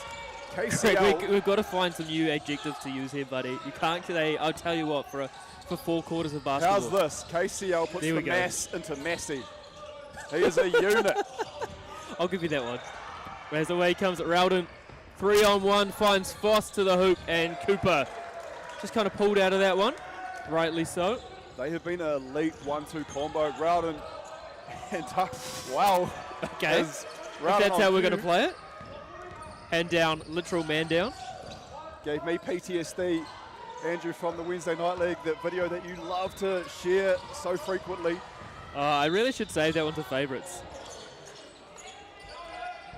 This Foss. game is, I don't think there's been a half-court set yet, has there? No, we're approaching the 4-minute mark of game time, and you haven't been able to read through the team list yet. I know, we will get there, people. Action aplenty. Oh, that is not my best angle, Maddie. I don't know what that photo is, but thank you. Yeah, she's got a. She's from the Maya Williamson School of Stitch-Ups. huge on the broadcasting side of things. Photography got a bit to work with. Rowden up top off the KCL on ball. Oh, there's a tough 3-on-3 look there. Yeah, as I was saying earlier, Rowden and Foss, huge 1-2 punch, and they bring Durham off the bench, and he's like that sixth man, that spark plug that every team wants and needs. Open three there, we're quite happy. Zion Anderson there with the rebound and wanted to find KCL, couldn't. And we're going to have a break in players. We'll see Josh Batty come into the game. So for Massey University, Zion Anderson, Josh Batty, Daniel Brownswood, Tom Brownswood, Kale Campaign-Lawson, Samuel Durham, Matt Foss, Harlan Rowden, Rufus Rusum Cobb, and Dylan Waters rounds out the squad as Anderson for three. That's such a pretty shot. The mechanics, everything. I've said this from day one. Zion Anderson has a beautiful looking jump shot. Must be tough for Zion though.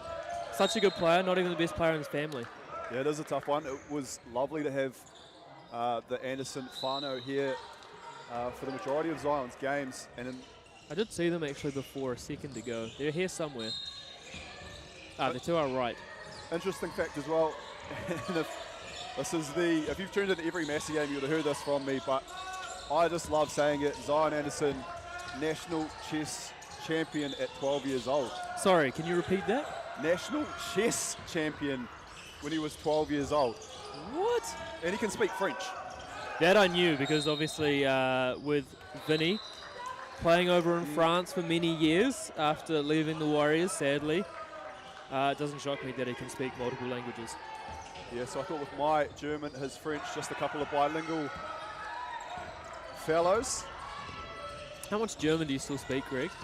I don't really need to speak it that much these days, but yeah, it is an ace up the sleeve if needs be, as Foss takes it to the hoop. Great take there from Foss. I've heard rumours your nuptials will actually be done in German. Can you confirm or deny?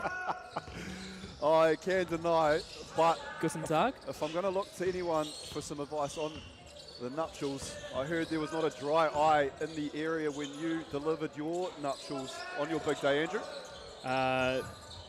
Only advice I can give you, pre-write them and speak from the heart. Ooh. There you go, folks.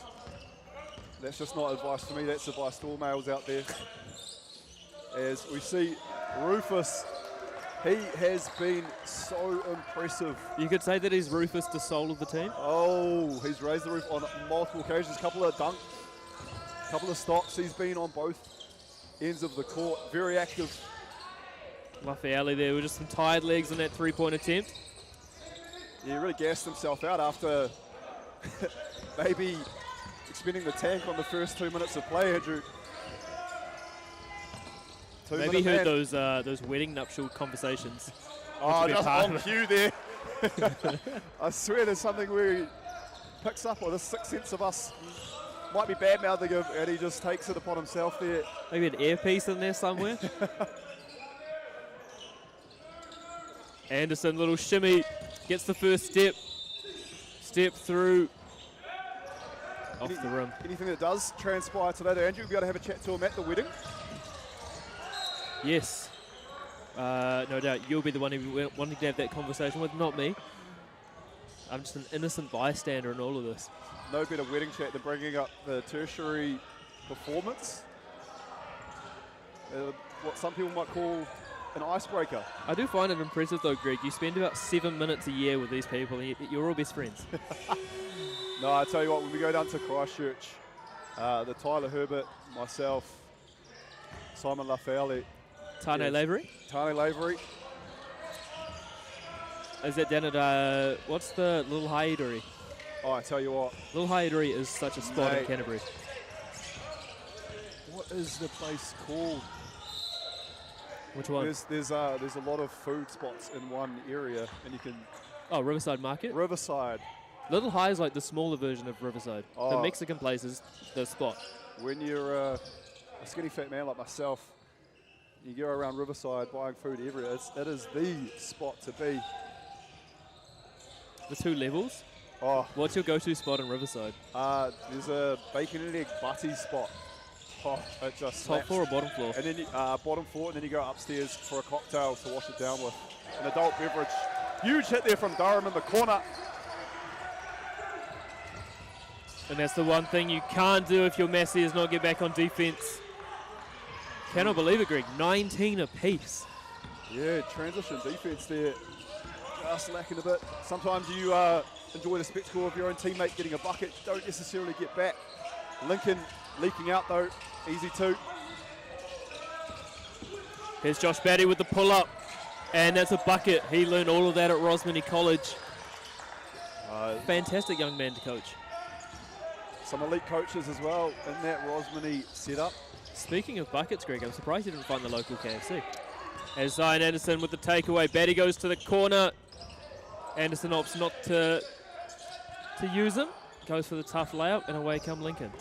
I tried to take you on my journey today. I did get a Lime scooter and ventured that. out for greener pastures. Are you quite good balancing on a Lime scooter? I'm personally terrible. No, I don't know if balance and I We really might sort of need go a hand in video. hand.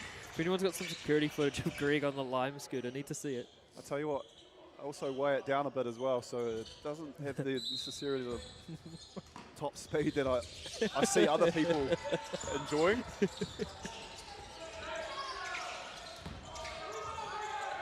Nice finish. I don't know if you know the St Heliers Road hill. Alex goes I do straight know up, it. and then I have to traverse across it because it just stops otherwise. So, yeah, enough about me. And Great wall up there from Lincoln.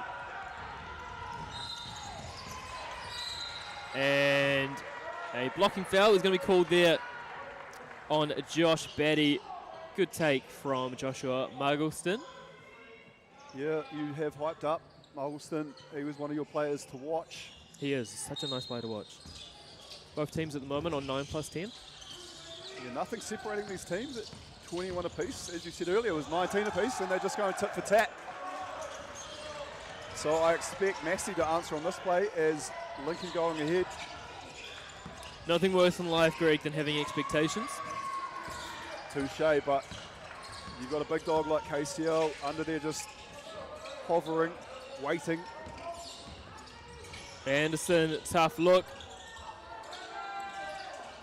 Almost pick your poison there. You had KCL streaking to the hoop, and then you had the open Durham in the corner. Got options here. I feel like the score gods wanted that to be a 2. It would have gone in. That was As a big foul is take. drawn. Tony Worthington has worked extremely hard. He was over this awesome in the weekend. semi-final yesterday. Exactly.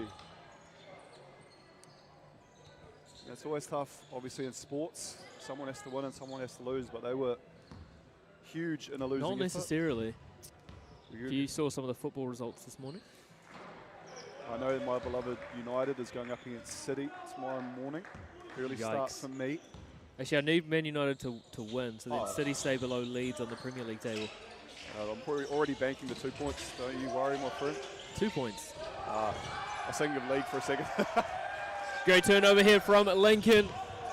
And Muggleston to the hoop with the left hand and draws the foul. Interesting to see who this one is going to be on. And that'll be on KCL. Wanted to argue the call, got a very strict explanation from the referee and decided actually no, she was right. I'll be in a foul trouble there. KCL immediately coming out of the game. We'll put a lot of onus now on the more slender Rufus, but super athletic player. So sometimes the athleticism negates necessarily the bigger body, Andrew. Absolutely. Full court press here from Lincoln. What's Massey going to do to break it? Just one man is all that's needed.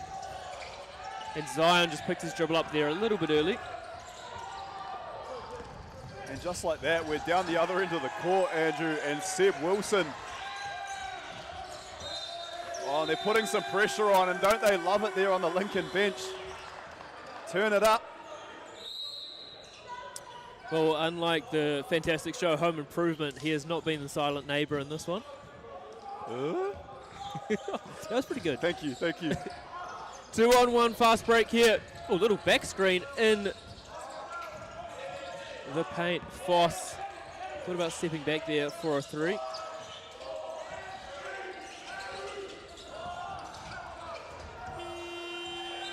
And sure, they're in three-point attempt. So quarter time here, Lincoln 29, Massey 21. Greg Elliott, what's caught your eye through 10 minutes of play? What's really caught my eye is that I might have to make a speedy exit out of here if Lafayette continues the way he's gone here in the first quarter. I really tried to light a flame underneath him, and I tell you what, he's answered the call and then some. So Lincoln out to an 8-point lead early. Both teams feeling each other out. Might have to call you Atomic Kitten. Eternal Flame. Oh, beautiful song. How does it go? I don't know. I think Maddie, she's gone. Maddie was going to sing it for us, not to be. From Massey, really enjoyed actually Matt Foss in the start of that quarter. Was a real bright spark for them. Since then, I feel like the ball's just got a little bit stuck in terms of moving it around, finding the open player, but look, some high IQs on that roster, and maybe even the reintroduction of Harlan Rowden could help as well. So just while we do have a break in play, I just want to shout out one of our absolute commentary favourites in the 12 singlet for AUT. Here we go. Is that? Oh, my eyes are deceiving me. I'm trying to look for Cooler. She's in the 20. No, she is. I just saw the top knot down there. Matt Foss in the way. But AUT just trailing University of Auckland. Big grudge match. Yeah, 35-31. I spoke to Cooler before the game. She said she really wants this one. So I don't blame her for that. She said she's doing Sober September as well, so good on her. Relevance? She said she's had a very busy rest of the year. So shout out as well to the Auckland coach, Brooke Locke. Formerly Brooke Blair, before her wedding to Kevin Locke. Coaching and giving back to the game. One of my favourite players, I think, to coach, Brooke. Seen some elite coaching at this tournament. Ake Ho at the other end of... I'm shocked you haven't been brought back. You'd think there'd be a need for an ex-NBL head coach. What are there? And it's going to be a kickball violation, so reset on the shot clock for Massey. Yeah, Dylan Waters there. Just trying to make something happen. Speaking of waters, the Musashi Hydrates have been fantastic. 5 electrolytes in each bottle. You've knocked down the hydrate. I've gone for the shred. I need a bit of energy, a little. I'm married. I don't need to. Oh. I'm letting it go. Oh, I thought you meant you were shredded enough. No. I saw your wedding photos, mate. You were looking in it was all the suit. Spectacular form. It was all the suit. That's what it did me a lot of favours, that one. That's what Tony Stark said about Iron Man, but once the suit came off, still a beautiful human. Anderson, is he going to use the on ball? It looks like they're going to switch here. Lincoln, they do. Tough look. Waters in deep there. Yeah, just acting. Was it LL Cool J in Deep Blue Sea? Nice. Oh, great take. Super impressive from Cody Stevens. Some real aggressive takes to the hoop here, Andrew, and it's Lincoln that's seeing theirs go through the rim as Foss aggressive. Yeah, no hot takes there from you, Greg, as Foss back to the line. We did speak about him being a bright spark at the start of quarter one. Good to see him back aggressive in quarter number 2. Yeah, with Foss and Waters, you'd like to see the faucet turned on at all times, Andrew, and just dripping buckets. Hey, that bright smile gets me every time, my friend. Foss again, off the back of the iron. And what can Lincoln conjure up here on this offensive position? Well defended there from Massey, and away comes Foss, looking for Rowden. That Rosmini connection you were referring to with Anderson, Batty, and was it Foss or was it? No, Rowden. Rowden, that's right. With Anderson and Rowden as well, but an NBL experience. Great take from Rowden there on that one. He's quick, man. So quick. Oh, can we see some showtime here? Just playing it safe, using the glass. Tony Worthington, changing name to Tony Workhorse. He's been super impressive.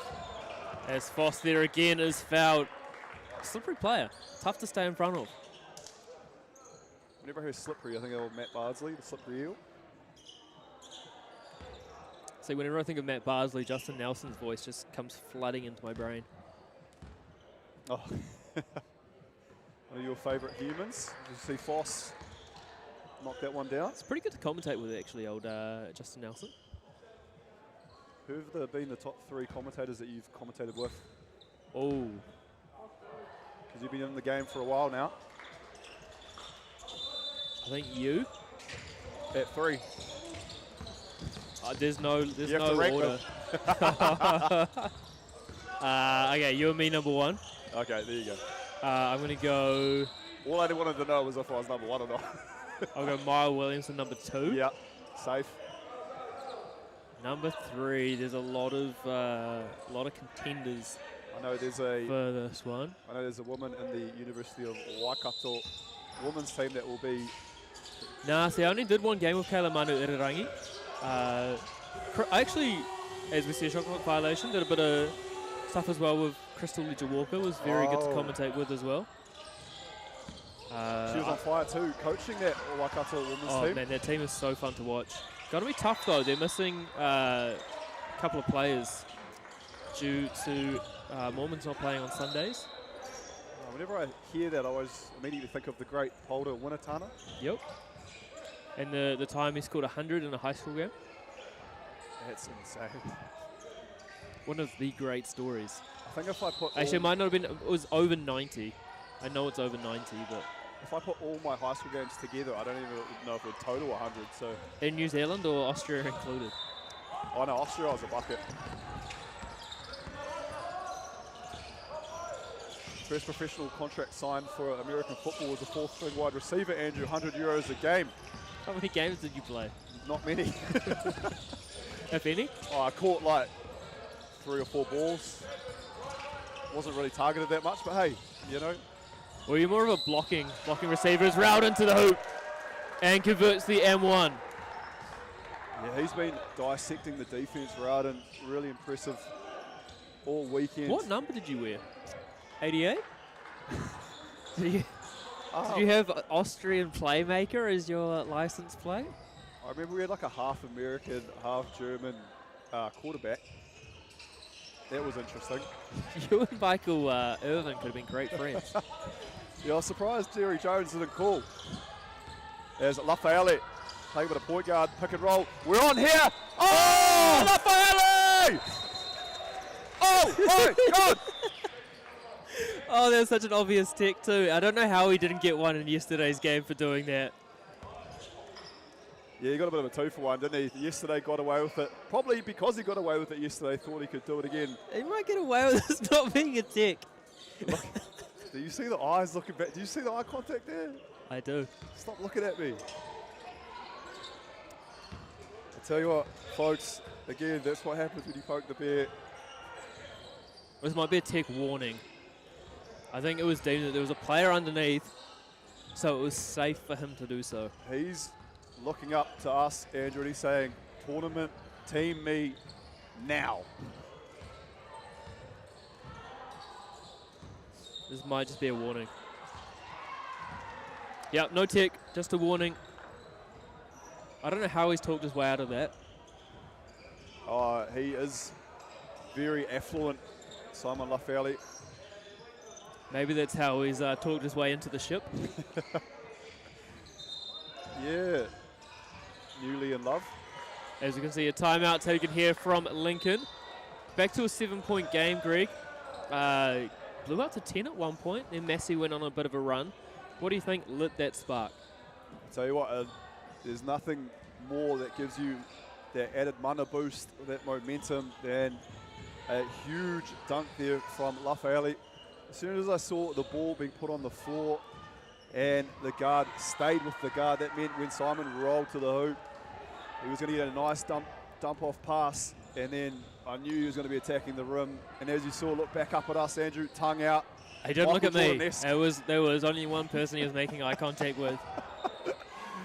Well, no, that's what you're looking for. Big time players making some big time plays. And this is that bronze medal match, Andrew, and all important points for the Shield. Yeah, can you tell me a little bit more about the Spirit Shield? Yep, this has been over many different sports. We had rowing, badminton, 3-on-3 basketball, volleyball. When does it culminate? Futsal, ultimate frisbee. We've got basketball now, and it culminates in Christchurch with the netball on the 27th to 28th of September. Maddie on the mic for that one. And as I said, if you've enjoyed her dulcet tones over the weekend, she'll be there for the netball. Andrew, you might get the call up. There's Foss. Back up top, looks like a zone look here from almost a 1-3-1, Greg, from Lincoln. Batty out of the corner. Foss is going to have to put this one up. Does so, and it's short. Away come Lincoln on the fast break. Nothing better than keeping the opposition guessing, throwing something different at them in the defensive scheme, Andrew. Absolutely. Good coaching. As Rowden again. So slippery. Foss wasn't even expecting it. And travel is called. That was really impressive from Tony Worthington to get two hands on the ball and almost was walked a bit like a dog there by Foss, but was able to hold on to it. And a turnover, the result of that play. So, well, you know you're going to be a hooper if your last name's Worthington. Of course, everyone remembers Sam Worthington out of Australia. Yes. Early 2000s NBL.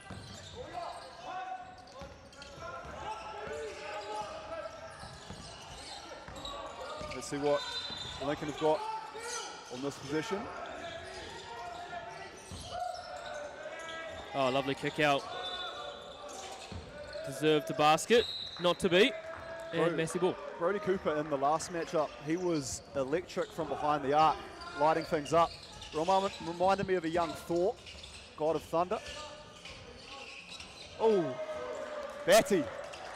The man can shoot. Yeah, this is a seesaw battle.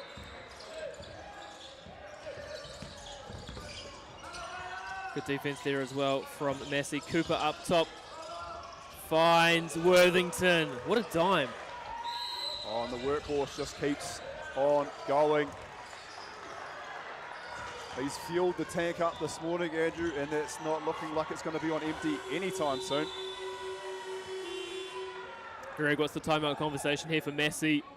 Defensively, is it the rotation, or is it just the way that the bigs are patrolling the ball handlers?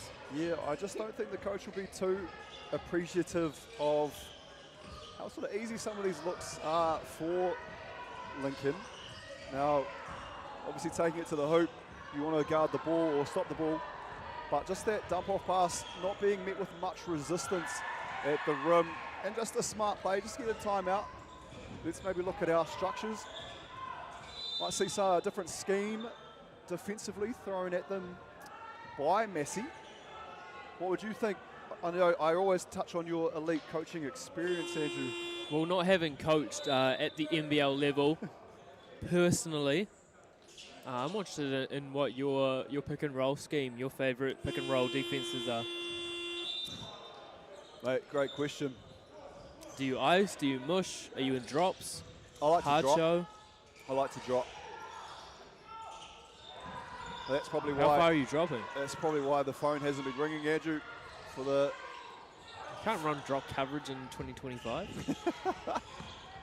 No, I'm a big fan of the hedge. Foss goes inside, little 1-2, finds a lane. Rowden. Good look there for Massey out of the timeout. So many capable shooters on both sides. Rufus could have shot that one himself. Gave it up. Cooper, wouldn't mind to see him pull that one. Oh, lovely play. Doesn't count. Cooper there was foul. Don't call him Bradley the way that he's orchestrating things. Oh. Deep pull. Good hands there from Foster to stay Lincoln ball.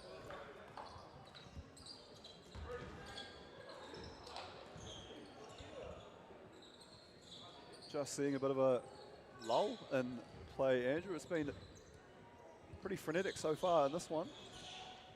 It's been fast. Furious. Are we going there? Hey, you still owe me a 10-second car. Do you know what Hector's running?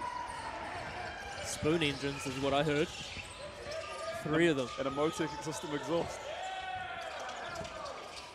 That's what this is about. It's Batty to the hoop. Worthington a bit late there on the block attempt, but Batty leaves that one short. Yeah, that would have got him to 2 weeks in the NRL if Worthington had connected there on that swinging arm.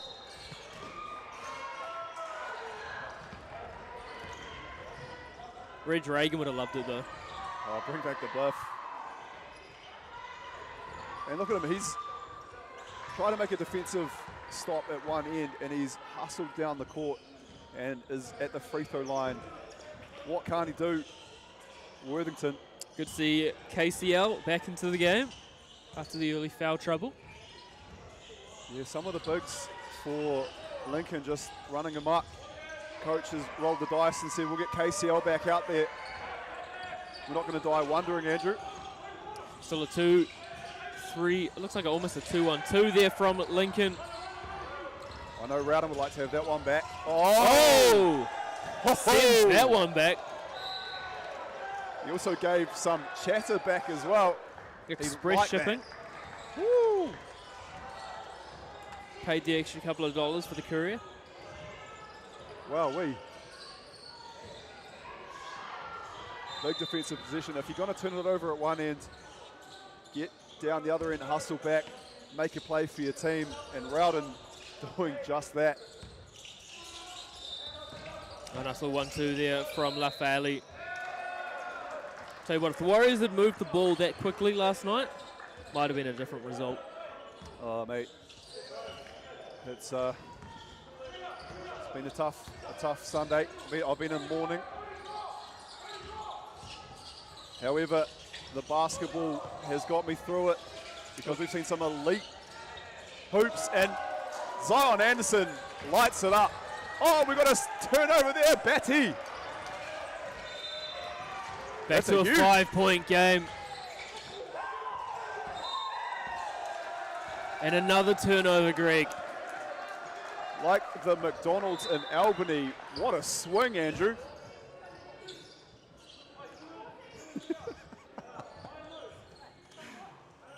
Look, I don't frequent that as much as you do. I don't spend as much time on the North Shore anymore.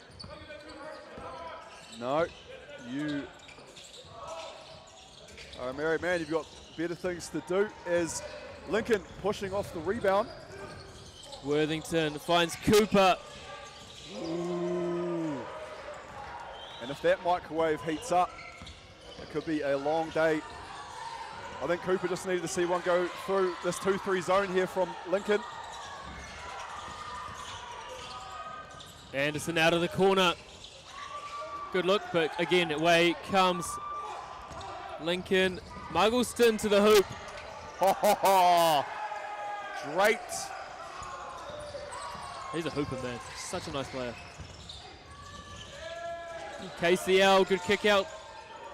Batty in the corner. Left alley maybe could have got called for a foul. Just running straight through Rowden. Nice finish there from Rowden. KCL creating second chance opportunities here for Massey. Really that big body down in the paint, paying dividends. KCL again with the bake, don't argue on the rebound. Zion Anderson up against Lafayette. Yeah, it's a beautiful matchup, that one. Both of these young men have their work cut out as Anderson finds Rowden, gonna have to create something quickly. It's a tough look. Rowden. Rowdy Harlan Rowden there. Outrageous. Had almost no chance with that one. A grenade, he threw up the prayer, and it's the Lord's Day, Andrew. That was answered. Well, Cooper answers back with 2 of his own. Anderson on the left-hand side. I thought that was contested, but maybe not. As he scores once again. It's a 4-point game, Greg, with under 2 minutes to play in quarter 2.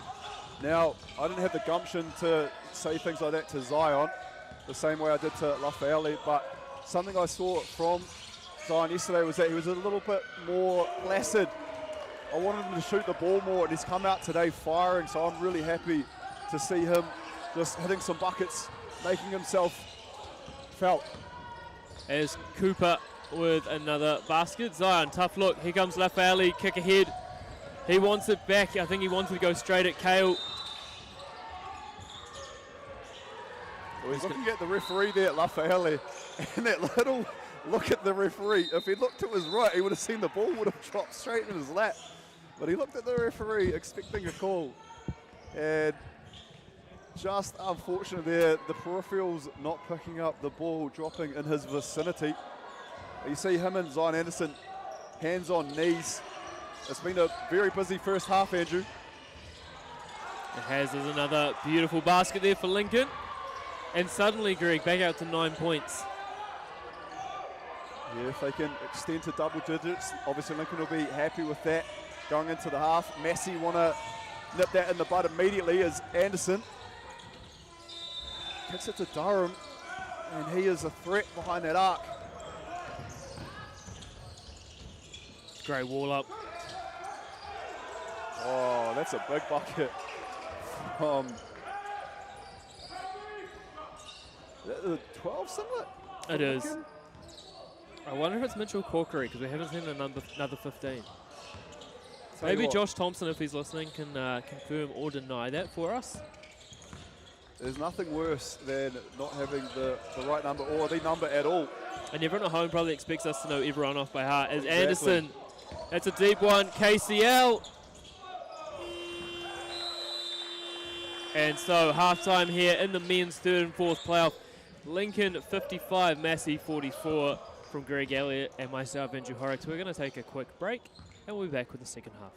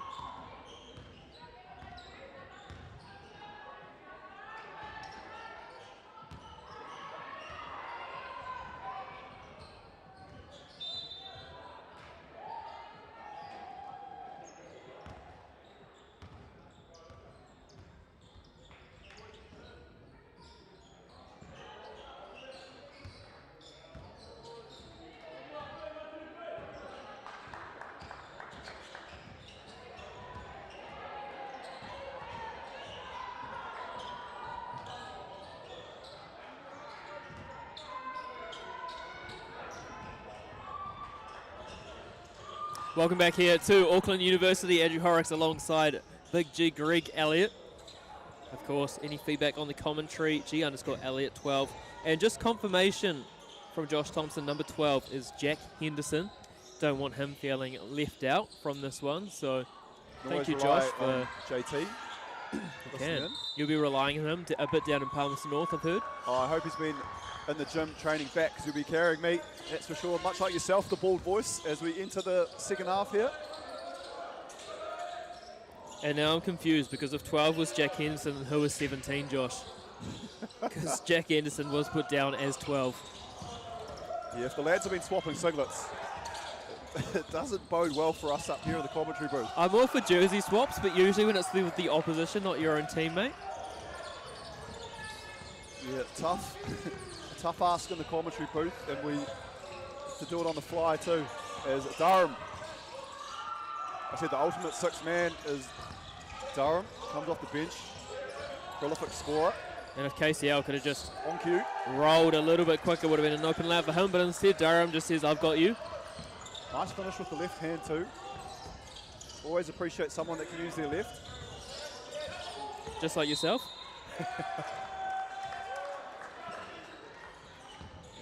That is a great start. Okay, now I'm sorry. 12 was Jack Churcher. I've lost the plot. I just saw Jack. Ah, instead of 50, it's 12.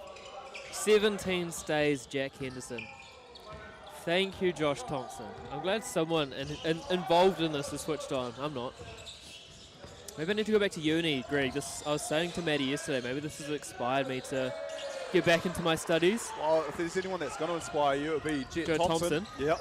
Stats 101. The greatest papers to ever be studied. And I hope to one day get the Jet Thompson Statistics Scholarship.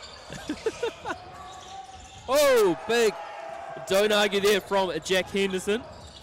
Oh! Getting up.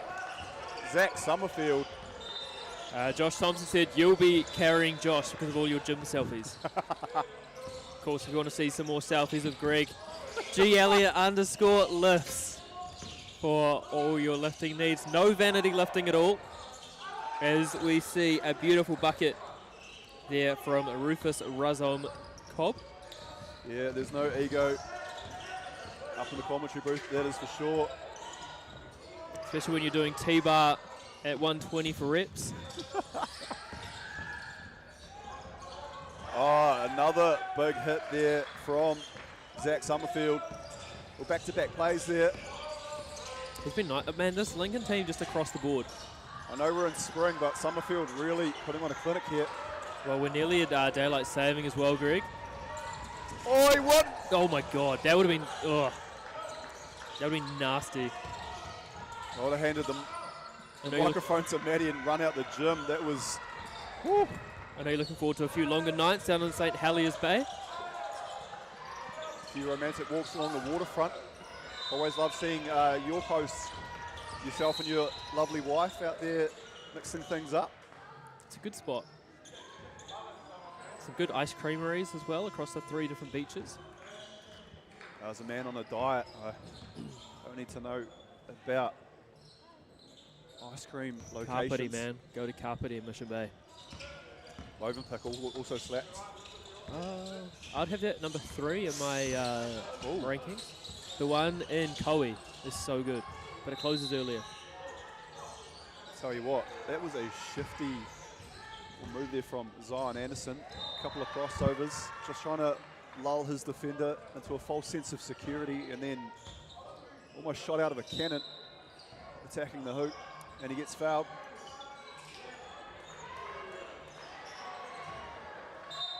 As Foss will inbound for Massey. Goes to his ex-high school teammate and Batty. Foss and Batty didn't go to the same school. Oh, that's twice now. As Anderson there hits the big 3. They've just got such an amazing chemistry. It looks like they've been playing together for a long time.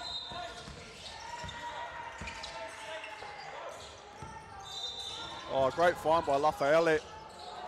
And he finds Cooper. Foss again finds Rowden. Lovely kick to the corner. But again, Brody Cooper there to corral the rebound. Rufus, a very adept shooter, has it in the bag. Oh, just wanted to curl that around the defender and find Lafayette.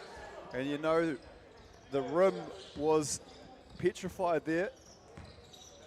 After we saw a couple of big plays from Lafayette in the first half, Andrew. Yeah, we did again. Foss up the top, little handoff exchange. Man, Rowden's been impressive for me. Rufus as well, they're just sticking with it. Missed the first, didn't hang his head or was dejected. Got the ball again, put it in. Lafayette, the three, like the look of that. Started running back already on defense. Well, they always say though, Andrew, chase your shots.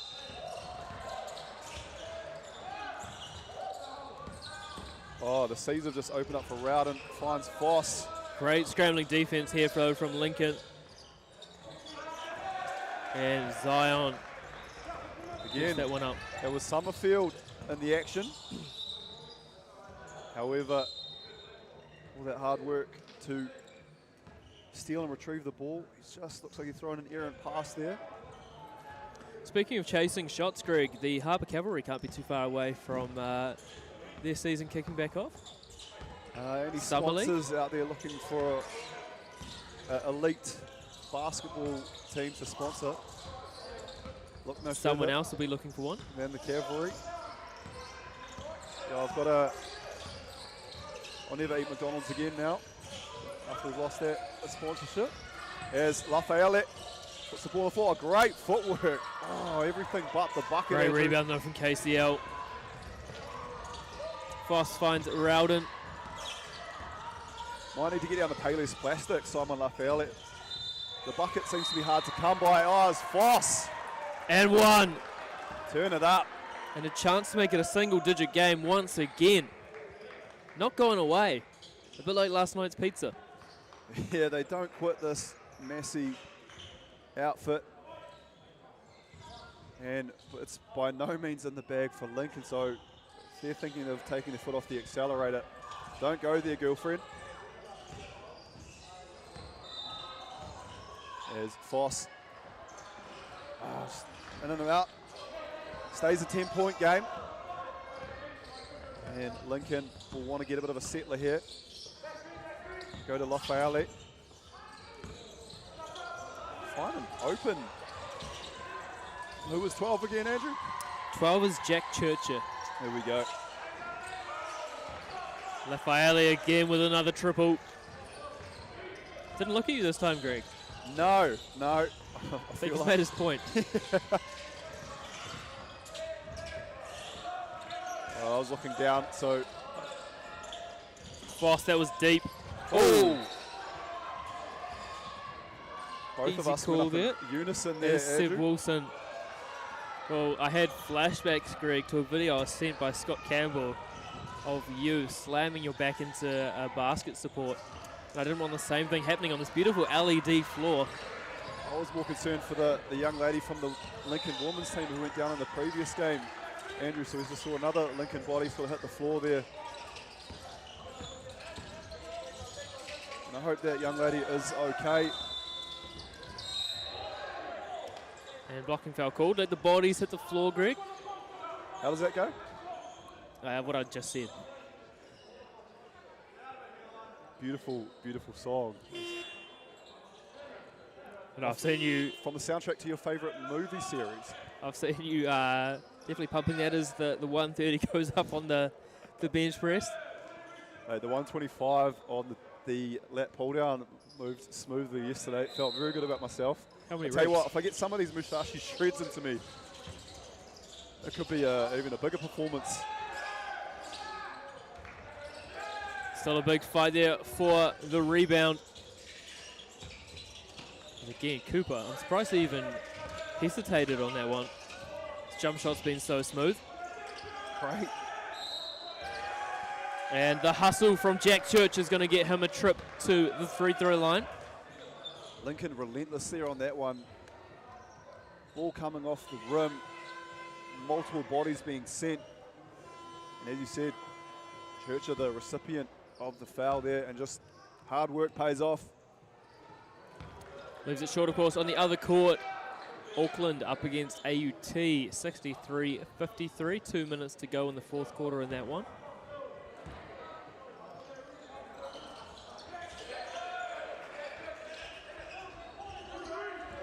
Let's see what Massey have in store for us here. 69-55, Lincoln up here in the third quarter with 3 minutes left to go.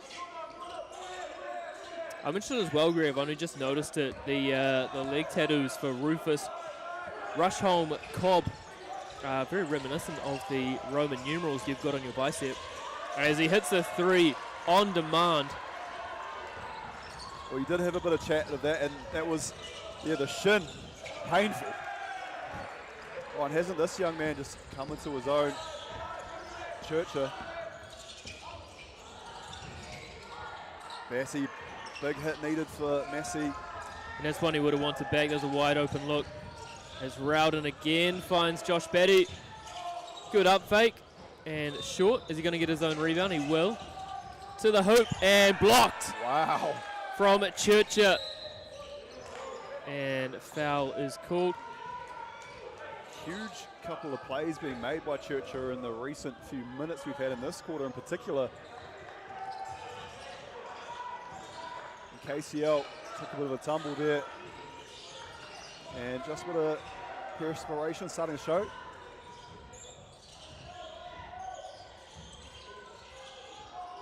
Not seeing too many towels around the court. Andrew?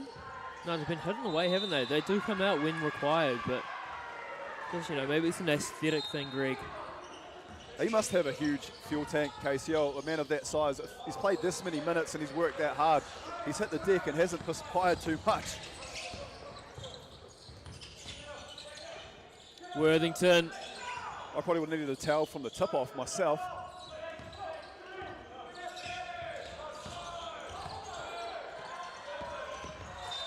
Great move. Oh, and the finish. Easy bucket. Lincoln now out to a 15-point lead. Seb Wilson just slowed things down and then accelerated. Attacked the basket, or the tupper as he liked to say. Yeah, looking forward to hearing some more of the Te Reo Māori that you will be blessing us with in a couple of weeks' time. Yeah, I tell you what, without native Māori Te Reo speakers like yourself and Kayla Maru Irarangi, I'll be a bit lost. But I will try my absolute best to be the Mātua Tūhoi that you know and love me to be. Tough look there for Tom Brownswood.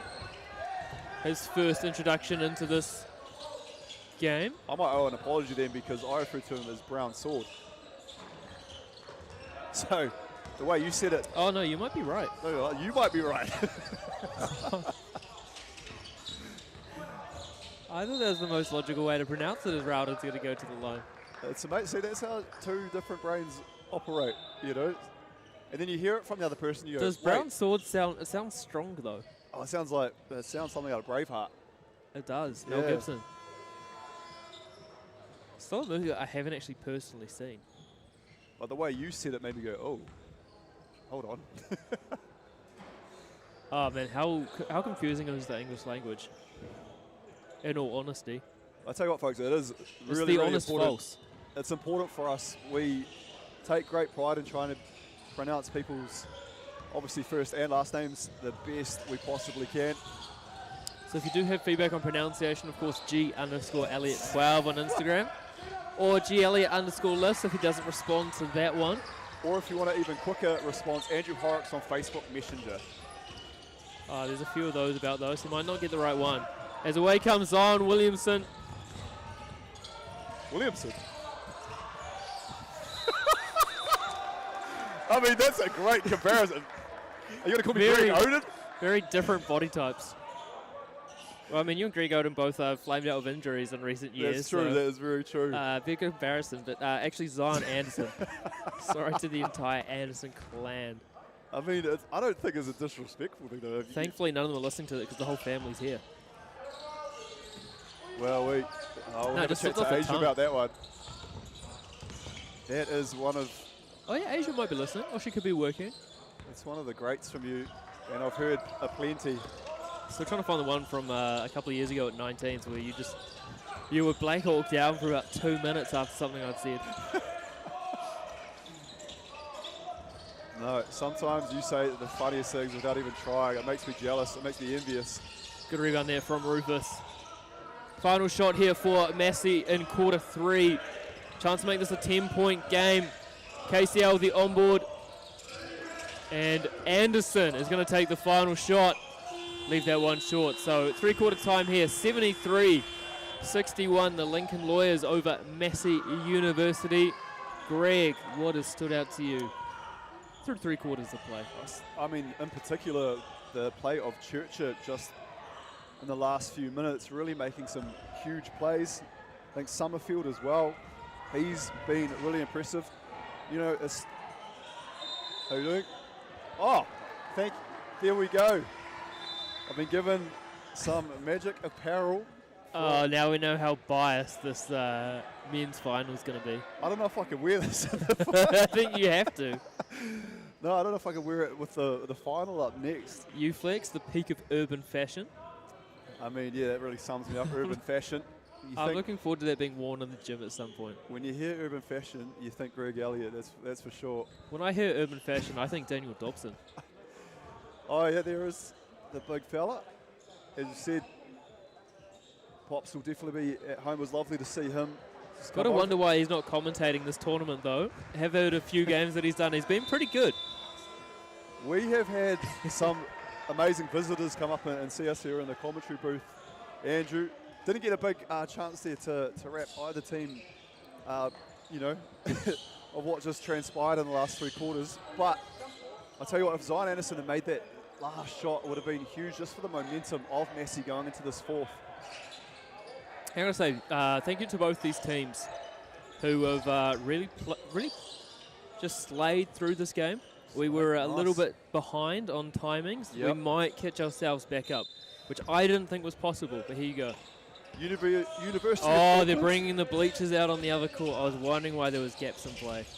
Makes sense now. University of Auckland 69, AUT 53. Final result there on the other court. My beloved AUT is at last place. That's heartbreaking if that's the case. Yeah, it's been a tough outing for the girls in the black and silver. Go finish there again from Lincoln out to 14 points. Foss. Anderson from the left wing, short, and Lafaali laps that one up.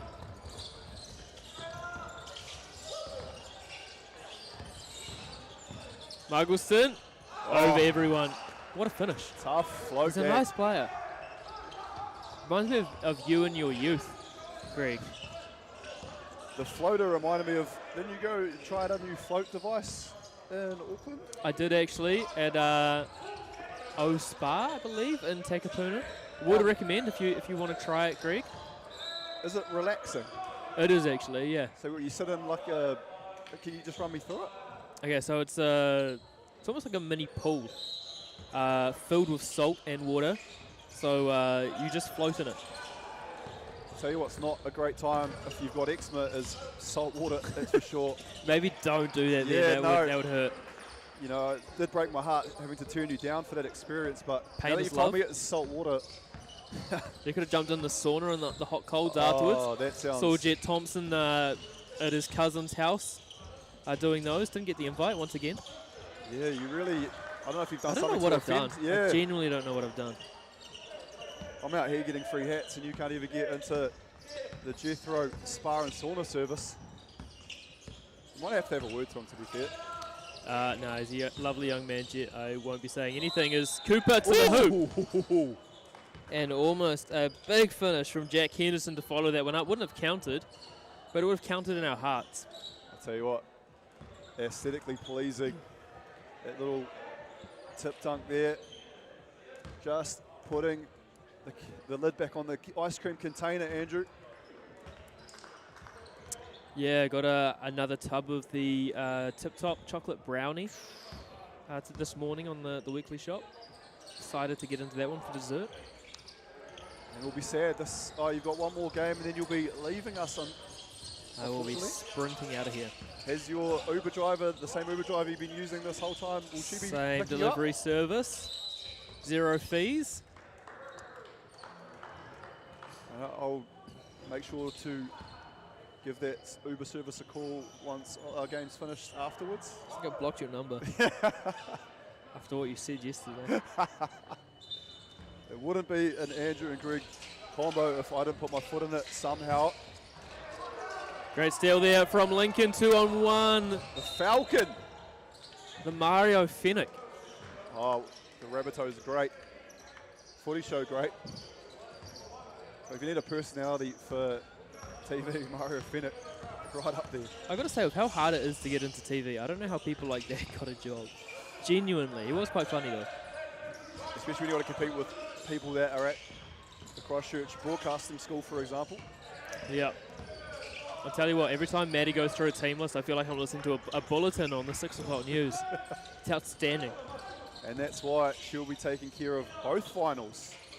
Wahine and Tane. Great contest there from Zion Anderson. And Rufus puts the shoulder down. That was ruthless.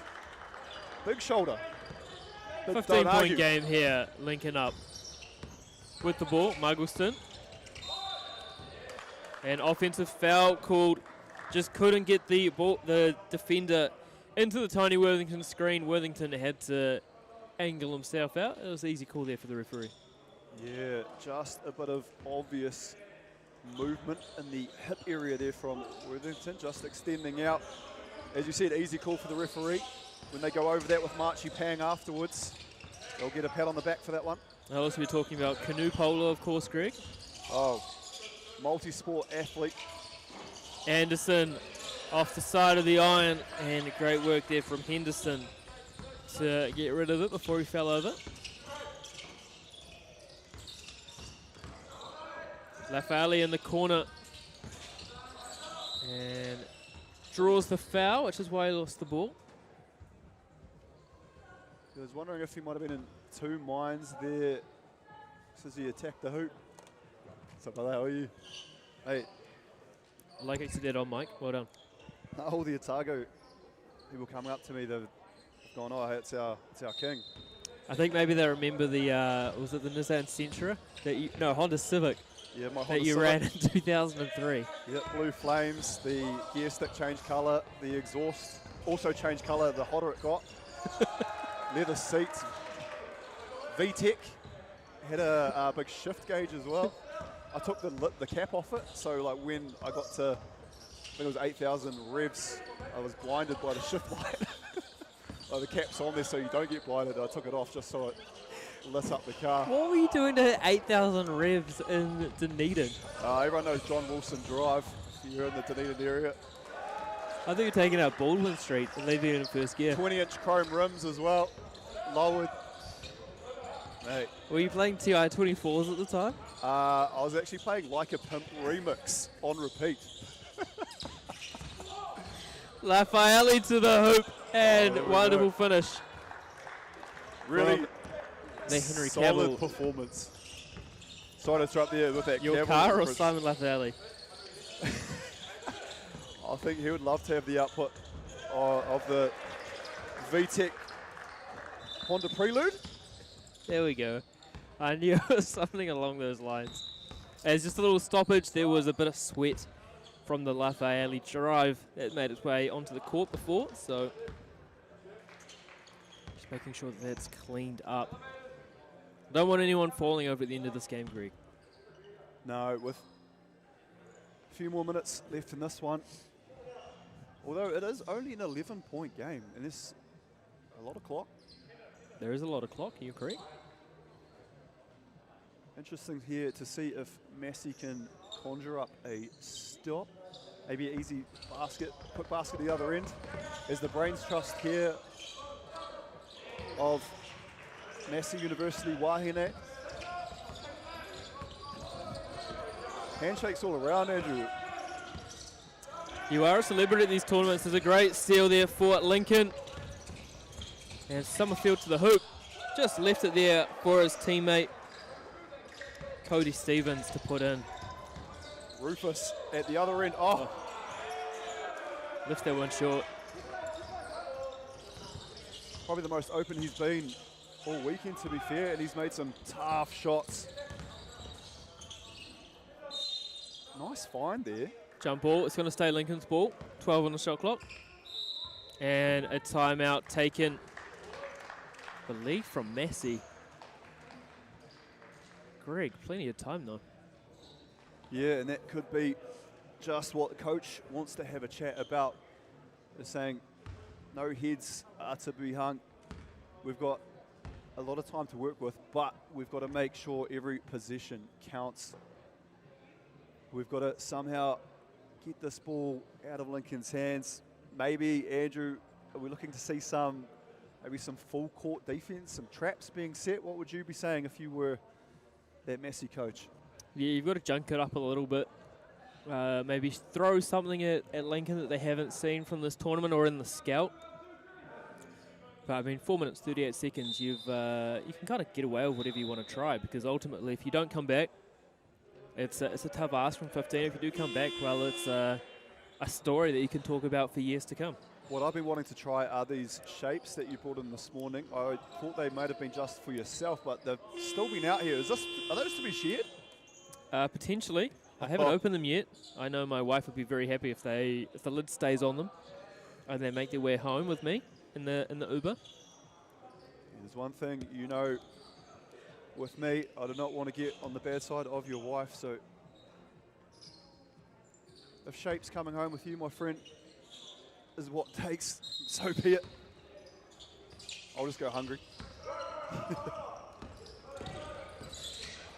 4 minutes 34 left on the clock here in this men's bronze medal match. Speaking of growing hungry, Greg, we saw last night you went with the double protein bar and the Musashi Hydrate for dinner. Yeah, I thought I'll check out what this Auckland Central has to offer, the food courts and whatnot.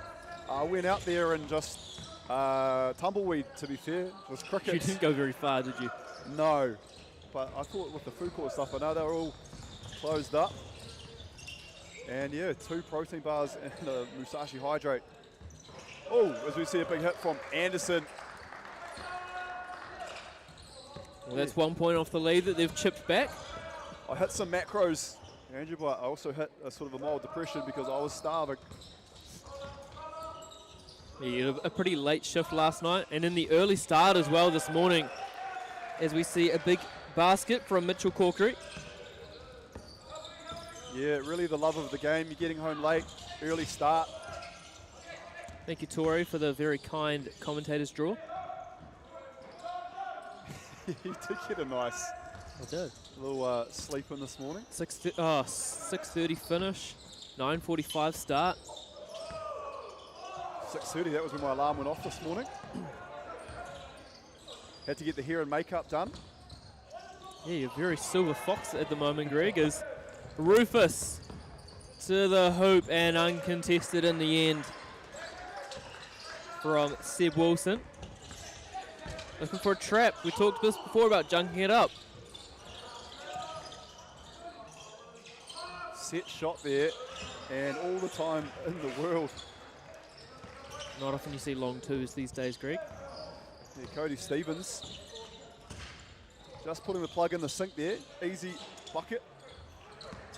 Now under 2:30 to play, 17-point game, Greg. It's getting very tough for Massey to come back in this one. And it's going to be tough for us as well to be picking this tournament team, as a lot of these Lincoln players putting their hand up.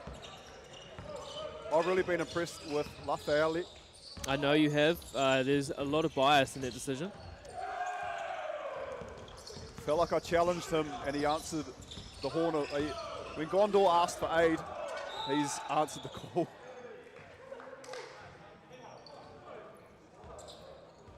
But where was Gondor when Rohan asked? I was like waiting for something. I was like, hey, I've given you some Lord of the Rings here and nothing.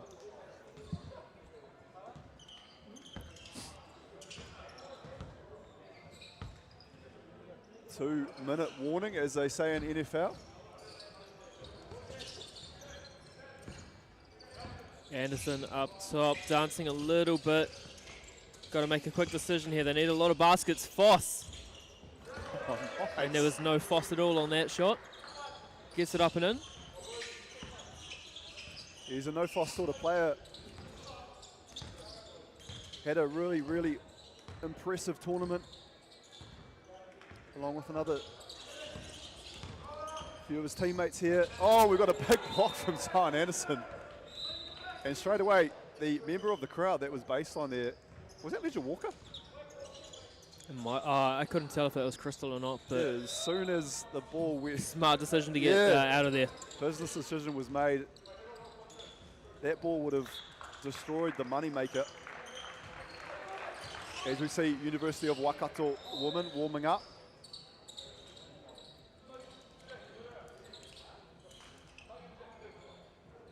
Really excited for that women's final. Yourself and good. Maddie calling that one. I will be watching. Trying to sort of grab for a nice little vantage spot. Oh, the back is open on Sunday. Oh, the point to the D'Angelo Russell special. As Durham looks to answer, unable to do so. And Worthington mumbling and bumbling. Well, he wanted to pull that. I thought he was going to. Lafayette, unselfish.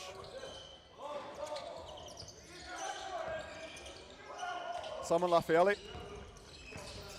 That's not a bad shout. Aragorn. And Which way are you going to go with the pronunciation here, Greg? yeah, no. How did you say it? Brownswood. I thought Brownswood, but you thought Brown Sword. Yeah. Brownswood sounds. Look at that, we've bought some. I'm glad the family did too, or else you could have had the Andersons hunting. 98-82, and they claim the bronze medal for the men's this week in the men's basketball. But interested to see what conversations and what questions are asked. It was a fantastic game, high scoring as well, 98-82. Always something that makes us feel happy when plenty of points are put on the board. And a big thank you as well to the University of Canterbury women for doing the score bench. One of the downsides for losing your match is that you've then got to do the bench for the next game, but they took it all in stride and did a very, very good job.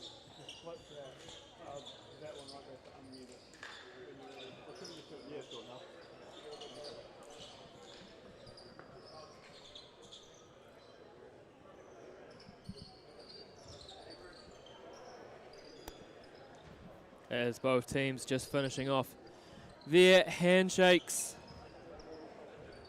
And so it looks like Greg has found Simon Lafayette.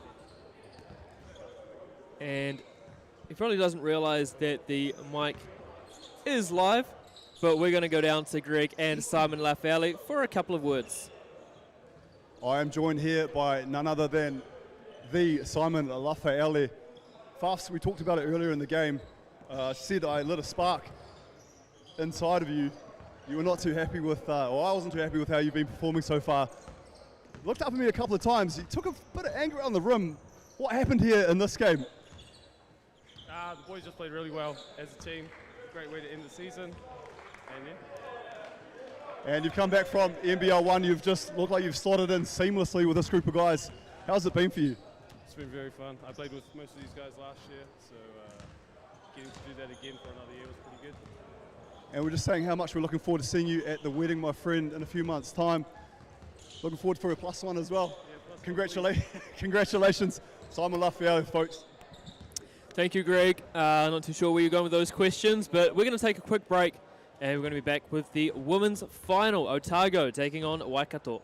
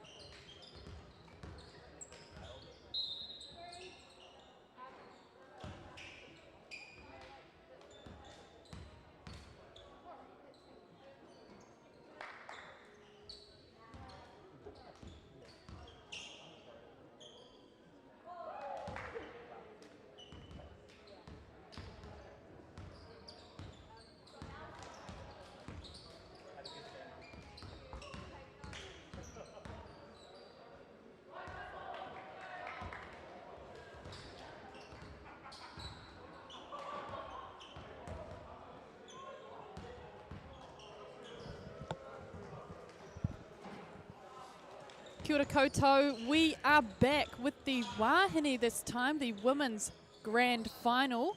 We have Otago versus Waikato. Maddie here on the mic with Andrew, who's going back to back after an exciting matchup earlier. What are you looking forward to in this game?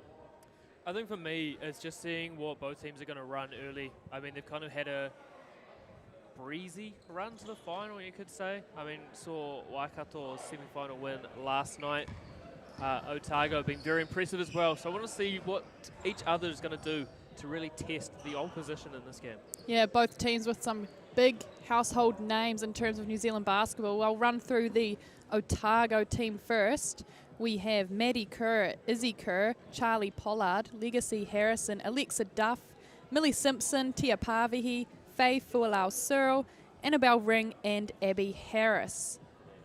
And for University of Waikato, Aria Cowley not playing today.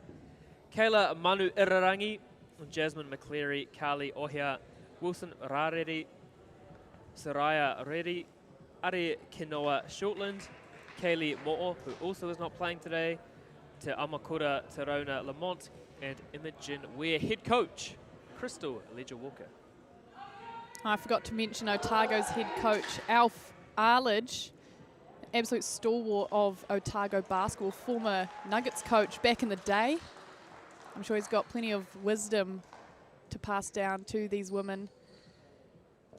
I'm excited for this one to get underway. Like you said, Kaylee Mo'o and Aria Cowley, big names who are unavailable for this match. They are here in a coaching capacity but will not be taking the court. Look for Manu Irirangi and Ohia to take more of the scoring lead, as well as Rarere, bit of a leader in the squad. And Manu Irirangi back with the double compression socks. She means business. Was only rocking one. Had a good call because she played Ultimate Frisbee as well a couple of weeks ago.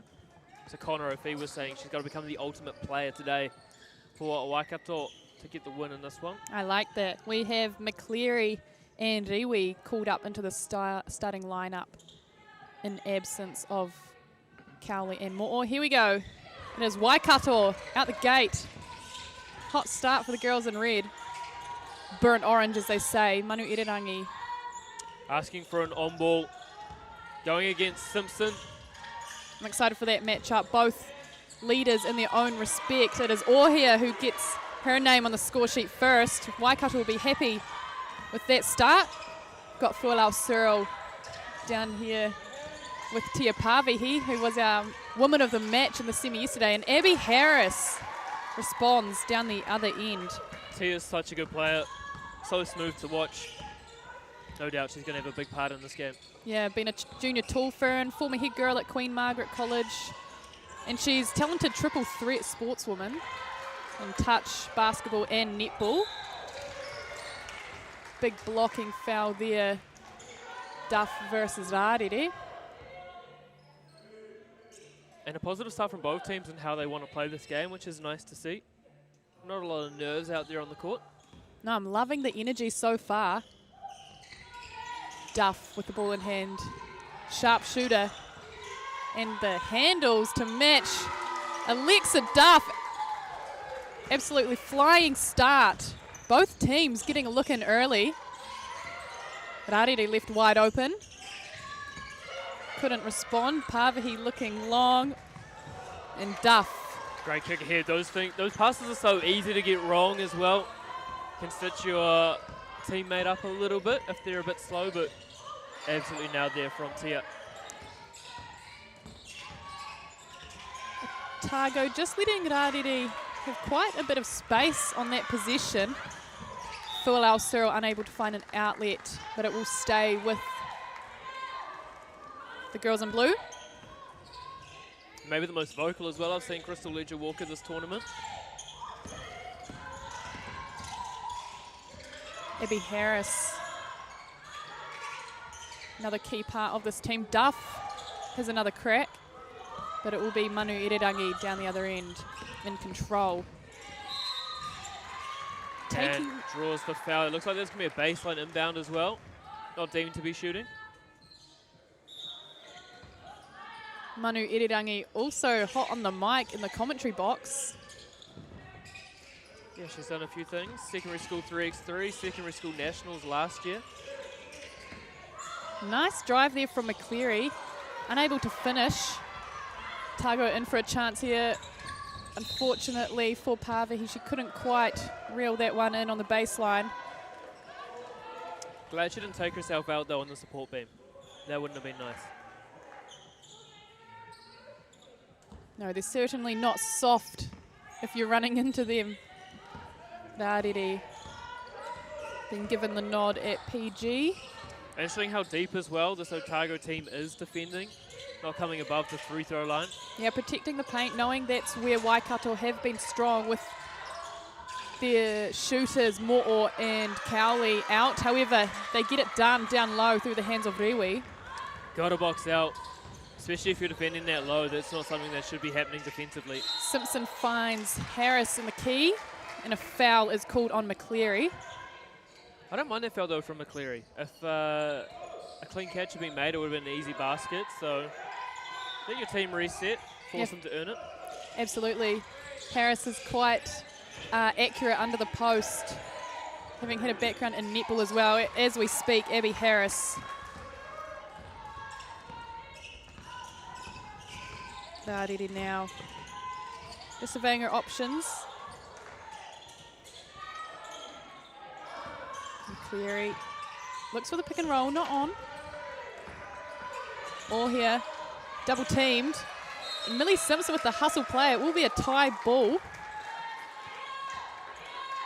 Fun fact, all here for the Waikato team and Alex Duff on the Otago team, played together in the 3x3 team that went to the FISU World University Champs in Germany this year. So former teammates playing against each other today. They were out with the scout. That is awesome.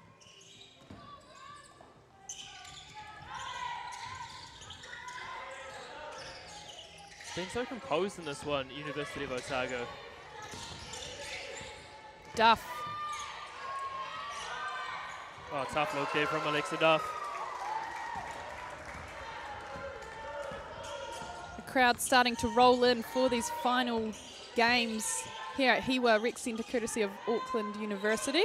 Good to see people showing their colours as McCleary drains a three, gets the luck of the roll. But again, are we going to see Otago, if they make those shots, are they going to still sit back in their zone defence, or are they going to have to start pulling out and then opening some driving lanes there for University of Waikato? Pāwehi met with the wall. That is Carly Ohia. There's Millie Simpson's there to clean things up as Harris will be a travel. Subs checking in for Otago. We've got Annabelle Ring and Legacy Harrison taking the court. Duff and Fualau Searle having a rest. Ring is a very talented defender in the paint. I remember her from secondary school nationals. Yeah, very, very good player. She's been around a while. Out of, well, what was formerly known as Kavanagh College in Dunedin, now Trinity Catholic College. Did not realise that had been renamed. Yeah. You know what the backstory is to that? I don't think I should say on air. Okay. Tell you later.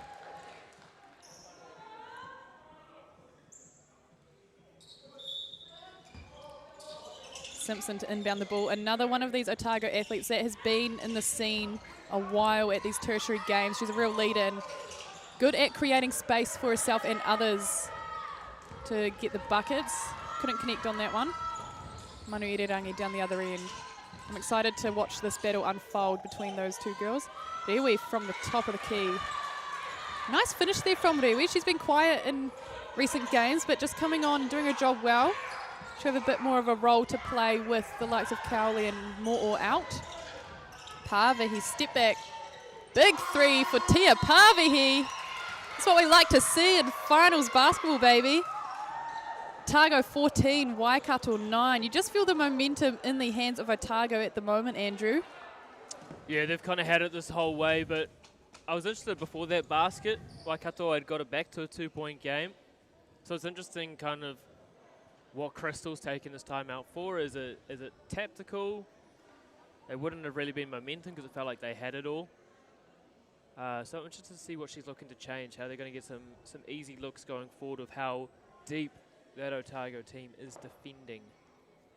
For sure. Oh, to be a fly on the wall in this time out. 5 minutes to play in the first quarter.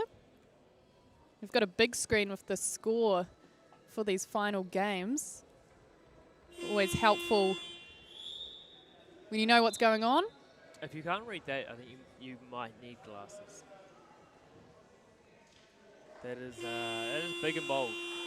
Although that little green mark is new. Is that the... That's been there the whole time. Oh, has it? Is that Yeah. the position marker? No, it means that they're taking a timeout. The position arrow is the red arrow. Shows how observant I am. We're all learning.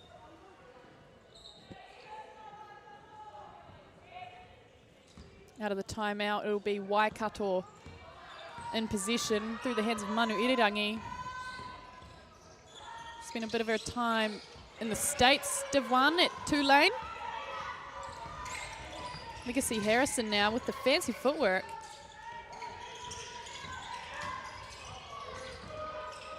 Good steal there from McCleary. And a big foul under the basket sees Pāwehi hit the deck. She's so quick, Pāwehi. I mean, that's really going to be the toughest battle for Waikato, is finding defenders that can stay in front of her consistently without fouling. Yeah, she was our woman of the match yesterday in the semi-final. Awesome to chat to her afterwards. Very humble athlete. Don't forget as well, after the men's final, the presentation of tournament teams and MVPs. Maddie, interested in your thoughts on who might end up in there? Yeah, well, if they were suiting up today, I would have thought Cowley and Mo'o would have been a shoe-in. I mean, they still could be. Definitely. But giving these girls who are out here a chance to make their mark, as does Ohia down low.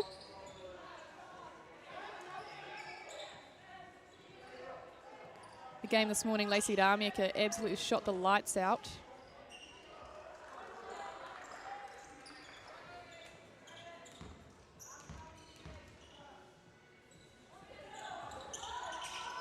Ring crucial rebound.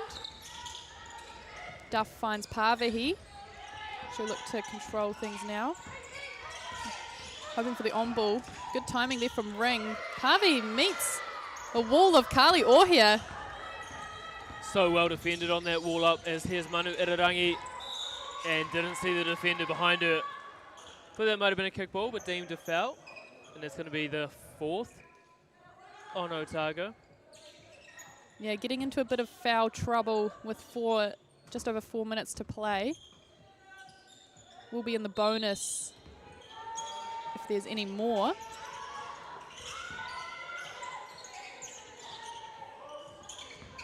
Great offensive set there from Waikato to the hoop. I'm loving what McCleary's bringing out to this team with some of those key players out. She's really stepped up to the plate. Big strapping on the right knee as well. Manu Irirangi trying to shake Pāwehi. And that is a tough thing to do. Shifty pass, nearly worked out as we see Duff pull up for the jumper on the run. That is nice from Alex Duff. Speaking of tournament team, she's certainly making her mark in this final. Yeah, I didn't see the floater as being the option there in a one-on-one situation, but Manu Irirangi leaves that one short. And again, here comes Alexa Duff. Speculative pass. It was a big ask for Harrison to get that over McCleary. Bit of a Hail Mary. What can they come up with here? University of Waikato left open for the three. And again, Alexa Duff comes down with the rebound. Great kick ahead. We have a 1v1 Legacy taking on McCleary. And it was Waikato that come up on top. Good D there. Rarere in control. She's happy to be here. Able to play after having kids, which is fantastic to see. There's Mama getting amongst it.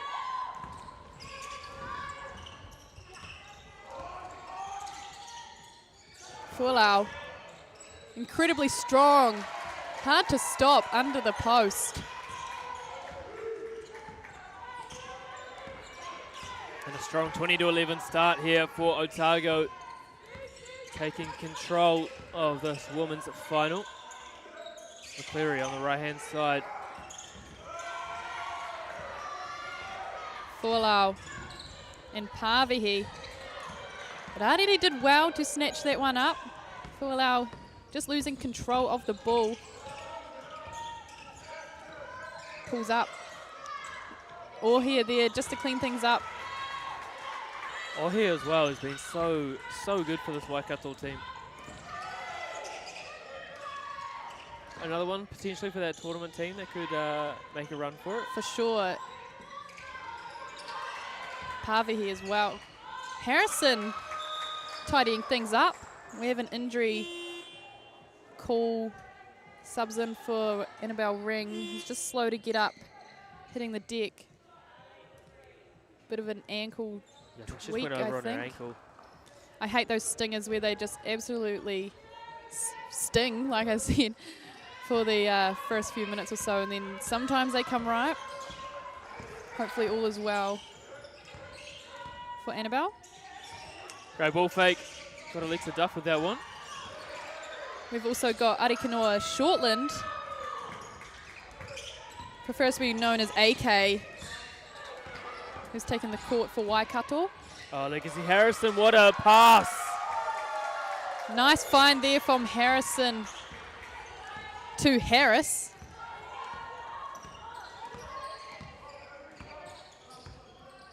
Always great when last names can connect like that.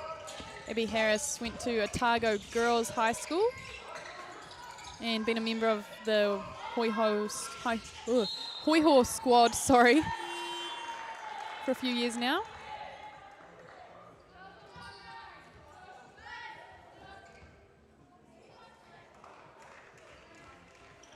Subs checking in.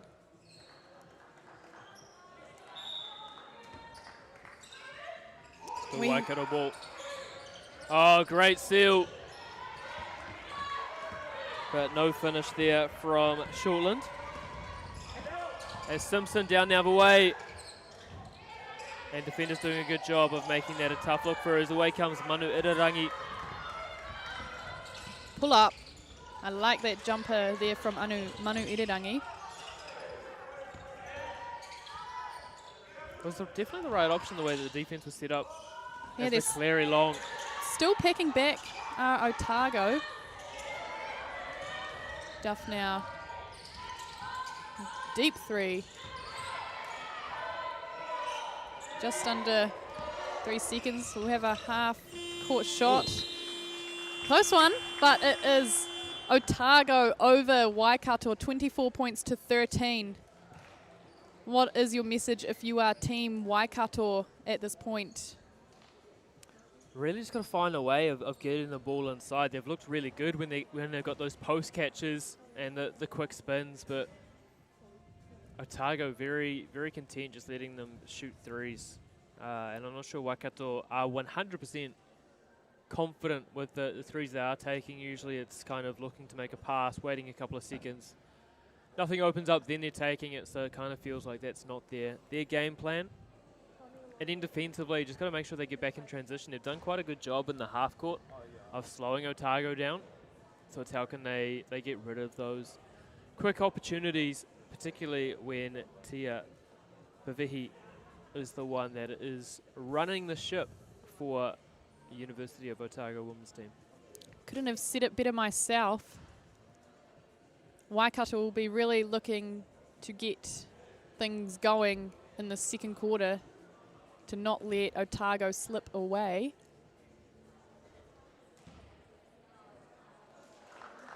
And a big final following this one, we have Otago versus UC in the men's final dance. The all-important Shield points and Shield for basketball itself on the line. Which way are you leaning in that one, Maddie? I know Greg's got his Mid-City Magic cap sitting proudly in the commentary booth, so it's very obvious that he's going to be going for them. What about you? Yeah, as an Otago girl myself, I can't go past those boys, a lot of them in and around the Nuggets environment, but UC have been looking dangerous. There was a bit of a dynamic duo going on yesterday in the semi-final between Watson and Weston, which is definitely one to keep an eye on. It'll be interesting to see Christopher Christoph taking on some of his former teammates as well, as he is from Dunedin, but suiting up for UC now that he's studying up there. He's been good. He was very good on day one. Yeah, big scoring machine.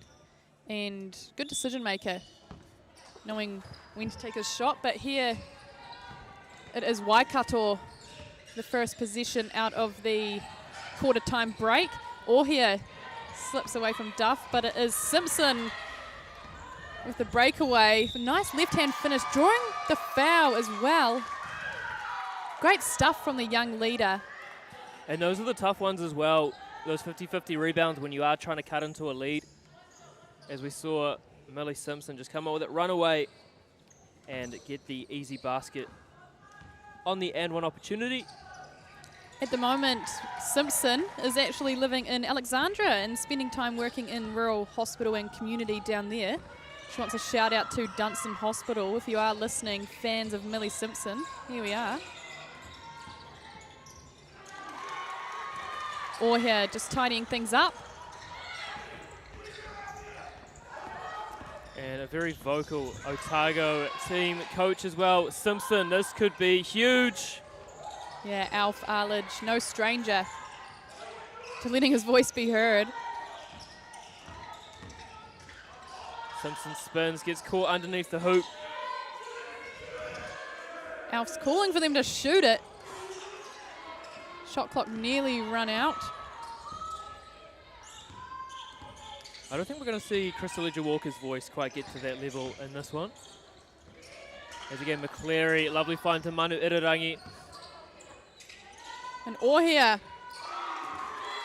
Big three for Carly Ohia. Waikato will need some more of that. What a pass from Simpson to Pavihi as she splits the D. It opens right up for the number 6. Always a tough one as soon as you get a good basket. Giving up one on the other end. McCleary. Targo happy to let McCleary shoot that one. But you still got to box out. She snatches up her own rebound, and it's Shortland. Exciting stuff for Arikanoa Shortland. The bench lights up. Her third year in a double major of psychology and human performance science. It's actually her first time playing basketball. She's come from a high-level netball background. You could not tell that she hasn't played basketball before, doing a fantastic job out here.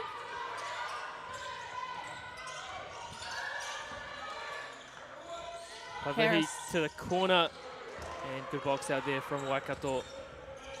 And Pavihi with the eyes and a quick layup. Awesome play there from Tia. And those are the ones that can deflate you a little bit when you're trying to come back against the lead. Ohia. Boom! Carly Ohia. That makes up for it a little bit.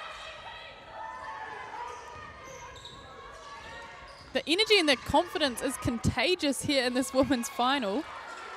Ohia snatching another rebound. Strong presence down the court, running past the Otago defence. Snatching herself yet another bucket and will see herself to the line.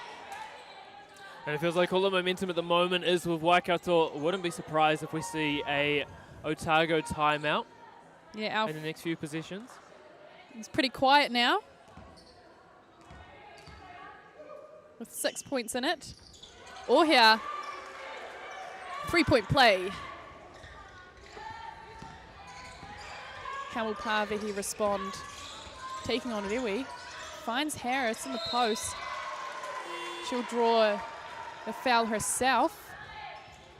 And that's a good response there for Otago in particular. She's a third-year Teachers College student, and she's left-handed. That's Faye Fualau Searle. Abby Into the Harris. Oh, checking in. I was waiting for you to finish that one. Day 3, the brain's working a little bit slower than it has been. Good response there for Otago. And away comes Waikato. Got it back to 7. 3-2 zone here from University of Otago. Ohia Loving the ball speed from Waikato, and Oh, what a Ohia finish. again. What a finish. Outstanding. Simpson finding Kerr. It's been a silent assassin. Fortunately, Manu Irirangi on top in there. Calling for the ball. Just threw it straight into the legs of Izzy Kerr.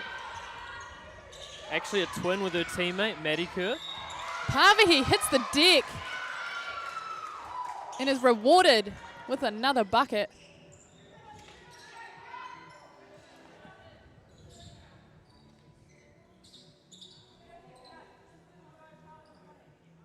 Waikato just nearing on 3 team fouls in this quarter. 6.5 minutes to go. Tell you what, if you've got free time on your Sunday afternoon, come on down. We are at the Hiwa Recreation Centre in Tāmaki Makaurau. And the level of basketball on display is absolutely outstanding. Ohia from 3. That would have been a heat check if she got that one. Gets the ball back in return, meets some contact. Is Kerr now left hand as well. That'll be off the hands of McCleary. Yeah, she hadn't gone for it. It would have actually been out of bounds, a Waikato ball off the pass from Millie Simpson. But as it is, 13 seconds on the shot clock. Otago ball.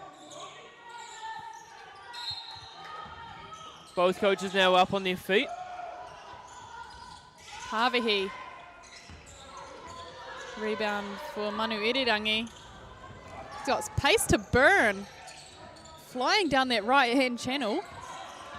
Beating about 3 defenders. Might get the Black Ferns call up as Manu Irirangi drains a 3.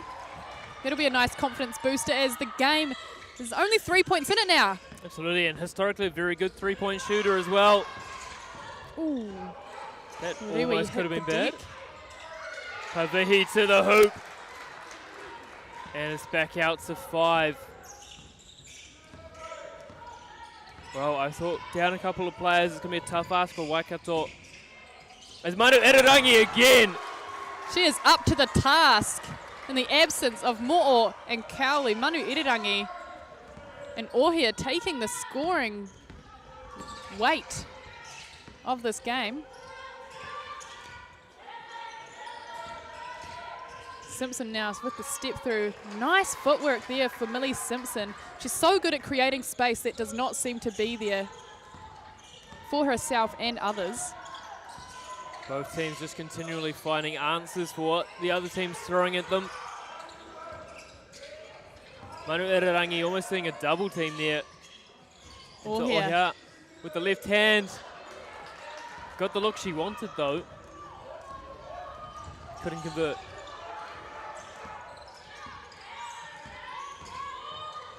Harris, mid-range.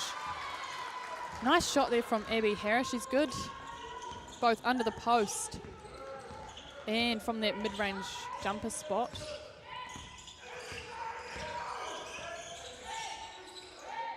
Again, more instructions from Alphalage.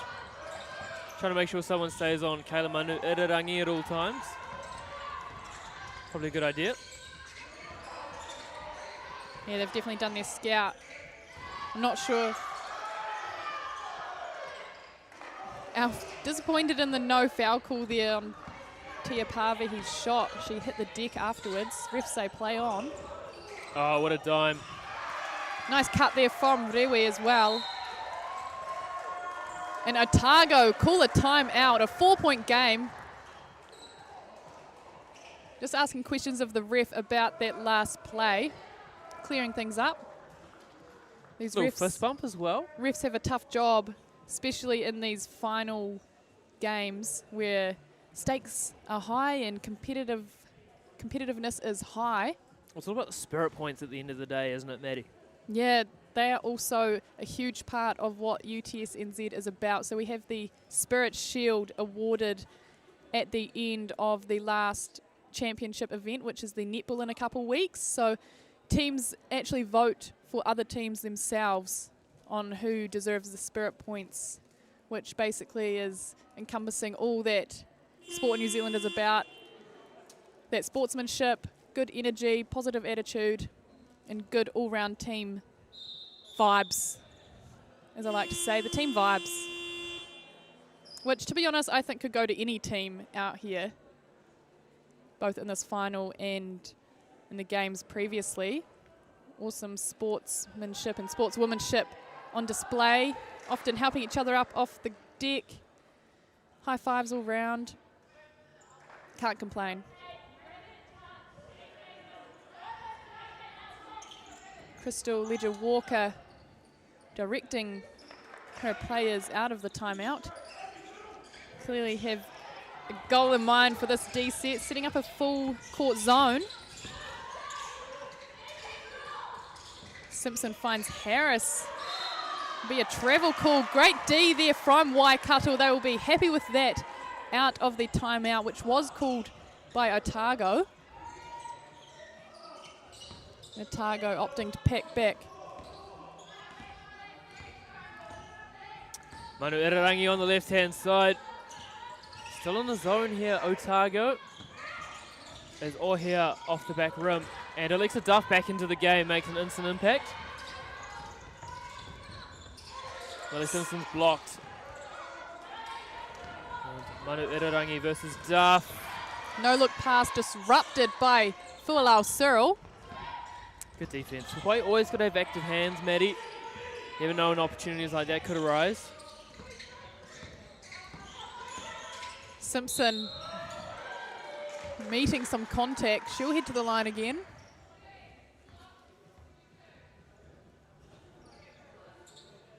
Fifth-year student in Otago, studying medicine. Makes sense by the way she slices her way through the court. I was wondering where you're going with that. Well played. Very well played.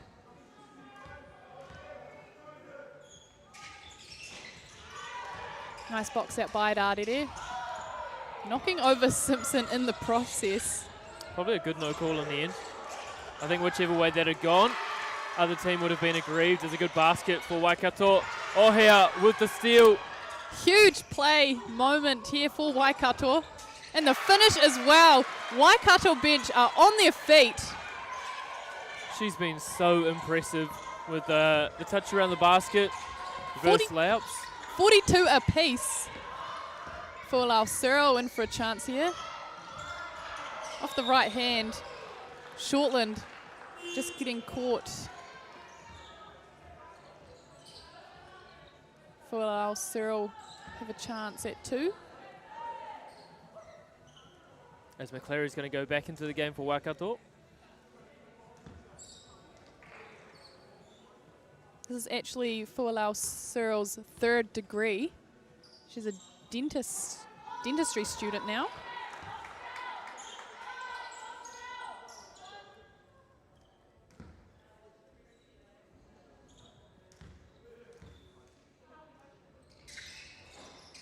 Nice finish there for Fualau Cyril. Subs in, ring on. Overcoming that early ankle knock that she suffered. Good to see her getting back out there on court. Ring is a key part of Otago's defensive strategy with this zone that they're choosing to stick with. Shortland under the post, gets a knock to the noggin.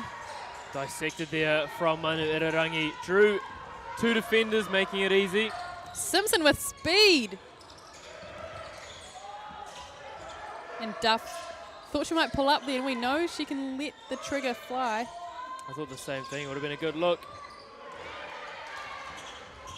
Pavehi.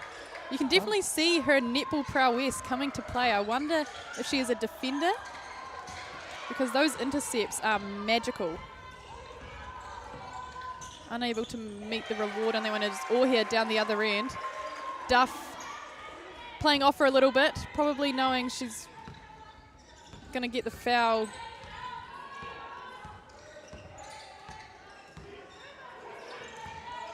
He happy to work it over to Alexa Duff. Tough step back. Nice shot, Alexa Duff. Not tough at all in the end. Part of the wider Tall Ferns squad last year. Just to add to her list of achievements and perhaps gold or silver medal today. Again, that Very solid bump off from Annabelle Ring. And Millie Simpson's going to come away with it. Alf wanting Otago to push the pace as Duff finds herself in the corner. He wanted a 2-for-1, and they're probably not going to get it. Ball here. Maybe they will get it. As McCleary is fouled. And so it looks like the final possession of the half is going to go to Otago. Bit of an unfortunate foul there. Probably just caught getting her hand in the way was Ring with only 15 seconds to play.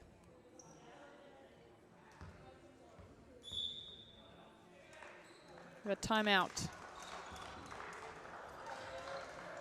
Just a chance to draw something up for the final position of the game. Half. Of the half, sorry.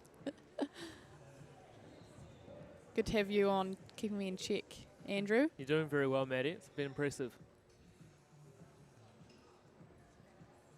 Been a big few days, lots of basketball on display. Haven't really had time to think about anything else.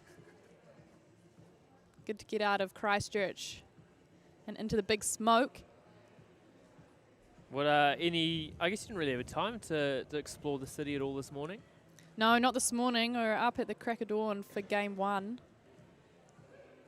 And packing my bags early to hit the plane after the men's final.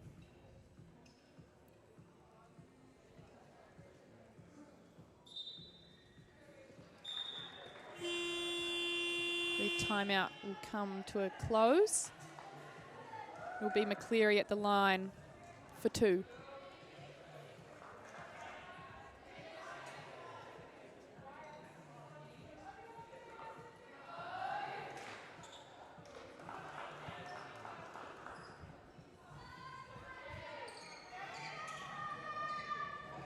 Crystal Ledger-Walker just calling over Shortland to chat tactics.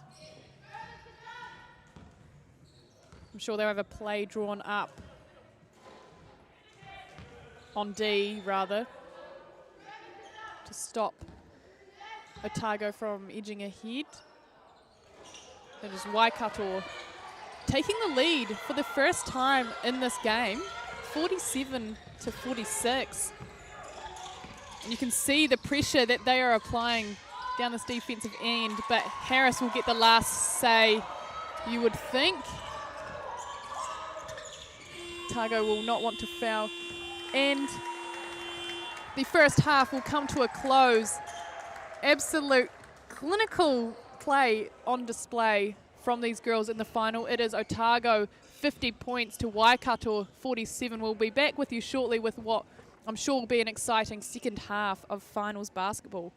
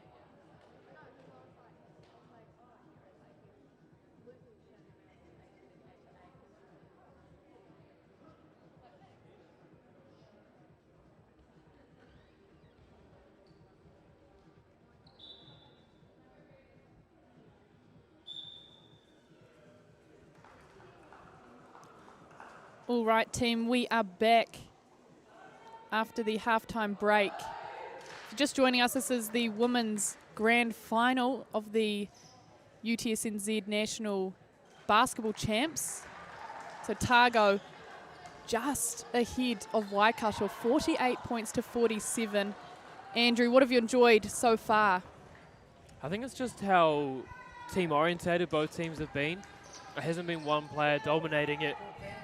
So I'm interested to see kind of offensively and defensively what teams are doing to try and slow down the main options for each side, as Waikato are going to get us back underway through McCleary.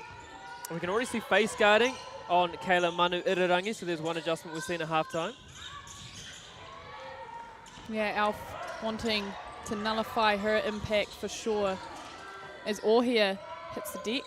As Pavihi comes up with a crucial rebound and is fouled in the process by Rewi. Just continually in the right place at the right time, Tia Pavihi.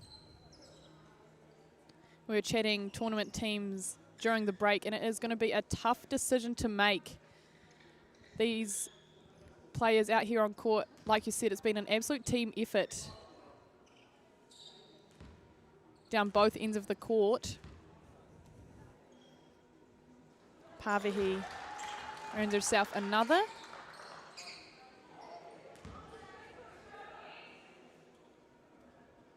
Nice to see the Waikato boys in behind the other girls' bench as well in support. We got away with one there. Waikato giving up an offensive rebound. But Otago can't make them pay as we see a foul called on Millie Simpson. Just wondering what she's meant to do there.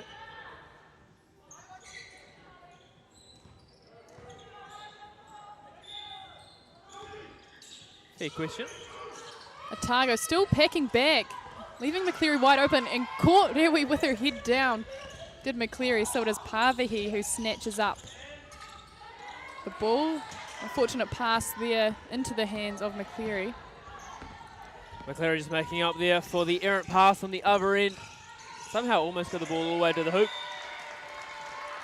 And it's going to be Otago ball. Both teams maybe just a little bit nervous as they recognise that there's only 19 minutes of this game to go, as Greg Ellie has once again made himself an absolute weapon after going to KFC for lunch downtown. The joys of being in the city, eh? Alex Duff, under pressure, hits the deck as she drains that too. I think given how close this game has been, if Otago's going to win this, Alexa Duff is going to have to make some big things happen, like she just did again. Tia Pavihi. Thought there could have been a jump ball in that last iteration as well. You can feel the intensity from all the way up here in the commentary box. It will be Otago with the ball.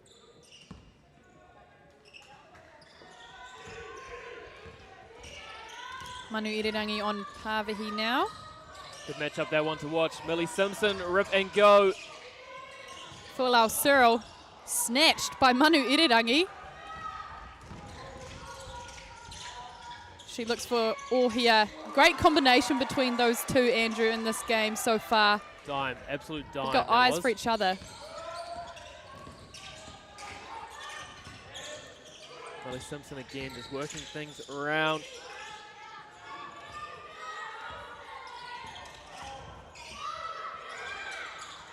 Pavihi just tripping over the feet of Rariri then.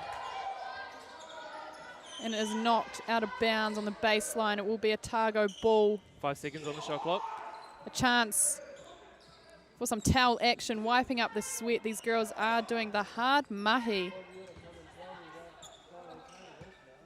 So Alexa Duff is going to inbound this one for Otago. Waiting for Tia to open up. Back in the hands of Simpson. Has to put it up now and does so as the time expires. Perfectly executed.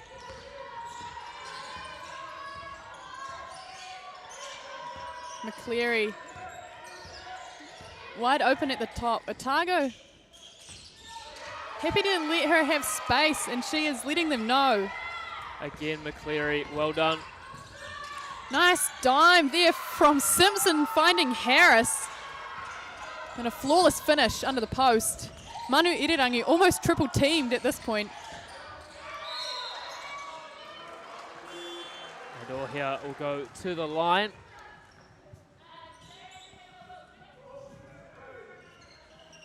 We've been drinking Musashi all day, but Greg's brought in the big guns, the Gatorade. No sugar electric lights.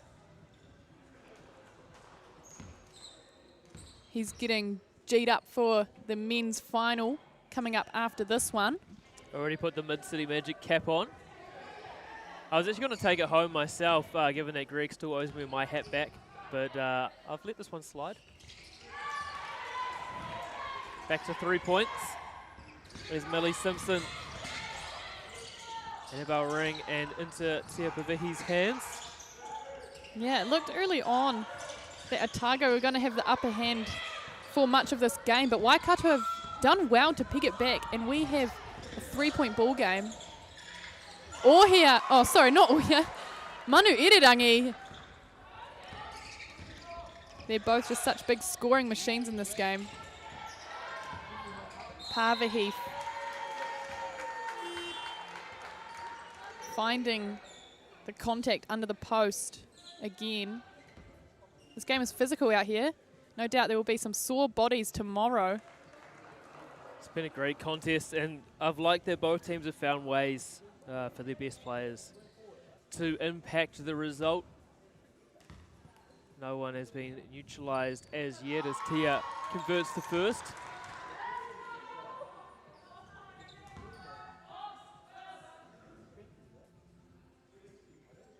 There's silence in the Hiwa Rec Centre. Outside of the early 2000s Euro pop that seems to be going on in the background. McCleary again, they don't want to defend her high up. You can just feel the crowd edging closer on their seats as the time in this game starts to run out. A big shot there from Shortland. But again, McCleary's been superb. Finally gets the ball to Manu Irirangi. Whichever way she goes, she's going to get doubled. Goes left and the foul is called. Might have cricked her net a little bit there, which you don't want to see.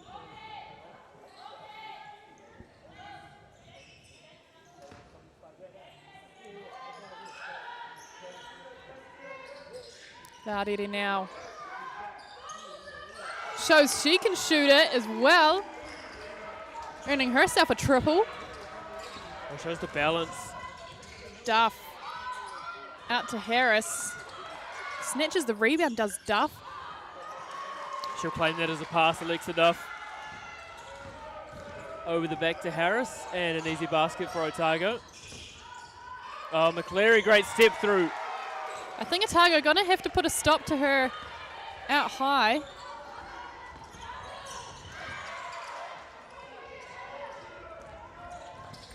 Or here now. Taking him on, and it's Shortland that comes up with the rebound. Dishes it off to a teammate who is fouled. All here is no stranger to the free throw line this game.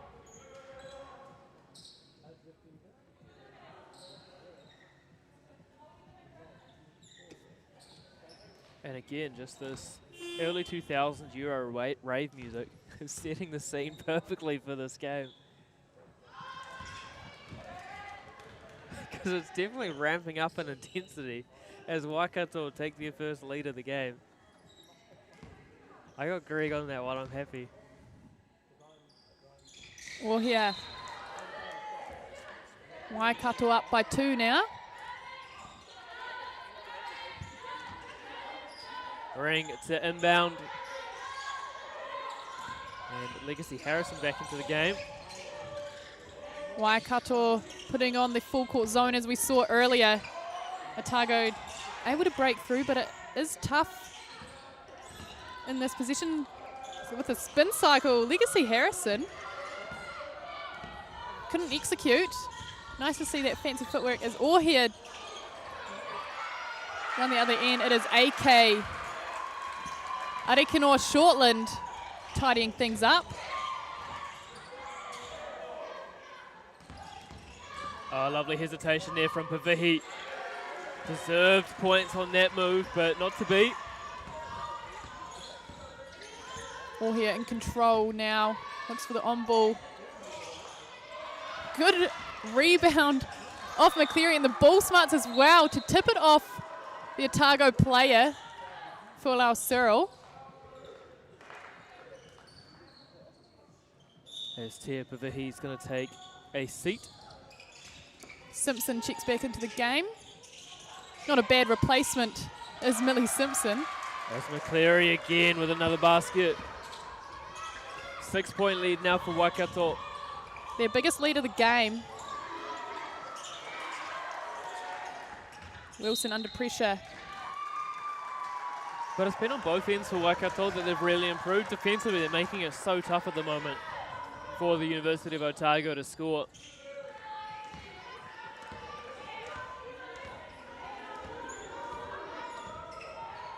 McCleary gives up her dribble early. We'll have another go. Thought she might have shot that at some point. Yeah, I'd like to see her take advantage of this defensive style that Otago have been putting on. She's got the moves to do it.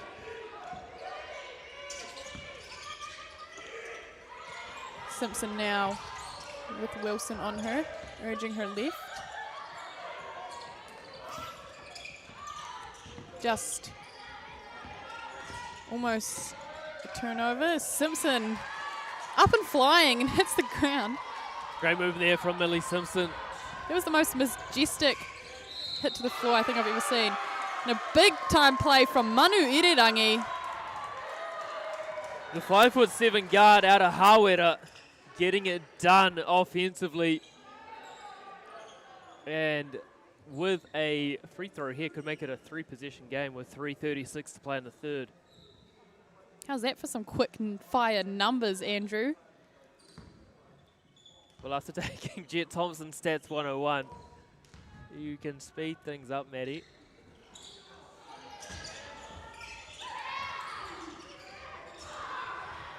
There's a tough battle down there for the rebound as Millie Simpson down the other end. And they needed that. Otago get themselves a chance just to have a little conversation about what's going on whilst chipping into this lead as well.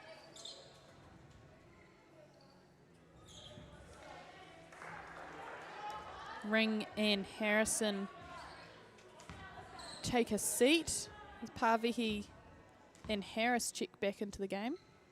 Some fresh legs on, ready to make their impact again.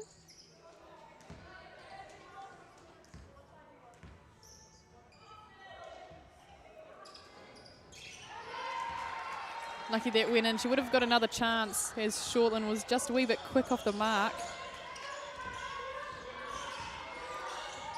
Manu Irirangi on Simpson. Again, Otago packing back, letting McCleary and Shortland roam free out the front. It is Simpson down the other end. Met with a foul from Ohia.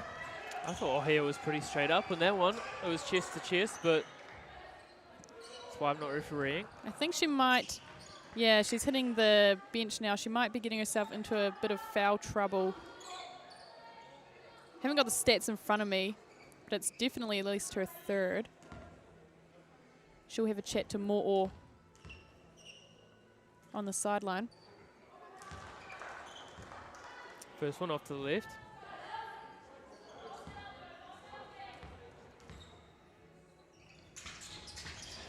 Second one's good for Millie Simpson. 3-point game with 3 minutes to go.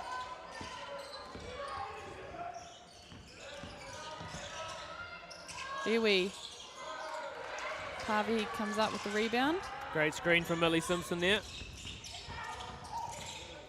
Pāwehi so strong with the ball in hand, muscling her way through Waikato defence, unable to finish, however. McCleary just letting that pass go out of bounds. Manu Irirangi unable to tidy it up. Millie Simpson's left alone out the front. She'll find Alex Duff. The sharpshooter that she is. Waikato as well, opting for the 2-3 zone. Always a staple of the championship in New Zealand, it seems. Out to Manu Irirangi. Up against Tia Pāwehi. No look pass, but Simpson, oh, out of bounds, heading the other way. Yeah, Ohio just had her hand stuck out. Ball. Good came off of mahi. it. Yeah, Manu Irirangi just trying to do a little bit too much there. Otago will look to get some more points on the board. Like to see them find their shooter. There she is, Millie Simpson. In the hands of Pāwehi now. I like that look though from Millie Simpson. It was confident. It was in rhythm. Looking to tie the game up with a big 3. Wilson. A lot of contact there as well. Interesting what they're choosing to call and not to call, as that was a good no call. And away come University of Otago down 3. Fualau Cyril just giving the ref the all ball signal. And he agreed. Pāwehi again finds Harris. How on earth did she find the space to make that pass? Manu Irirangi now met by Harris and it is out of bounds call. Great D there, Abby Harris, and a timeout for Waikato. The Otago fans in the crowd are loving this one. 1 point in it. They'll be looking to stamp their mark on this third quarter before heading into the final 10 minutes of the game, Andrew. Yeah, smart time out here. Crystal realising you can't waste a single minute in this match when it's a 1 point game. And it's just ball control for Waikato. Defensively, they've been really sound. But offensively, at times, they're just driving and throwing to where they think the player is going to be, not where the player actually is. Can make things a little bit tough. Both teams in a little bit of foul trouble. We'll head to the line if fouls are committed. They'll be looking to exploit that, both teams. And so both teams just made aware. Time to get it back into the court. Yeah, one more game to follow after this one. The final between the Canterbury men and Otago. Battle of the South. Always a good rivalry between those two teams. Canterbury winning it last year.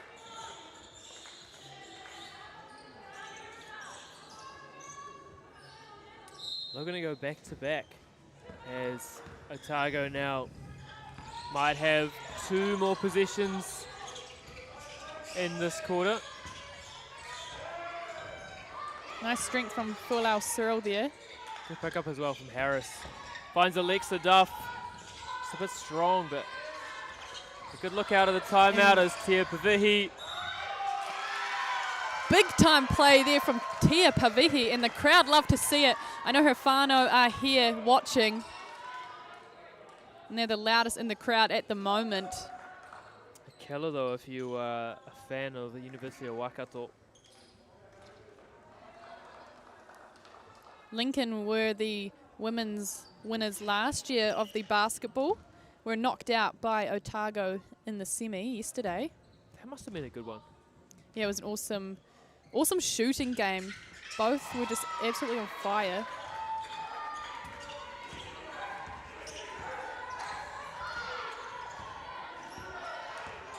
McCleary out the top now. Looking for Ohia on the low post. Doesn't find her.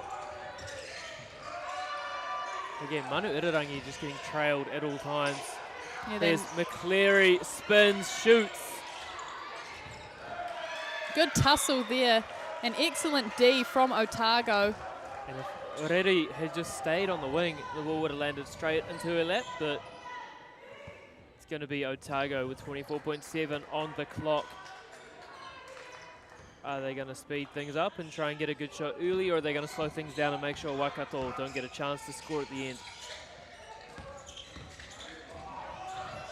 It's going to be the former. The offensive rebound. Pavihi would have been a good look there as Millie Simpson from the corner is long, and Alexa Duff Does well to box out Manu Irirangi. good tussle under there, 2.7. And smart timeout here taken by Otago.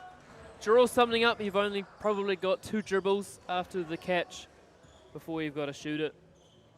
Let's try and make something easier for your teammates. Interesting to see what both teams will make of this timeout with only 2 points in it.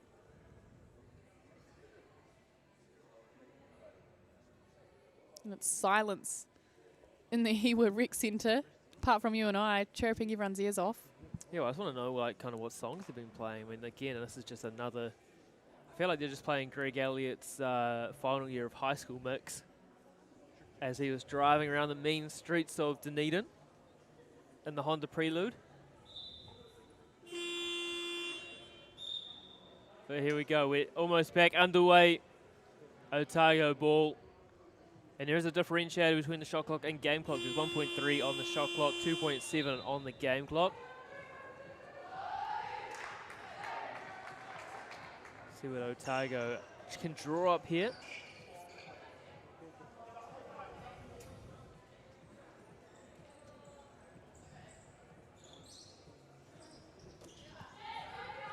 Have the ball on the baseline in the hands of Simpson.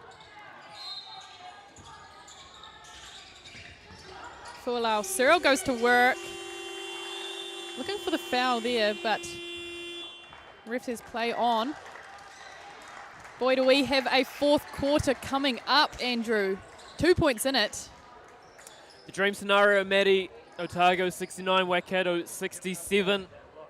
No one ever wants a blowout in these circumstances, and that we have not got. It is going to come down to the wire. Who's got the legs to see it out till the end? Are we going to get a prediction out of you who you think is going to get it done? Oh, it's tough. I think, given that I am a Southern girl, I'm going to have to go Otago.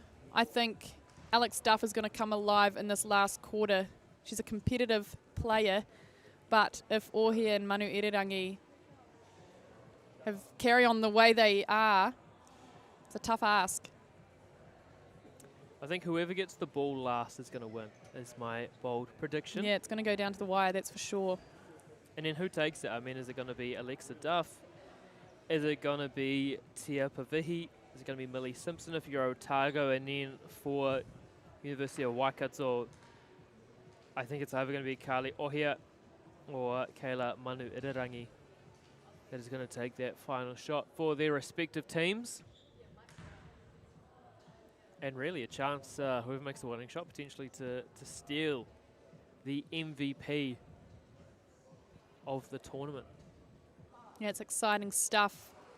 Finals basketball is what we've been waiting for.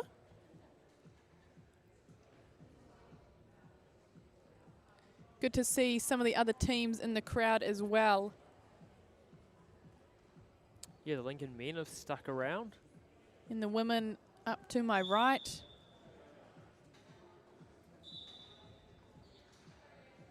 A couple of Massey, a woman as well. I can just see through the glass Otago starting to warm up for the men's final, getting some shots away. I do love that there is a separate facility for them to warm up. Yeah, it's so good. It means you have ample amount of time to get a feel for the rims before hitting the court, maybe shaking off some of those nerves that come into play. Otago here just regrouping.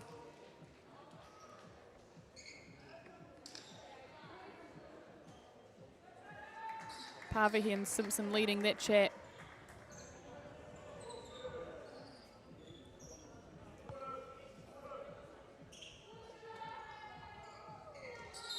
Waikato will get us underway in this fourth quarter through the hands of Manu Irirangi. McCleary, Otago still staying with the same tactics that they have all game. Packing back in the paint. Leaving Waikato wide open. It is Rewe finding herself in the tussle. McCleary on the top of the key. If you're going to pack back, you've still got to box out. Otago just guilty. I did like those shots though there for McCleary, and it looks like Otago, not only are they going to deny Kayla Manu Irirangi, but they're also going to do it with Kali Ohia as well. So trying to make it as tough on the other three players as they possibly can to win the game for Waikato. As McCleary leaves the first one short.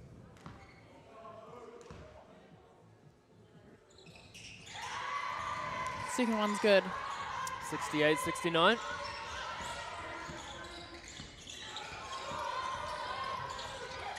And again, big steal there out of the trap. Loving the energy from this Waikato D and a big block from Alex Duff.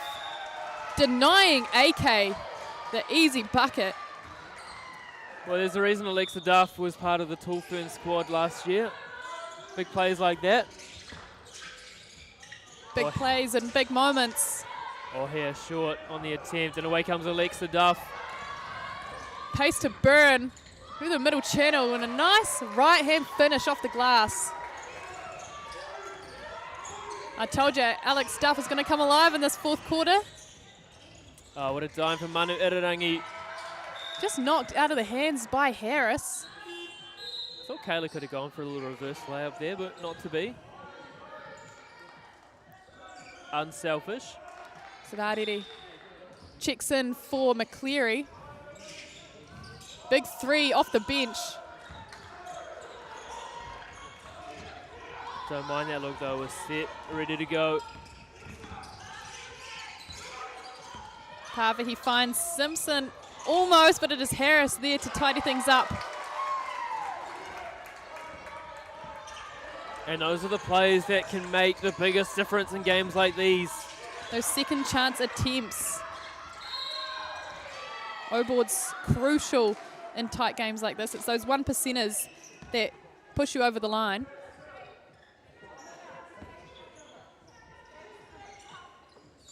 Manu Irirangi just directing down here on offense, taking on Millie Simpson. And Rewe under shot clock pressure, Rariri lets it fly. And it is Fualau Cyril with the rebound, finds Duff.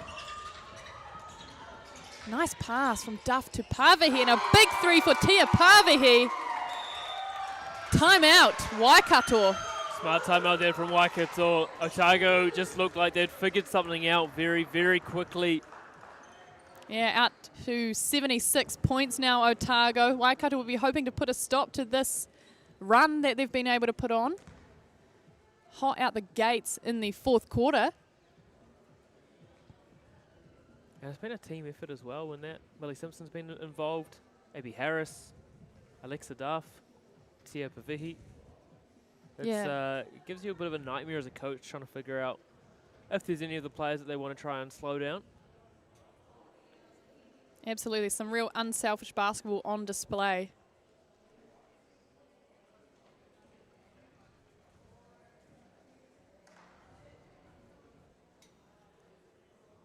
Both. What do you think, Maddie, in terms of... sorry, I've cut you off That's there. okay. University of Otago, would they change anything, or is it kind of just stick to the game plan as much as they can? I think they've been sticking to their game plan, and if it's not broke, don't fix it. Wise words. I'd like to see Ohia get going again for Waikato. She was formidable in that third quarter, and Otago really had no answer when she was getting on a run, but Otago have picked up on that, and they're starting to really ramp up the pressure on both her and Ohia, making life tough. Often double or even triple teaming them, knowing they are the main playmakers. As you see here, Duff and Fualau Cyril packing back, and Harris.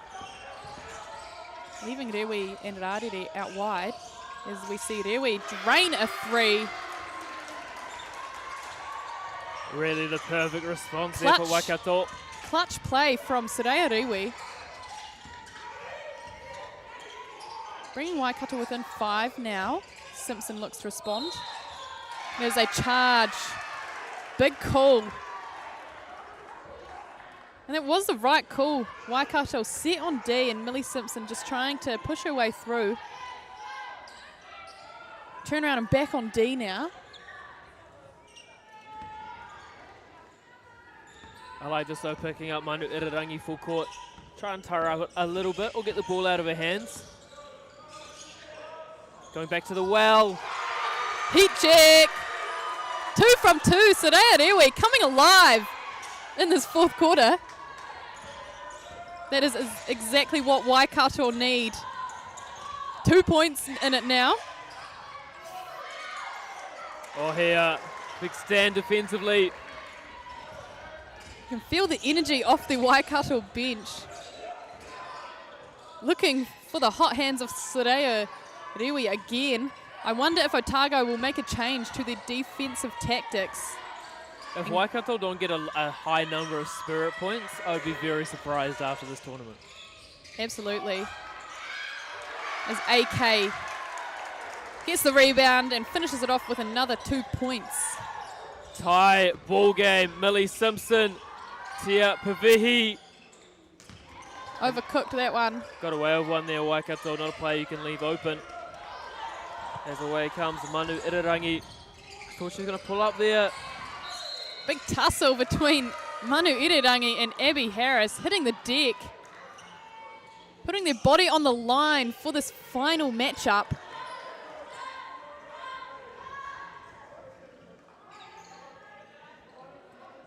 Going the way of Otago. We just have a wee clean up the sweat on court.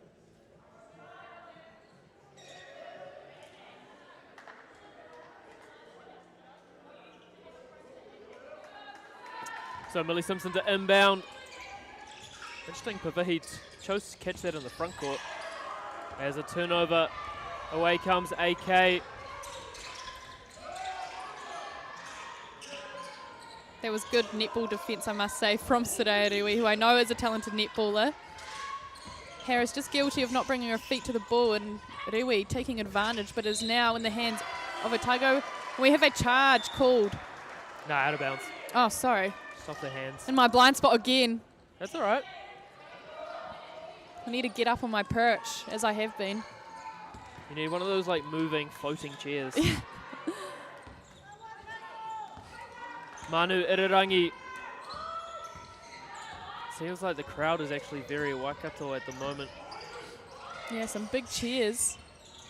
AK underneath. Oh, here. And hey. one. I like the celebration there from Ohia.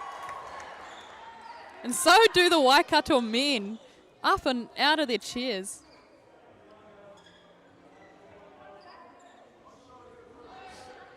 Just one shot to come. Otago trying to regather their thoughts. Never easy on an L1 situation there.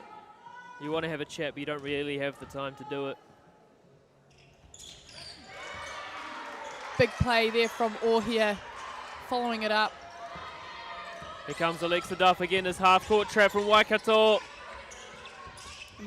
Very effective, but it's going to stay Otago ball.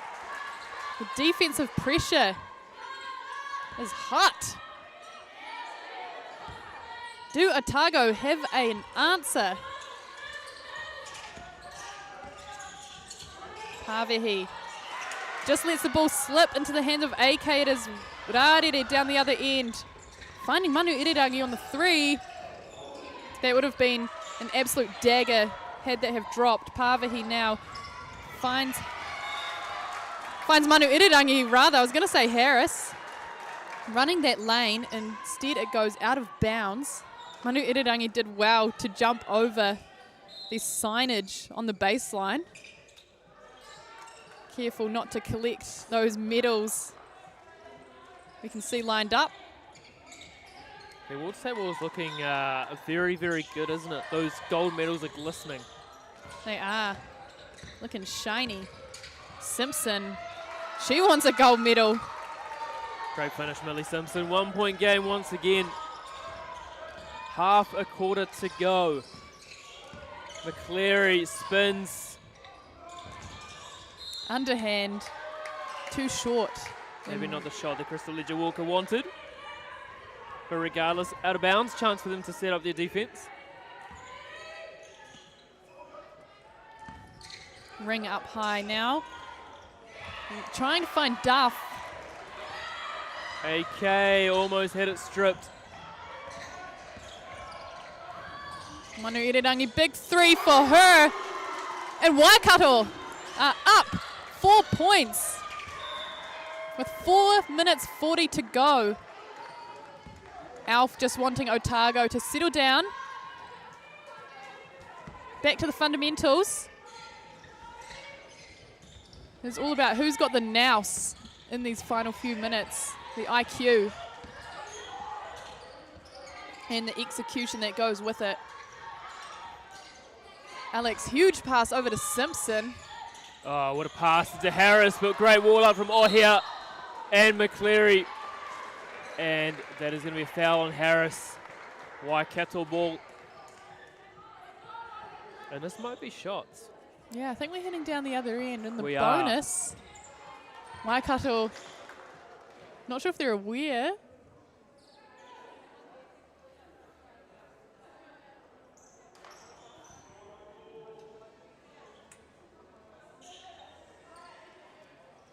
I think we will have McCleary at the line. Number 33, yes we do.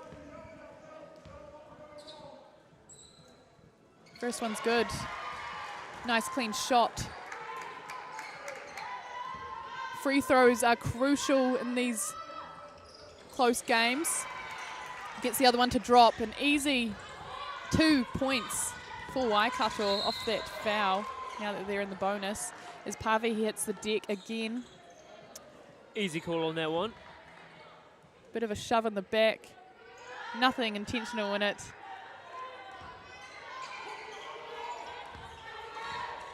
Alf calling them to move the ball. Get the D. Alexa shift Duff around. out of the corner. That would have been a huge shot for Otago had that have dropped. Millie Simpson instead there. I feel like Millie Simpson's been everywhere in this game. Yeah, for sure. Both on offense and defense. She's making life hard for these Waikato girls to pull away. Yeah, tough look. Full And- Cyril. Oh, unselfish from Alexa Duff, and Tia Pavihi gets it back to a 2 point game. Just over 3.5 minutes to go, Maddie. I'm on the edge of my seat, Andrew. Gonna have an exciting finish here as Niwi let 2 drop from there earlier. Ohia does well to keep that in, and it will stay with Waikato.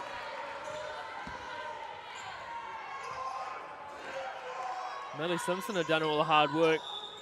Double teaming Manu Irirangi is Simpson and Pavihi, leaving Rewi beyond the 3. Oh my goodness. Big shot for Soraya Rewi. They've got to watch her. That is her 3rd 3 of the game now. In crucial moments, you can't let those drop. Ring to the basket. Almost slips. Pavihi will find Duff. Dime. on the right-hand wing. I tell you what, they're getting the looks like they want Otago. They're making great shots. Yeah, and these drops were certainly dropping earlier in the game. Plenty of time. I think the defensive pressure of Waikato is testament to that. Nice no-look pass from Pavihi, finding Simpson. Waikato. Another good look though, all you can do on the Otago bench, just clap that. McCleary once more. Dancing her way around AK. Trying to get Manu Irirangi free from that double team. And these Waikato O-boards crucial as they try to extend this lead. We have Good an call. offensive foul Great call. on Manu Irirangi. Simpson doing well to take the contact on that one.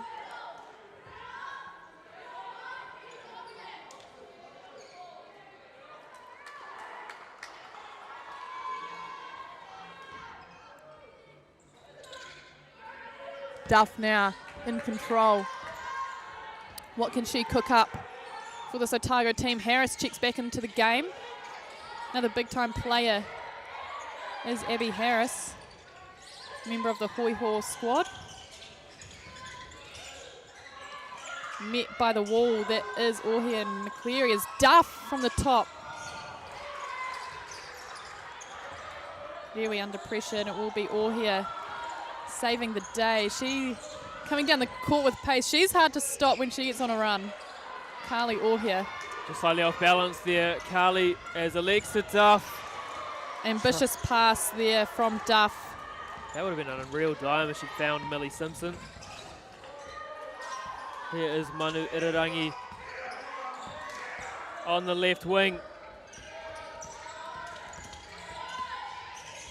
Great step through with the left hand. What a finish. Kayla Manu Irirangi. And a tick. Was it a tick? No, timeout. Timeout. All the fingers. Tick. One finger. I thought he had all of them up. No. If someone's giving a tick at this stage of the game with how close it is, I got to look them in the eyes and question them. We almost need a little hole right here in the gate in front of us. In our cell. Yes. It's a true cage match, this one. Just to get a better look. Nice call, Andrew. Cage match. I like it. Thank you. I'm here for another 10 minutes. Crucial timeout here with a minute 30 on the clock. Just under a minute 30, rather. 7-point game. Waikato with the upper hand. It was Otago for most of the first half.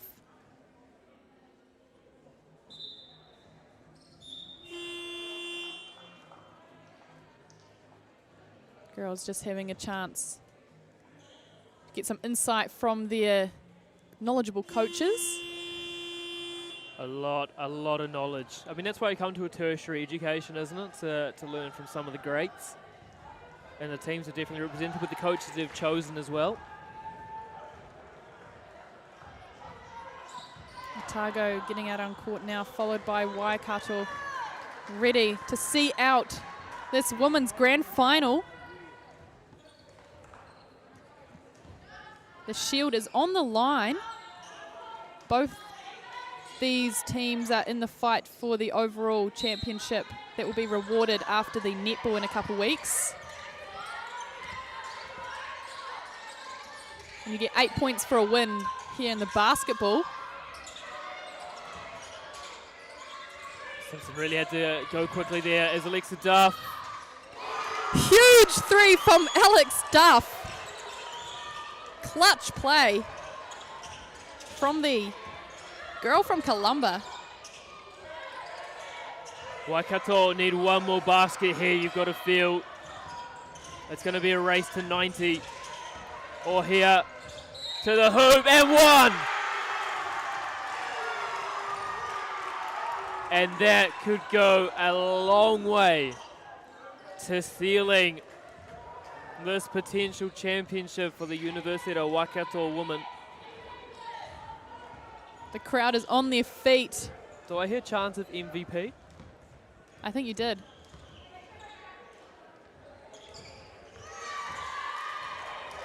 Big finish there.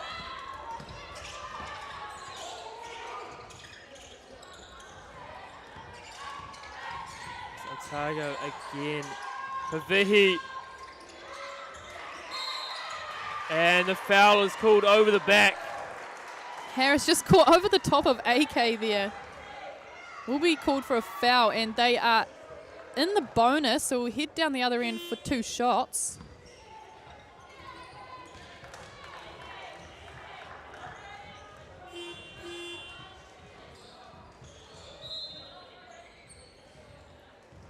Major Walker directing her players from the sideline. Using her Div 1 and Kahu experience, of course.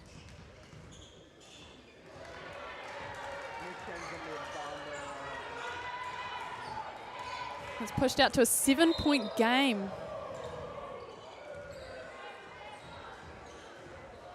Simpson just a bit late, switching over to the other side there as AK There's another shot.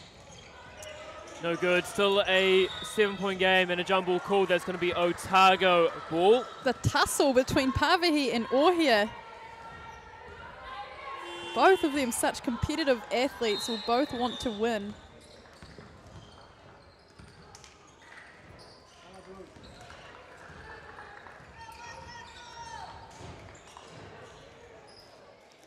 A timeout here. Otago will be needing big play should they want to take the game. I've seen crazier things happen before in 40 seconds. Still plenty more basketball in Waikato wanting to seal the deal. Tell you what, my heart is racing. This is exciting stuff. Thrilling basketball on display. And we've got Canterbury and Otago on the other court gearing up for their final. Another huge match, no doubt, on the way. I'm excited to see Christopher Christoph take on some of his old teammates. Would have helped having him on the team for the Scout.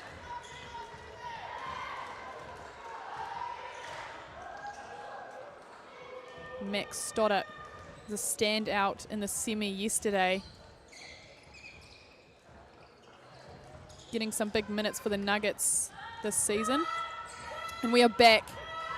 All eyes on court one. Waikato with the upper hand. In the final 40 seconds of the women's grand final is Simpson to inbound the ball. Alex Duff sending Manu Irirangi on the skates. And out of bounds is the call. Not the result Otago would have wanted out of that timeout as they put the full court pressure on in the dying minute.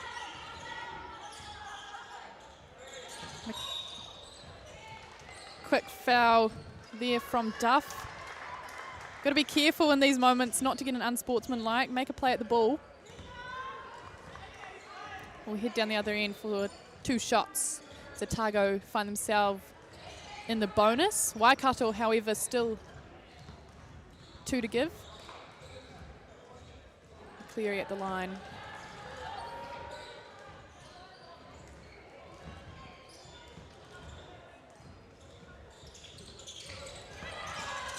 Again, those O-boards are what's going to crush the hopes here for Otago. As foul is called, that's going to go against number 4, Izzy Kerr. In her first year studying commerce marketing. And her twins on the bench for Otago. She's in a hoodie, not suiting up to play. Maybe got the role of AC next to Alf.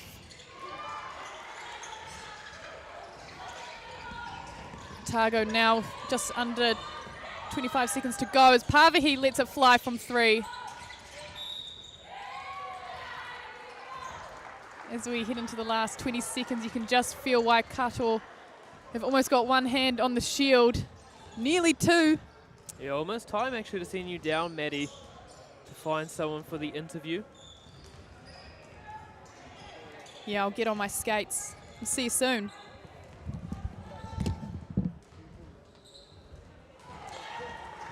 First one is good there for Jasmine McCleary. 10-point lead now for Waikato. And it makes it 11. Still a bit of pressure here from Waikato. Good work from McCleary there on Millie Simpson. Alexa Duff is going to put that up and short. And Manu Irirangi is going to come down with the rebound. And she will go to the line.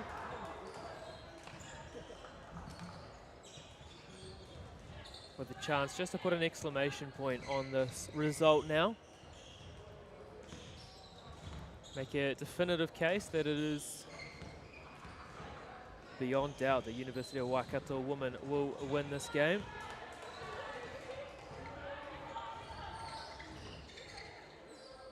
Misses the first.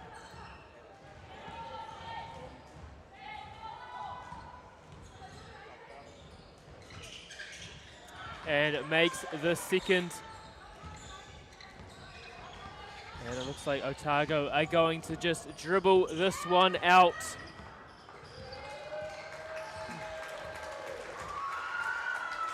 And they will do so, and celebrations have begun in the Tron, the city of the future. University of Waikato women taking down the University of Otago, 97-85. Even without two of their key players playing, Aria Cowley and Kaylee Moore. But what a fantastic game of basketball that was to watch. And we're going to send it down to Maddie, courtside. Thank you, Andrew. I'm down here with Carly Orr. I believe she is our MVP of the final, and an outstanding match from you, especially in the absence of Moore and Cowley. What does it mean for you to get the dub in your red singlet? Yeah, we just wanted to come together as a team, just with the girls out before. Yeah, we just really wanted to stay together in this game and, yeah, really pick it up for the last game altogether, yeah. Awesome. And how are we celebrating tonight? I'm actually on a plane to China tonight, so I will not be celebrating, but we will all be celebrating. Awesome, fantastic. I'll let you to it. Thank you, Maddie. We're going to leave you with photos or videos of celebrations of the University of Waikato women. We're going to be back soon with the men's final. University of Otago taking on the University of Canterbury.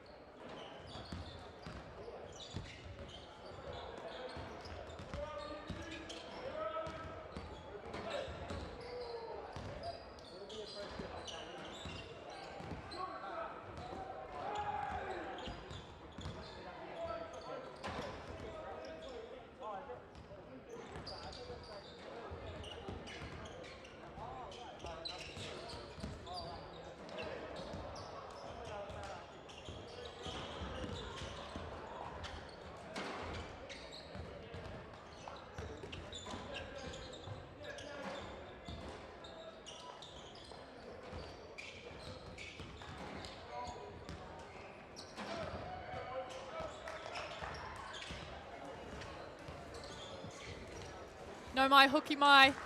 Welcome back. It is the men's grand final here at the National Tertiary Basketball Champs. We have a big game ahead of us. Maddie Mansfield again with Greg Elliott. Andrews had to head off. We are really lucky to be able to call this one, aren't we, Greg? Oh, excitement levels are high. As you said, 2 Southern products, ourselves, Maddie, and we've got to show. Well, I guess you're living in Christchurch now and you from Otago, so you've probably got a foot in both camps here with both Canterbury and Otago going at it. They've come all this way to Tamaki Makaurau to play a final. Good to see 2 South Island teams here at the business end of the tournament, Maddie. Yeah, I am a proud Southerner. Good to see teams that I have connections to both making it here out on the court. Good to see the Otago Wahine as well making the final. Coming short in the end, it was the Waikato women who took the medals and the shield. It's good to see you mixing it up with your fans too as well. And speaking of fans, let's run through some team lists. The University of Canterbury, Jacob Banks, Adam Bayer, Christopher Christoph, Vahida, Christopher Gordon, Josh Lawson, Taylor Matthews, Riley Saar, Carl Watson, Harry Weston, and Kiwa Whatuera. And down in the Otago team, we have Lockie Cameron, Callum Churnside, Patrick Freeman, Dallas Hartman, Jack Hollingworth, Toby Kendon, Robbie Lawson, Noah McDowell, the man Mac Stoddart, Patrick Tipene. Yeah, and Big Mac was the MVP of that semi-final, hitting some big triples, believe it or not. 6'8" Max Stoddard stepping behind the arc, and when I questioned him afterwards, I was like, has it always been in the kitties? I've got a deep bag, 3 ball is wet, so look for that here in this one. But I tell you what, for me, it's Christopher Christoph. He is going to be instrumental for this Canterbury squad. You and I liked a lot of Carl Watson and Harry Weston, but I think Christopher Christoph against his old Otago teammates, Maddie, he really got going on day one when these 2 teams matched up. Yeah, he's not in the starting lineup, perhaps a weapon they're keeping close. I must add, Carl Watson, we've been calling him a car, but I've noticed on a lot of the sheets and research I've been doing, it goes by Noah. So I might have to jot that down. Do you want to back that? Do you want me to scribble out car and then put Noah? I'm backing that hard. Noah Watson. Okay.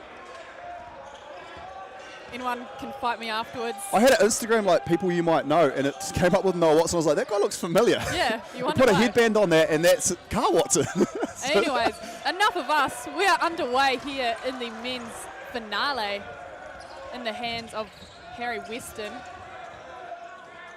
And that Weston-Watson dubs in the chat combo been elite for Canterbury. And I'll be looking forward to seeing how Freeman goes. Patrick Freeman here for Otago. Hollingworth has also been outstanding this tournament. So many people making names for themselves as Freeman gets one up. Oh, that one, Matty! Big time play out the gate from Max Stoddart. Him and Pat Freeman both seeing quite big minutes in the NBL this year for the Nuggets. Not even a minute in, and we've already got our large Big Mac combo. Things you love to see. Max Stoddard going from Canterbury to Otago. Christopher Christoph going Otago to Canterbury. Lovely drive that Otago to Christchurch. Dunedin Christchurch. Oh, it's a long stretch, I tell you what. Got Whatuera going to work. Him and Lawson, the Twin Towers for Canterbury. As Riley Saar steps in. Oh, we've got a blocking foul called there. Heavy contact. You can feel the tension in the air in this grand final. We will need a bit of towel action down in that key. Yeah, Riley Saar heavily strapped on the left elbow. They said this is day 3, so I'm sure we've got some banged up bodies. They'll be looking forward to this game finishing, Yeah, resting up. got to get cramped up in the plane I'd say tonight. Back to uni tomorrow, of course. How are you feeling about that yourself? Back to broadcasting school? Oh, it's always a good time down there at broadcasting school. Are you going to ask for the exit row, Maddie? Just give yourself a little bit more leg room. Oh, I don't mind. Pull the Basketball New Zealand card. I'm just happy to be on the plane. I don't get out often. You've enjoyed yourself here in Tamaki Makaurau. Beautiful day here. Flight at 7. We see a nice free throw there. In the hands of Watson. Canterbury yet to trouble the scoring table. Yeah, Otago having most of the position early in this game. They find a cutting Lawson. What a dime there from Fatuera. Finding the other big man cutting to the basket. And the pace down the other end is led by Hartman. McDowell overcooks that one, but none other than Stoddart to tidy things up. Yeah, Noah McDowell there from the corner is able to hit that. Very capable shooter. Lawson off to Riley Saar. Riley Saar at the hoop. Freeman tried to meet him at the apex, but Riley Saar, impressive finish. Hey, the Big Mac just wandering out there around the three-point line. We've got a turnover ball. Will we see him get up? Weston. Look at that. It's the Watson and Weston. And how often did we see that last time? Those two, the chemistry there has been unbelievable between those two. Yeah, I had a chat to Watson after the game. He said him and Harry spent some time together in the Rams camp a couple of years ago and really built their foundation up from there. They seem to have eyes for each other in this team, however, and Lawson gets up.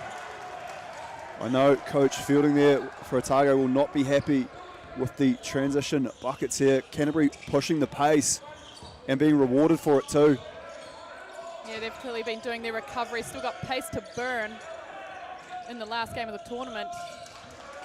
I'll tell you what, I was walking up the stairs earlier and I saw Otago on the hardwood court out back, that beautiful facility here, and they were putting in some real mahi, just very serious expressions. I put my head in. I wanted to say hi to Kane Kyle and the likes of Christian Martin, and everyone was just business time. So I was like, all right, catch you boys later.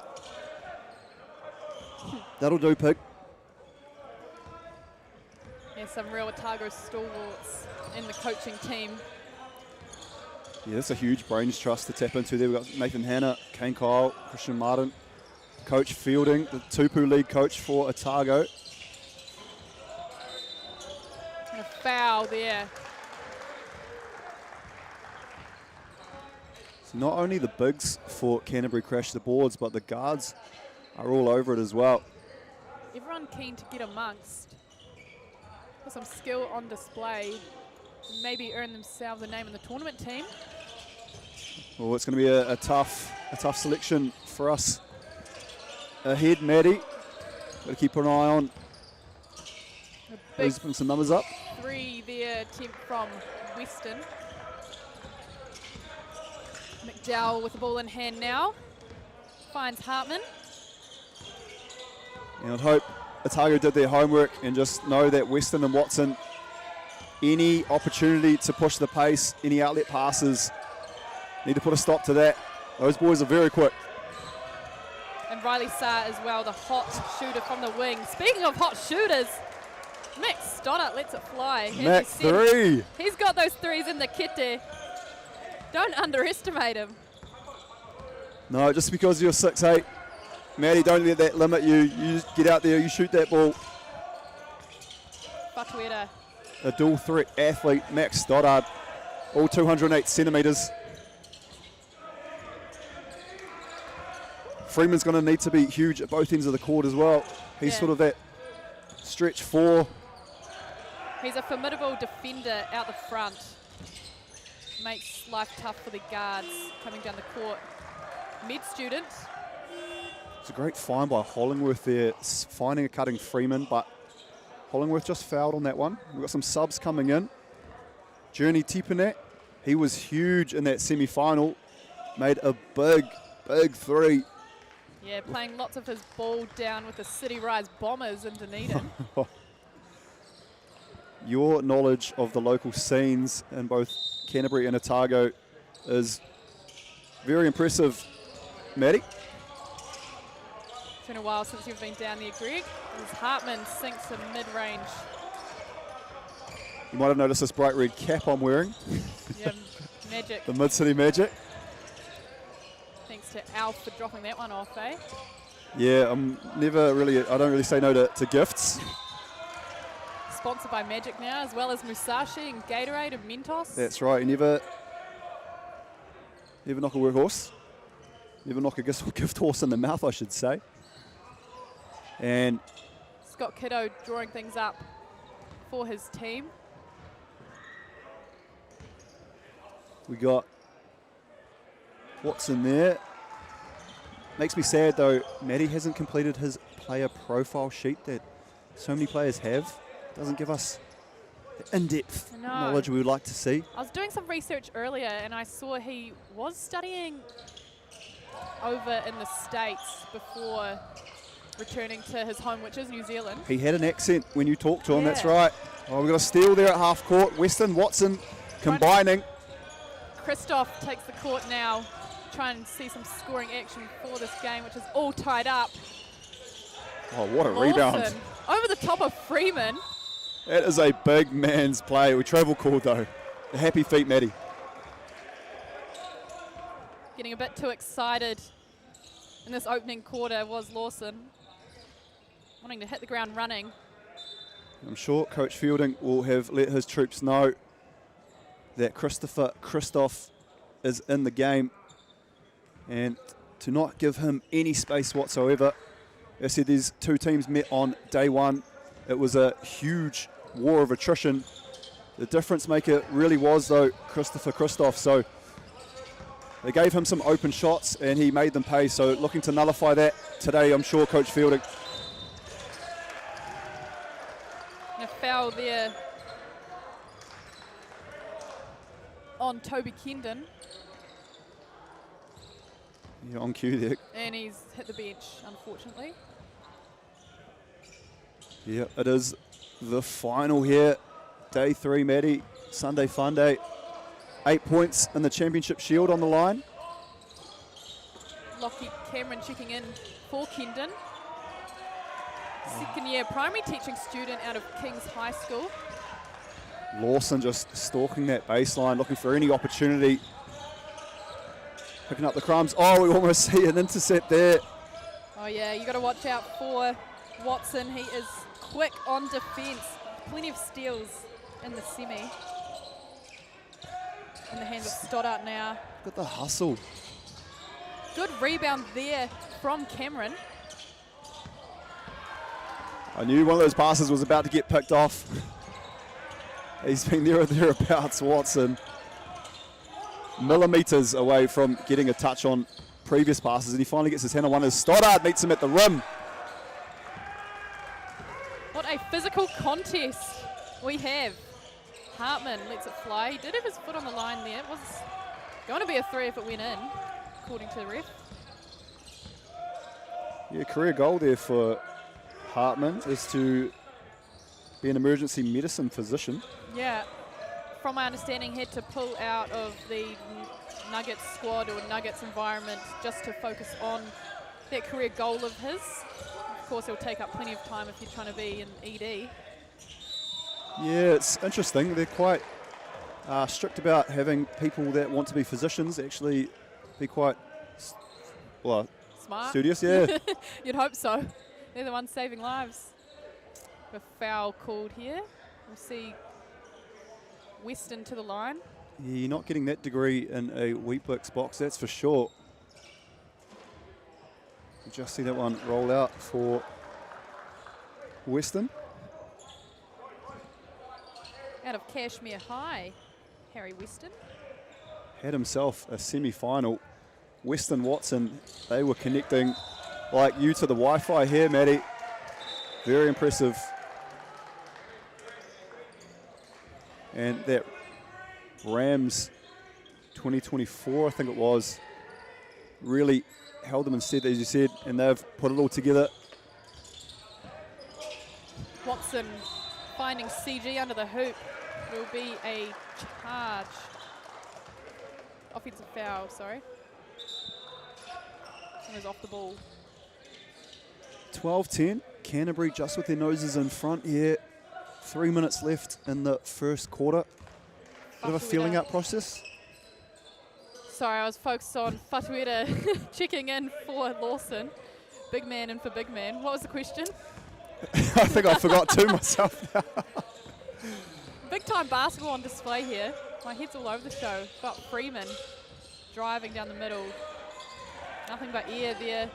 Fatuera cleaning things up as Christoph takes on Stoddart. Meets him at the glass. Christoph will head to the line for 2.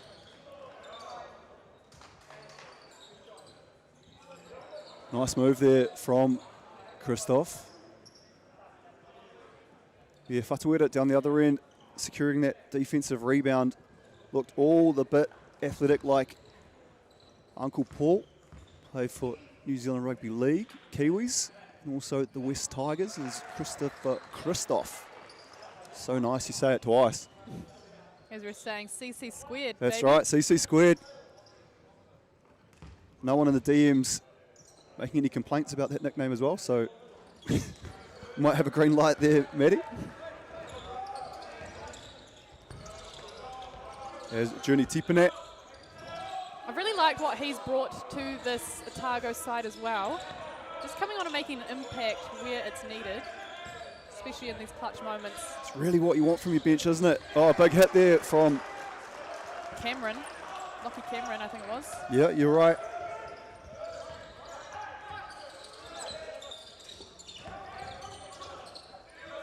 So yeah, if someone can come off the bench and just add a bit of X factor, a bit of energy and spark, it's really what you're looking for. Oh, and one. Oh, that is all class from CC squared. Whether it's beyond the arc, in the paint, or mid-range jumper, he's all over the stat sheet.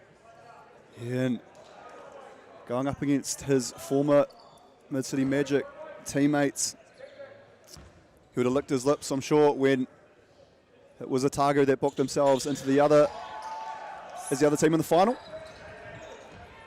Still waiting for the Rams down in Christchurch to give him a call up, I must say. Oh, I might have to give Quinn Clinton a ring after this one and say, hey, if you don't know about this fella, get him on the radar ASAP. Cameron looks to drain another one, and he does. Big time 3 from Lockie Cameron, and a celebration to follow. That's right, throwing it up. Shooter. It'll feel good as well. Back-to-backs for Lockie Cameron. Finding Saar in the corner was Christoph. On the board, CG relentless. Tiffany met by the wall of Noah Watson. CG. Oh, he had the right idea. It was always going to be a tough pass to thread that needle. Kick ball though, and that'll see Canterbury retain possession.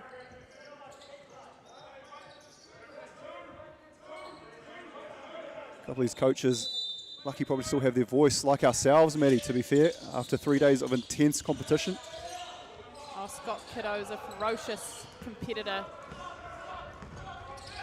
He's had plenty of practice at yelling down the sidelines. Ooh, Otago, unfortunate there. Patrick Freeman at the three-point line, usually bang, bang.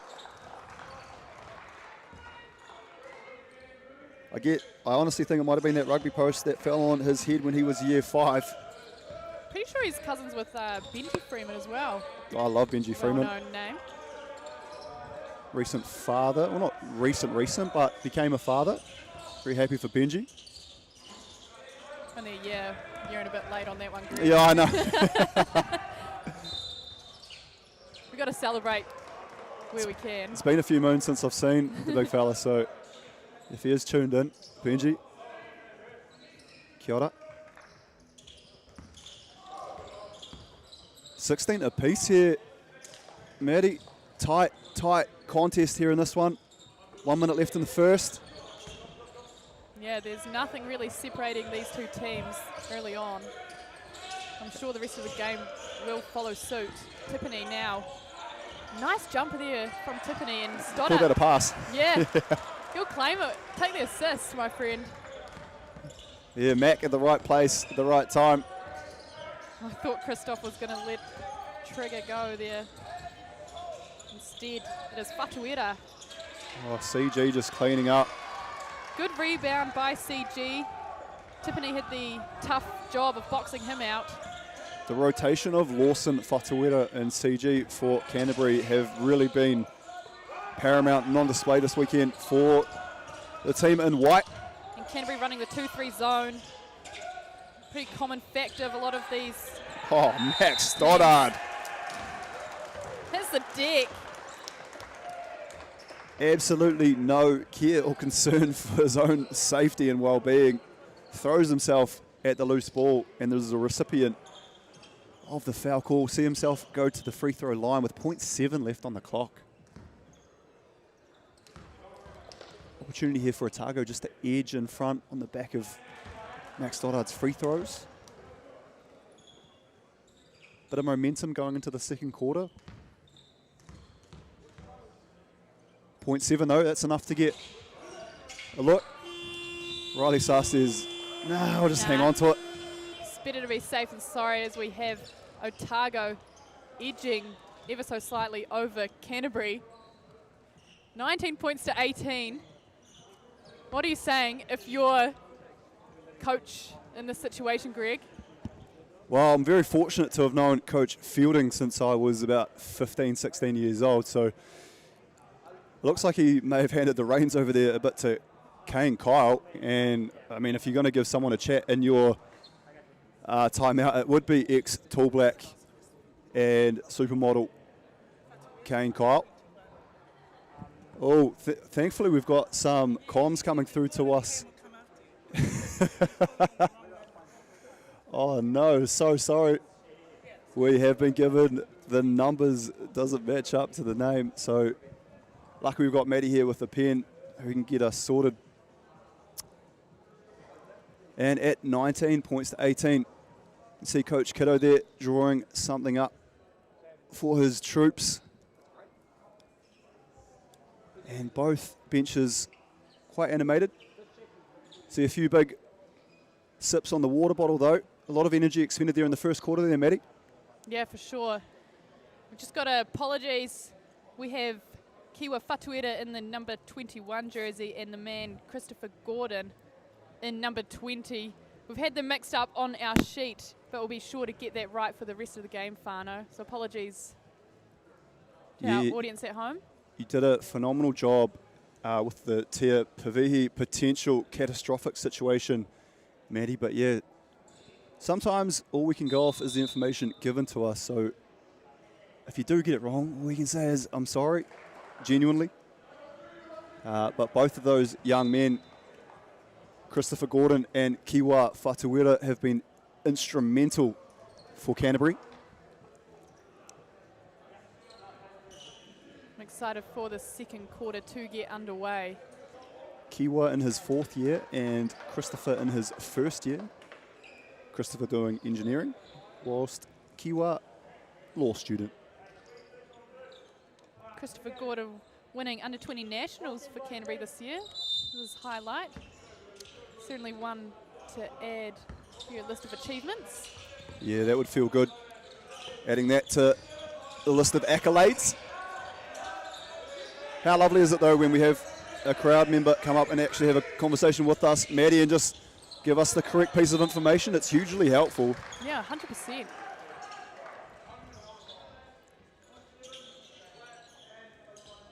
So a little pressure on the rim again from Canterbury, paying dividends.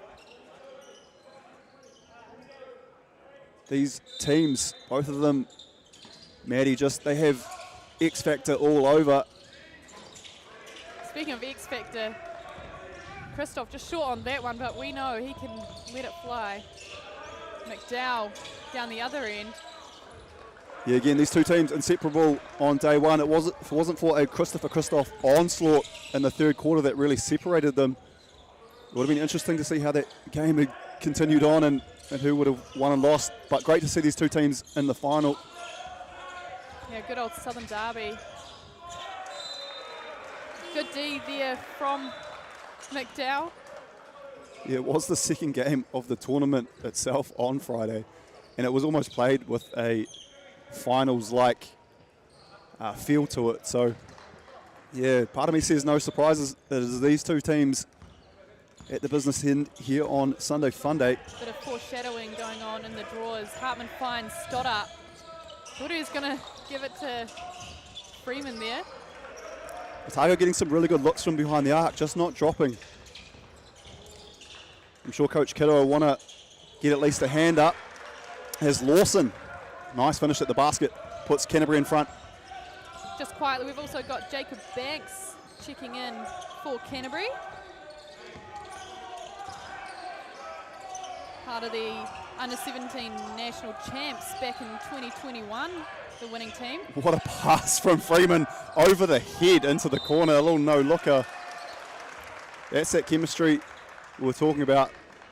You don't throw it over the head, no-looker, if you don't know your teammate's going to be there. Unlucky on the three-point shot. That would have been quite the highlight for that UTNZ Insta. Yeah, some cool photos and reels being produced over on the Instagram. Speaking of highlight reel, Riley Sarr almost getting it done with the reverse. It is Freeman down the other end. Great fight. Gets it out to Journey Tipanet. Gets Lawson in the air and almost comes down with an and one play. The spark plug, Journey Tipanet. What a journey he's been on this weekend. Absolutely, the glue of this Otago team. Quiet achiever. Fourth-year law student. And he's proud to be wearing the colours and knowing that he's part of something bigger than himself. Oh, that's an answer wise beyond his years. Yeah, inspirational stuff from the man at the line. 20 apiece though. Journey Tipanet, the chance to put Otago's noses in front, just off the front of the iron. And again, we're at a dead set draw here with 20 apiece. Action aplenty, matchups everywhere, Maddie. Sometimes you don't know where to look. Riley Sarr, not a lot of time on the shot clock. Sends Hartman on the skates. Couldn't execute. And we got a foul called there on Christopher Gordon in the 20 singlet. And a timeout to follow. Just a time to regather their thoughts. 20 apiece.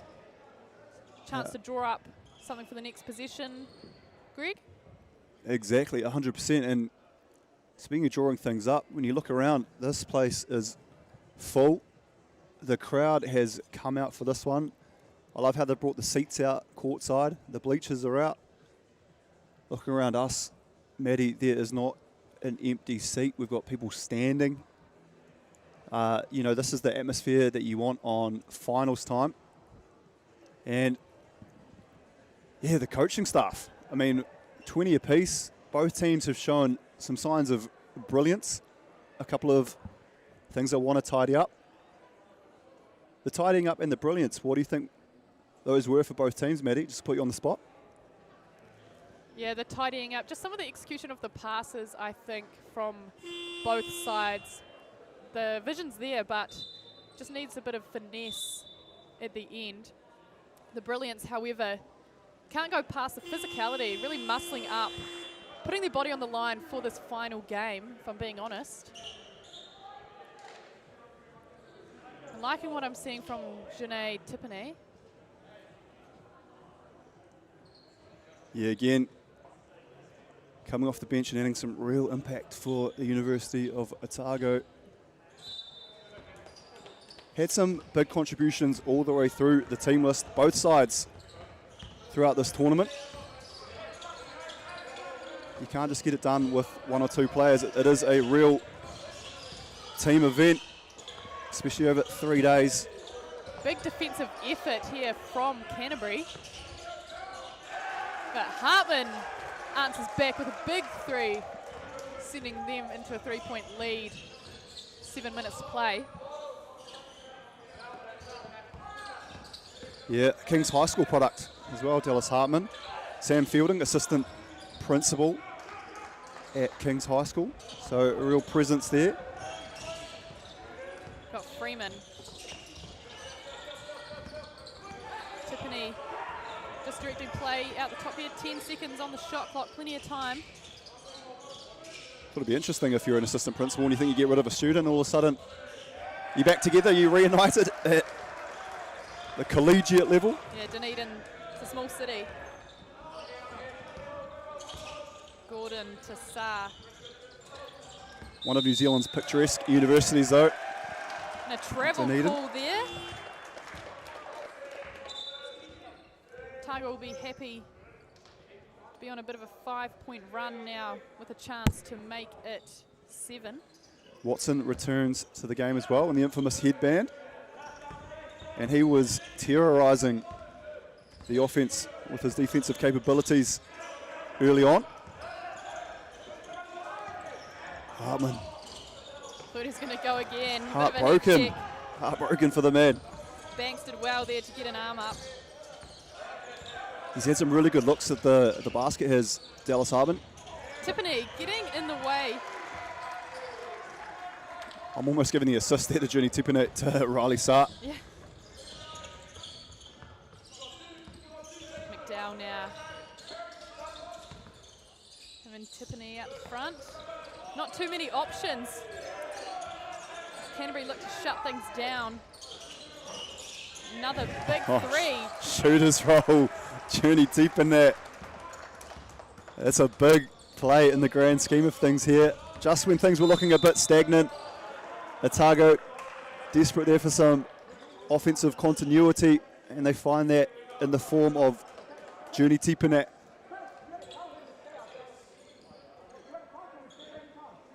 (28-22).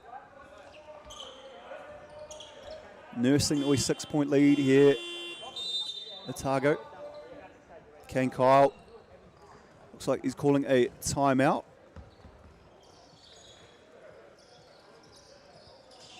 And both sides again, maybe a bit of H2O, maybe a bit of Musashi Hydrate, one might suggest as well.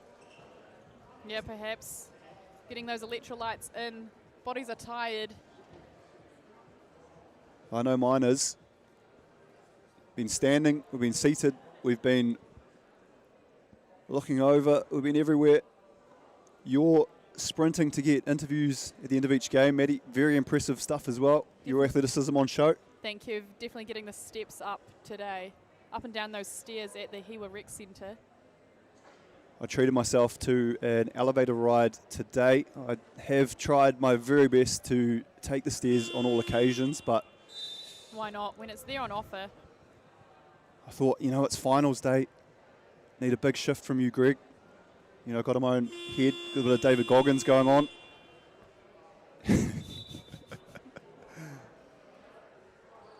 And yeah, I was very envious getting to watch yourself and Andrew Horrocks call a very, very close women's final earlier.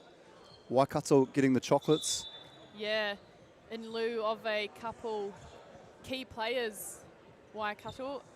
All here really stepped up to the plate, getting some big scoring action. I did think that Waikato, just with those players being out, and they were big name players too, that they might just be left a little short-handed, and could be Otago's for the win. But hey, it's anyone's game on the day. Waikato put themselves in that position and they went on to win the game. Impressive Wahine performance. There are definitely some clear defensive tactics on display as well. Both sides clearly had done their scout. Double teaming Manu Irirangi and Ohia were Otago, but they just proved too strong in the end. But all eyes here on court one. There's Otago just 6 points ahead of Canterbury. It'll be interesting if we see any defensive schemes cooked up from both of these coaches. Very prolific coaching staff, as we mentioned. Oh, and there's a big hit. Weston.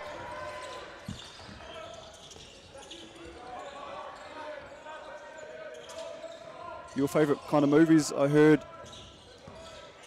Matty, Westerns. Big volleyball spike out there from Lockie Cameron. Ooh. Something we would have seen earlier on in the Shield back in the 5th or 6th of July in Polydor when these universities got together. Perhaps, maybe we'll get the call up next year.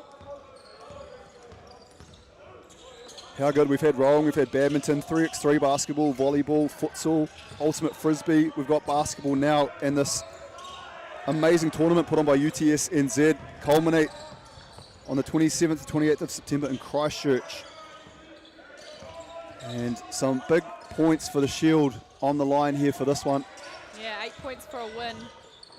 Could see any of those top 4 teams shoot forward into the running. Oh, there it is. Speaking of shooting, McDowell gets a big celebration from his bench. Hannah was stoked to see that one. And he played in his first NBL game as well. That was his basketball highlight. Favourite number 67, working in criminal law.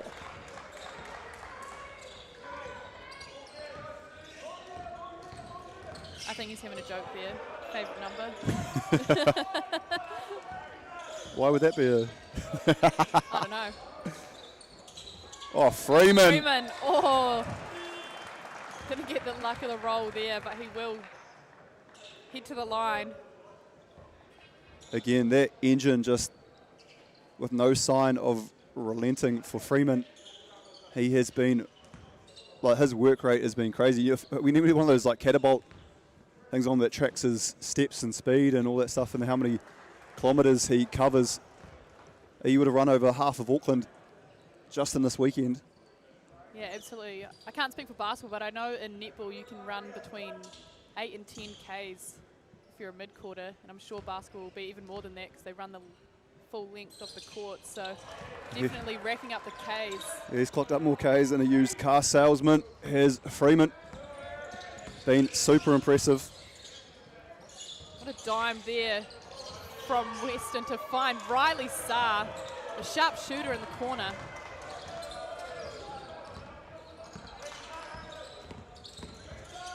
Yeah, fantastic tournament for Riley Saar. Real catch and shoot player. Oh, Freeman again under the hoop and one. Big time play again for Pat Freeman.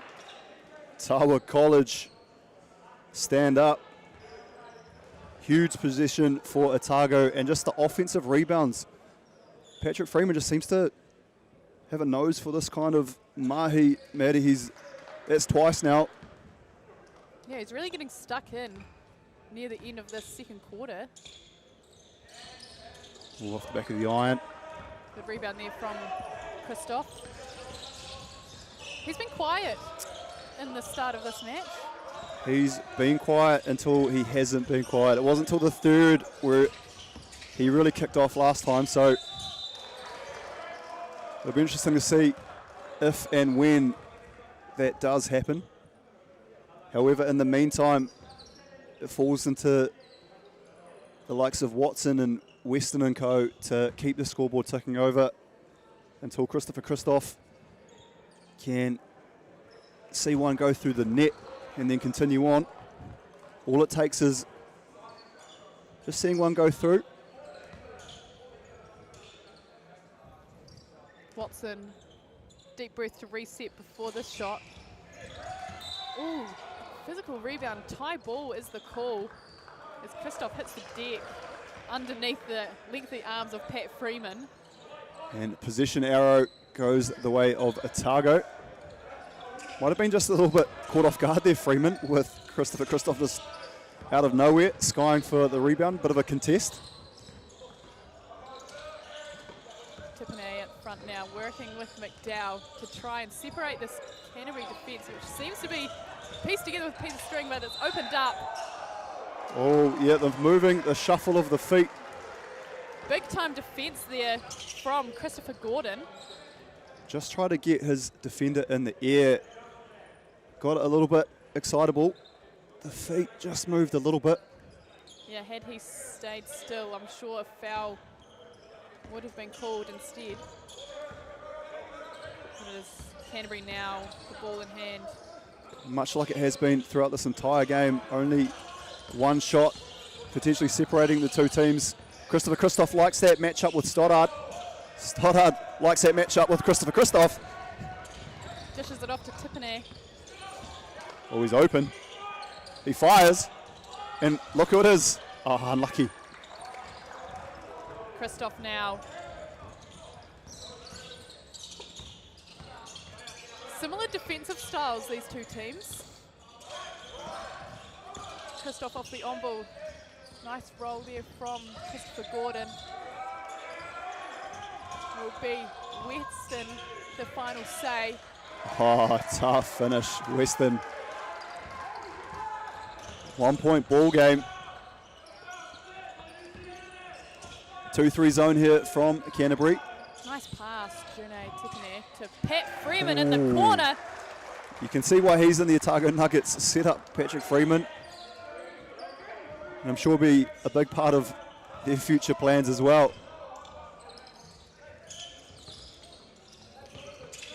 Christoph, ooh, Hartman just disrupting there. Catches the jaw of Christopher Gordon, who unfortunately has hit the ground. That was a big, heavy contact at pace as well. Yeah, I don't think he liked the call there. You never like to see players hit the deck like that, but unintentional. Hartman will give him a pat on the back. It gives Journey Tippene a well-deserved break with 1 minute 26 left on the clock. Good to see that Christopher Gordon is okay and he's back up. A bit of an injury earlier this morning in the women's third or fourth playoff, unfortunately. Yeah, you sadly had to endure and witness that transpire. Watson and Pat Freeman off to the races. Watson will head to the line, getting the better of that one. I'll tell you what, that little University of Auckland signage down there on the what looks like, and I quote, padding behind the hoop, there's not a lot of give there, so thoughts were with Watson there for a moment as he slammed into that signage. Yeah, it's not soft at all, I can tell you that much for free. Watson secures the first one.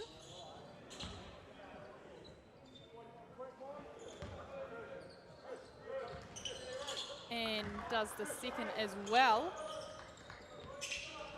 Canterbury putting the pressure on up high. Big Mac, big shot. What a rebound. Oh, unfortunately snatched away. I was going to say, what a rebound from Noah McDowell. Got up high. He's got the hops. There's Christoph down the other end, calling for the on-ball. The tough thing is, if you get that rebound, you can't bring the ball down because Watson is just waiting for you to do so. And the quick hands. How many steals has he had this weekend? Oh, lost count. I love to see him on the netball court as we speak. Right on cue is Noah Watson. Dishes it off, unfortunately, to Christopher Christoph, who is fouled. Stoddart will be disappointed with that one. It looked clean from here. However, the referee had a better angle of the play. He said he's clipped Christopher Christoph in the head, and that's one of those bang-bang plays where if Max Stoddart pulls off the block, it's a huge play for Otago. Canterbury call a time out here. Coach Kiddo is quick to grab his whiteboard. He's got something to cook up for this last passage of play. 28 seconds to go. Smart timeout here from Coach Fielding as well. And I know there's only 28 seconds left in the half, but the one thing you don't want to do is let Christopher Christoph get a sniff or get excitable. I know he's about to shoot some free throws, but really want to talk about nullifying him. Do not let him get going. But hey, again, we're in a one-possession game, Eddie, and I feel like we've been like this throughout the duration. Yeah, absolutely. And you want to have that upper hand going into the second half when there's not much separating the two teams. Even if it is the energy or the momentum that is going your way, you've got to take everything you can. Yeah, 38, 36. One of these teams, I hope they're both not on the same flight. I know sometimes you fly into Christchurch, and then a connecting flight through to Dunedin. Potentially. I know there's been a few disruptions recently with wind and weather and all sorts that you tend to experience down south. You'll be hoping that 7 p.m. flight takes off on time. Would be nice. No turbulence, please. It was a bumpy flight on Friday. Wasn't sure if I was going to make it, to be honest. I know you. I think you were you scheduled for this game, and then you showed up halfway through. Yes. Jackson Fisher joining us on that Friday. We see Christopher Christoph nailing that. He filled in for you, and you came in at halftime. And what?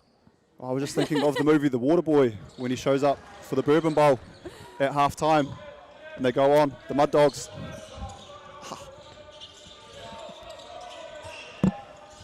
Sorry, a bit of technical difficulty. I'm tripping over Greg's mic. We're all sorted here. Don't worry about us. I think you referred to me as a mud dog, and you were done with me for the day. As Stoddard. Nice show there from Hartman. There's a 5-on-4 break here. Stoddard trailing the plate. Big hit. Banks. Woo! Final say in this first half. It will be Canterbury with the upper hand over Otago. We have a big second half coming up for you guys, so stay with us. We'll take a quick break and be back with you shortly.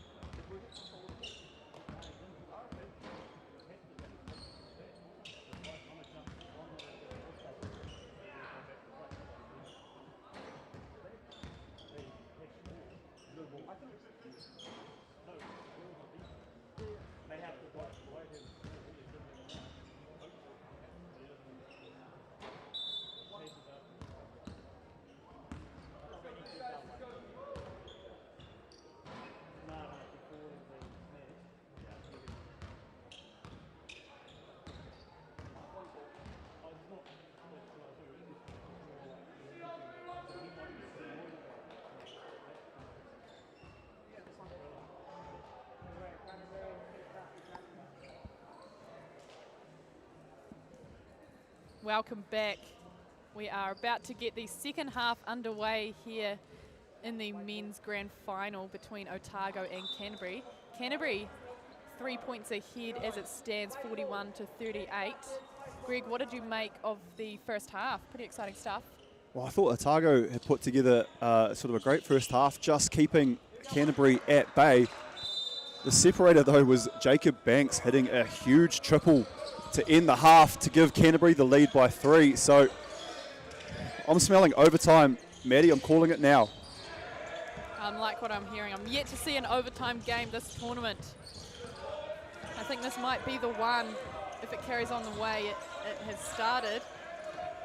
Defensive intensity from Canterbury as high as Stoddard. A dream shake there. Not much you can do to stop that one. He had eyes for the basket as soon as he received the ball, as Watson down the other end met by the wall of Hollingworth and Stoddard. Yeah, it takes a lot to stop a big rig once the engine is rumbling, and Stoddard using the glass too, just showing a deft touch for a big man. Little chef's kiss off the glass, getting himself 2 points.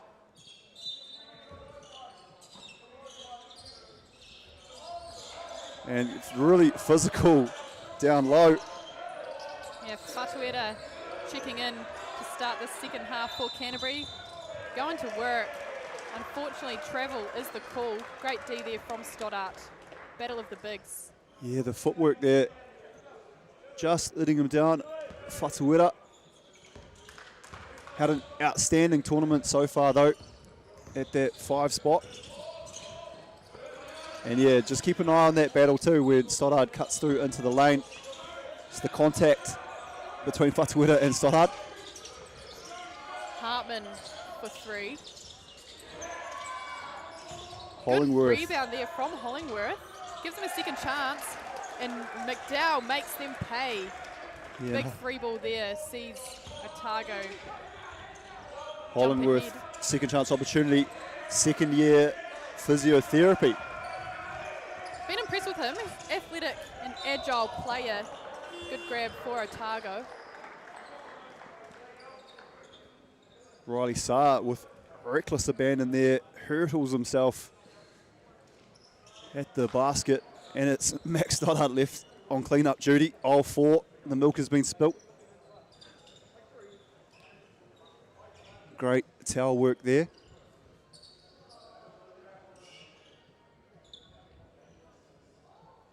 Keeping things safe out here. Touchwood been pretty good with injuries, apart from one, unfortunately, this morning. Yeah, poor Lincoln University women's team. You were calling that one. Do you remember who it was? Yeah, Millie Gallagher, Arahanui to her, getting her knee checked out probably as we speak. Yeah, thoughts and prayers with Millie and her whānau, and would love a little update if there's some good news. It would be great, because yeah, concern throughout the gym for her. Everyone competing, but you never want to see injuries. Here's Watson, big rebound. Good high pressure defense as well from this Canterbury team. Met down the other end by Hartman, who's always good at stopping the ball early. Saar, formidable. It was almost heart to man defense as well. Catching the chest and just backing Watson up. He'll sub out, and one of your favourites, Journey Tipanat, back into the fray. Yeah, excited to see him get some more minutes. Saw a lot in this final game. Credit to the performance he's been putting out there on court. Always a good lesson for players who maybe find themselves on the bench. Do the mahi and you will be rewarded. Just a wee kick ball there. Canterbury look like they're about to be off to Riccarton on that one. Riccarton Raceway, I believe it is. You know your race courses between Wingatui. My grandfather was, yeah, the religion in our house was the races. Saar just getting in the way of that pass. Big finish down this other end with the hops as well. I wonder if he's scared of anything, Riley Saab, because he's not terrified whatsoever to get amongst that tall timber, as Watson with another steal. The dynamic duo. Yeah, had his running mate Weston with him. Freeman tipping it in the end. You don't want to dribble it the way of Watson. Again, just harassing. This Canterbury defence is absolutely suffocating when Freeman finds a way through. Just in the grand scheme of things, it was a really important bucket there for Otago. Canterbury turning up the defensive pressure, and Otago using a lot of that shot clock to get that bucket. Yeah, timers are ticking. 6.5 minutes to play here in the third. Weston was open, chose instead to put the ball on the floor. Good rebound there. Saar, just offline. And Freeman with what seems like his 3,000th rebound for the tournament. Hollingworth, too fast for his own good there, getting caught on the travel. Yeah, Burnside High's finest, Hollingworth. Sometimes you look up and you just don't see a defender there in front of you. And the mindset is to attack. Just got to put the ball on the floor first. Also got Toby Kendon checking into the game in 22 jersey. As we speak, just disrupting things down here on D.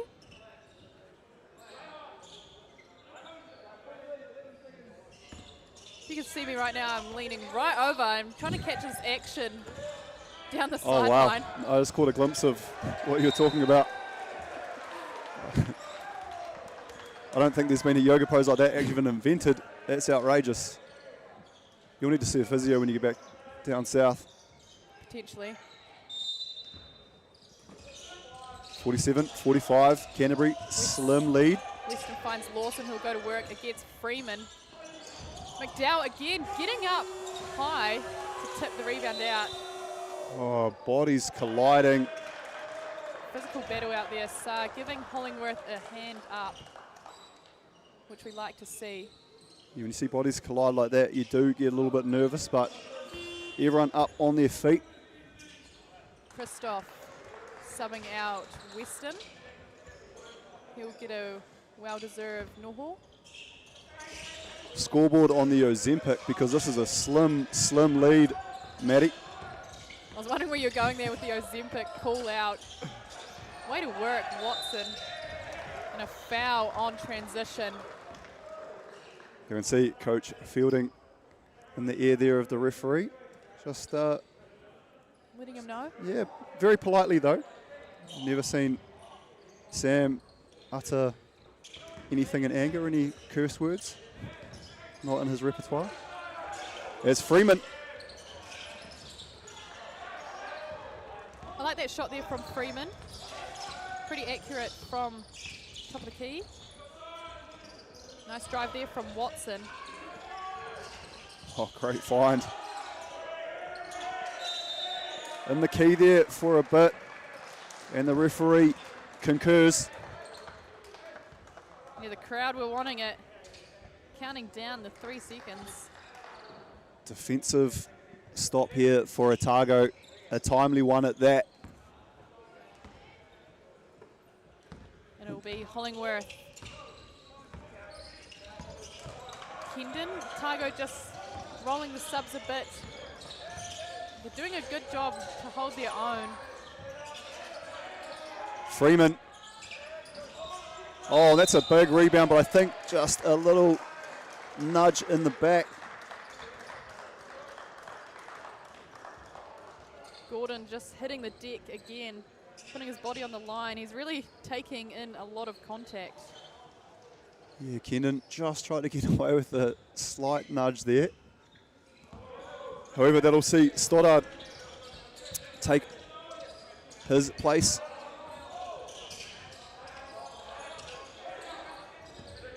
Christopher Christoph. Just waiting for him to explode at any point in this game. One of those very exciting players, Maddie, that can put 20 on you in the space of only a couple of minutes. Yeah, there was a tournament last year, I can't quite remember, he averaged in between 45 and 50 points per game.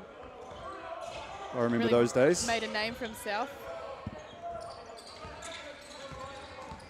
Juni Tsipanat probing, finds Freeman, and again, the travel, the happy feet, one of your favourite movies. Yeah, we song and a dance. Coach Kiddo just wanting his team to smile, enjoy the moment, getting in a bit of positivity. Yeah, he's very vocal, very red in the cheeks too.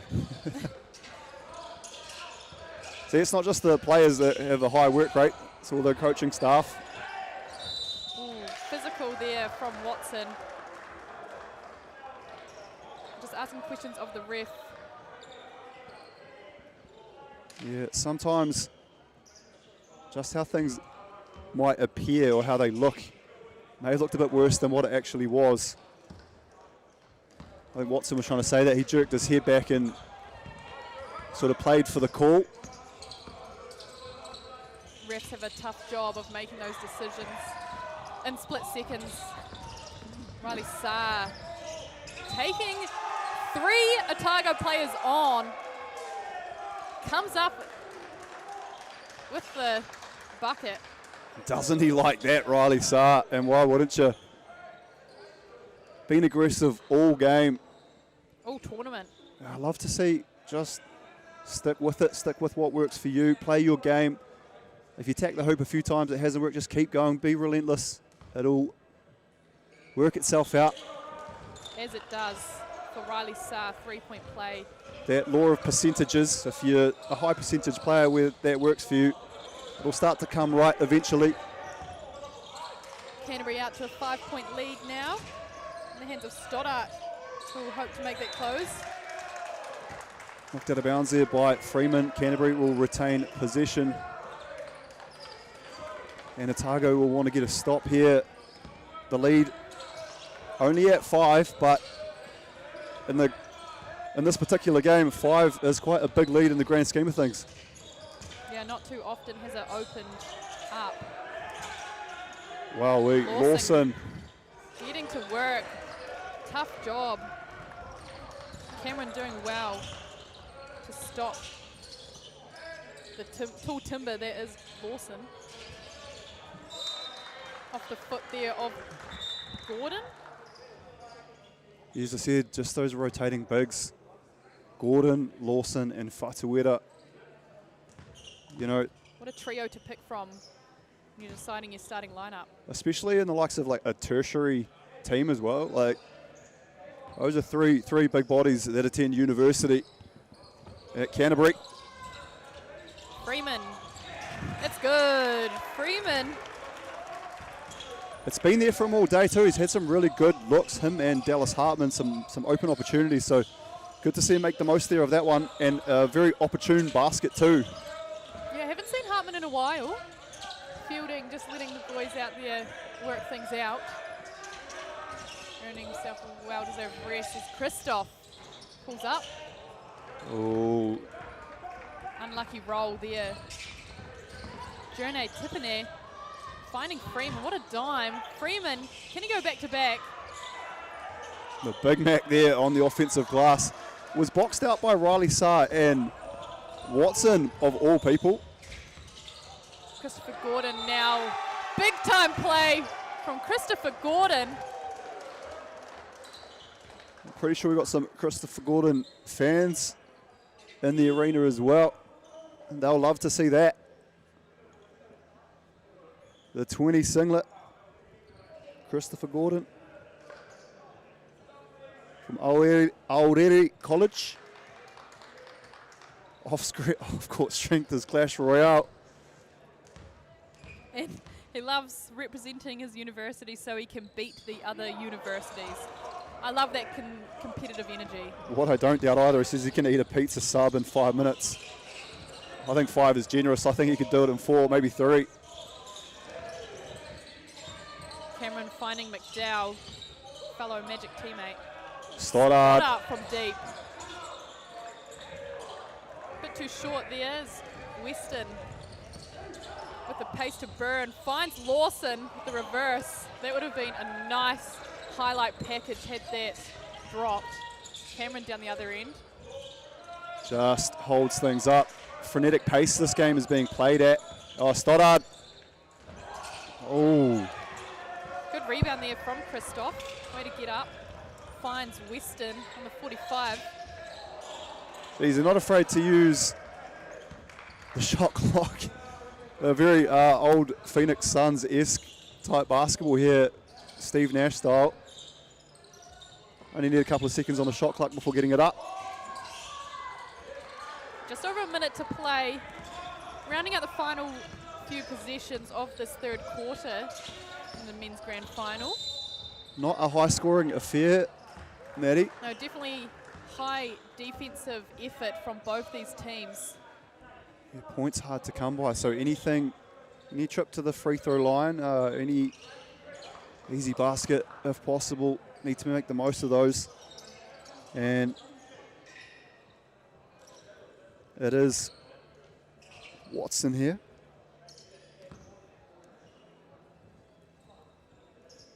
Chance to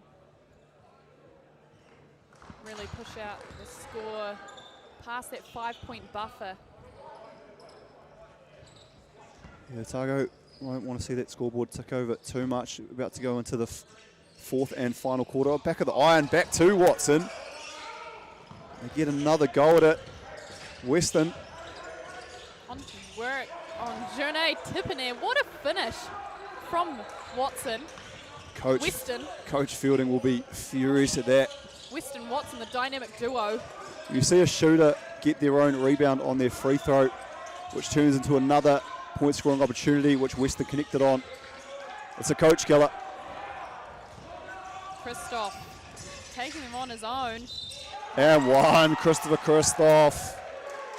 The skill from Christopher Christoph. He doesn't show too much emotion, but happy to accept the praise on that one. A dream end almost to the quarter for Canterbury. Nightmarish for Otago. The man you don't want to see get going either at the free throw line for the hoop, the harm, and the old-fashioned three-point play. Opportunity. 26.4 ticks on the clock. And just rolls out. Yeah, 9 points is the difference. Big possession for Otago here. Coach Fielding just happy to let some of his bench see out the rest of this quarter, getting fresh legs on. Freeman, oh, he's given it off. Got to get a shot up. Time expires, and don't they love it there on the Canterbury bench, epitomised by Coach Kitto. What a possession. Always a big win when you can get that shot clock to tick over, knowing you did the mahi for the full 24 seconds. 1.2, a lot of time. Good pass there from Fatueta to find Banks. Thought he could go back-to-back with buzzer beaters. Unfortunately not. Huge shot from Banks to end that first half with a big three. Had the ball again in his hands, and you wouldn't have put it past him to knock that down. But it is Canterbury 57 going into this final quarter with a lead over Otago 48. And Coach Fielding there just with a little bit of work there to do, just trying to rally the troops, maybe ease a few heart rates. So much time. We've got 10 minutes ahead of us. Lads, let's just cool things down, take a deep breath, get a bit of H2O in you. I'm expecting some big-time plays in this last quarter. We've got big-time players out on court who have played in clutch moments like this before. Yeah, I wouldn't mind seeing a couple of threes from Max Stoddard. Yeah, coming out hot early in the game, showing us what he's got up his sleeve. Riley Sarr at the other end, I'd like to see him keep attacking the hoop, putting a lot of pressure, not only on that defense of Otago, but also a lot of pressure on the referees to make a call. Again, attacking the hoop, drawing the contact. Referee, where's my whistle? And he's played really, really well today. Riley Saar in particular. There's a plethora of names you could look at, Maddie, that have played extremely well in the first 3 quarters so far. Yeah, 100%. And it's been a real team effort from both these sides. We've got big players like we've mentioned, but everyone's really doing the hustle work and the grind to get those 1%ers across, which is why we've got such a close game on our hands. Nice to see Canterbury women's team there behind the bench, cheering on the boys. Like we saw earlier, Waikato women's team, we had the men's team behind them, full support. Yeah, you've got to get around your home team. Anything helps in this final, and as we know, in big games, the crowd often have a big role to play. Oh, there's a few Otago Wahine down there too, just was blocked out by the bench. So everyone here in attendance, the crowd, the anticipation, the hype. We've got 1 quarter to go here, folks. 9-point deficit. Canterbury in the lead. Oh, that would have been big for Hollingworth. Instead, Pat Freeman under the basket again finds himself at the line. Yeah, be happy that he gets to go to the free throw line, Freeman, but he might be a bit dark on himself too, because these are all shots we've seen him make all weekend. And as we said, points are hard to come by in this one. A very low scoring affair. See if we knock down these two. Patrick Freeman gets the first. That'll instill some confidence for Otago. 8 points in it. He says, what is your off-court strength? He says he's dedicated. I'd say that looks like it's also an on-court strength too, because it takes a lot of dedication to put yourself in positions for offensive rebounds. Wants to get into physiotherapy. Always handy having former athletes or current athletes in the environment. Kiwa Whatuera enjoying a well-deserved break. Saar just getting beneath the hip of Hartman, trying to find Lawson, who was met down the other end by Pat Freeman, and we have a tie ball. And possession arrow is going to Canterbury there for that one.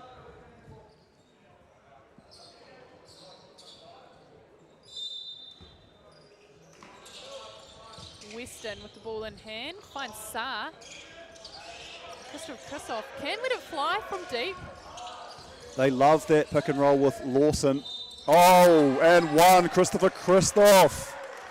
They do love that pick and roll, but we haven't seen it too often in this game, more so in the semi yesterday. And time and time again, it worked. So why not bring it out again for this final quarter?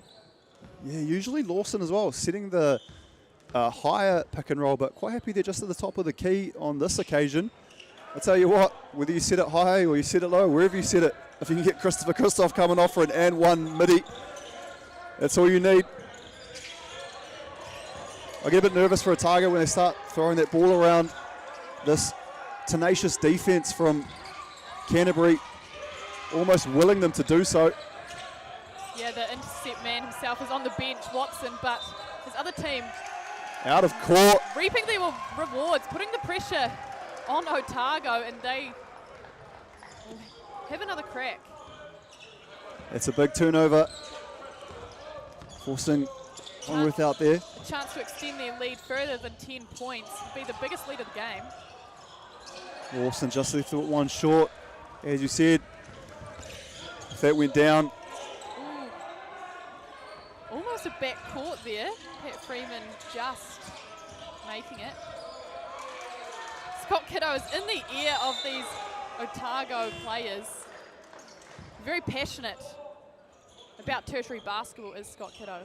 Now, I know we've got a foul call there, but this defense, Canterbury, it must have been something said by Coach Kiddo in the fourth saying, hey, let's really turn it up here. And haven't his troops answered that call?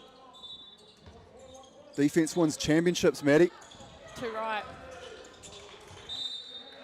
Smart play there from Freeman just to let that one Rolled out of bounds, was off the fingertips of Canterbury. Hartman now in control, finds McDowell. McDowell pulling up for the mid-range. He can make those. Those little 50-50 balls just lying. Weston with the pace. Christopher's on the deck on the other side. I'm not sure what happened there. I can see a bit of sweat on the ground. Perhaps a slip. You don't really want to be lying horizontal trying to play some basketball, but Christopher Christoph, again, the ball finds him. Wanted a foul called. Hartman versus Gordon. Oh! As Gordon takes a nasty fall, but straight back up. Again, putting his body on the line. But Hartman did well just to make him shift and choose a decision. And unfortunately, Gordon ended up on the floor, but he's okay. Yeah, sometimes when you see a player get in the air, you want to make some contact with them and then try and get a shot up. You're definitely not trying to undercut or do anything dirty, which wasn't the case there with Hartman, just making a basketball play. He's a high IQ player, so he would have had that in mind.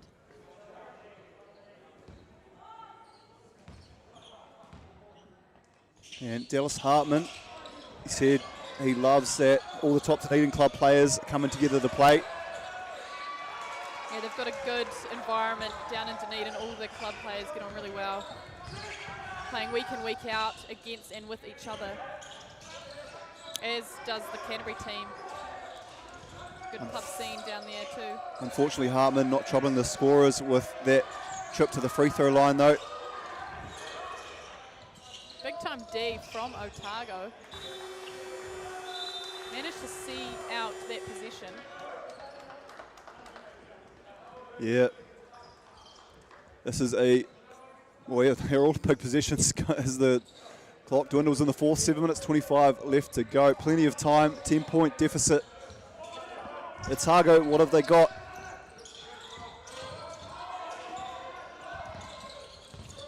Passing it around the horn, trying to find an opening. As McDowell looks to create some space under pressure. Shot clock. Freeman gets Christopher Gordon on the skates. I don't know if Freeman's shot hit the hoop there, which would warrant the shot clock being reset to 14, but hey. We move. Fatuera now. Watson. Back to Fatuera. Nice combo play here. Hits the reverse. Oh, they've called one on Max Stoddard, and that's a huge foul. He will be in some foul trouble now. I feel that is his fourth, I want to say. Don't have the stats in front of me. Definitely at least his third. Coach Fielding steering some absolute daggers at the referee there. Looks a bit bewildered.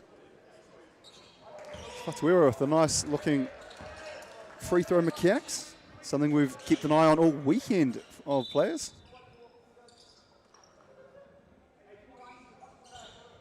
Just got to wipe the floor down the other end.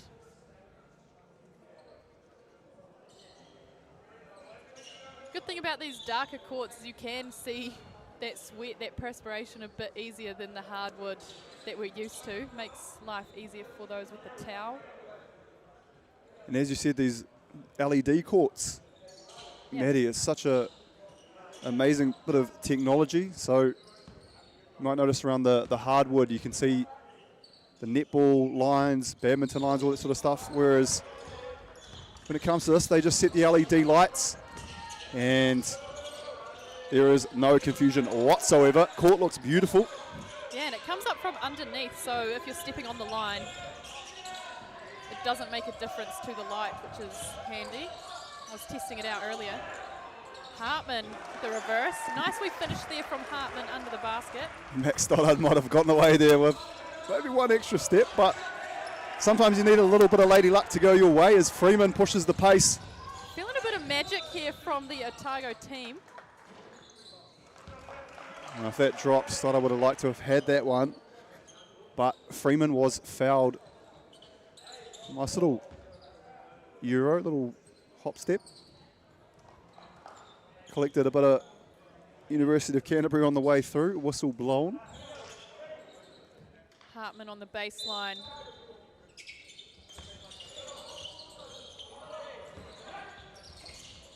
Pat Freeman is the option out the front. Oh, fouled by Christopher Christoph. And this is 3 potential huge points. Interesting call there. Christoph just arguing that Pat Freeman kicked his leg up. In your professional opinion, who are you siding with on this one? I think it was the right call. I don't really know. Yeah, I never argue with the And refs. yeah. Refs have been doing an Timo. outstanding job all weekend. You can argue it either way. One of those 50-50 calls. Otago just need a few of those to go their way as they claw back into this deficit. Freeman 2 more opportunities here to add to Otago's total. Oh no. Canterbury just encouraging him ever so much now after those first 2 misses. Big box out here. He makes his third. I'm happy for him. Brings it back to 8 points, the difference in the hands of sharpshooter Christoph. CC squared, as we've dubbed him this tournament. Greg. CC squared. What a tournament he has had. Riley Saar as well. Unselfish basketball here from Canterbury, shifting the ball. It's CC squared right on cue, drains a 3. That's what we like to see in finals basketball. That is huge, huge shot from Christopher Christoph. Riley Saar just getting caught up there in the tussle with Cameron. A foul is called. And Cameron will head to the line. Canterbury in the bonus for fouls. Getting into a bit of a trouble. That might cause havoc in the last 5 minutes with Otago only at 2 team fouls. Hit a couple of big threes earlier in the game. Did Cameron. Was feeling himself early. Now, Big time Magic player. big time Magic player. Just a lot of points being left out there by Otago. Ooh, heavy contact. Charge is the call. Yeah, Riley Saar off to the races there. Saw the hoop. Only he really had eyes for the hoop. Wasn't too worried about the defender. All gas, no brakes. All gas, no brakes. Phenomenal analogy. My technical expertise. Freeman. Oh, just in and out. Tough couple of minutes that have transpired for Otago. Couple of missed free throws, couple of in and out jumpers. Christoph's jumper right on cue again. He must have an earpiece because he has been answering our prayers really anytime we speak of him. I do not want to toot my own horn, but called it earlier, said but when Christopher Christoph gets himself going, and he is having a huge 4th quarter. Otago quick to call a timeout.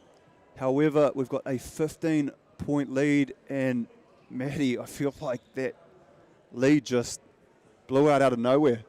Yeah, just quietly it sure did.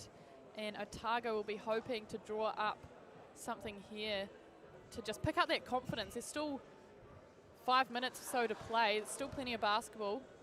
Yeah, between Coach Fielding, Kane Kyle, Christian Martin, Ethan Hanna, can you imagine what play might be getting drawn up here?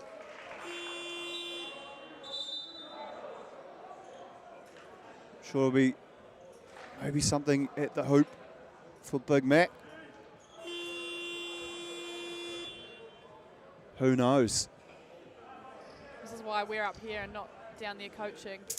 Yeah, I'm definitely not envious of Coach Fielding having to draw something up at this point in the game with the score the way it is.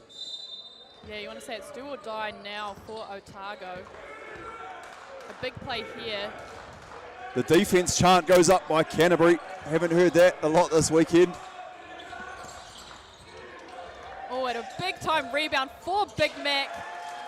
Tidying things up in the paint. He says job's not done. Otago's still here, we're still in the fight. Time still to work with as well.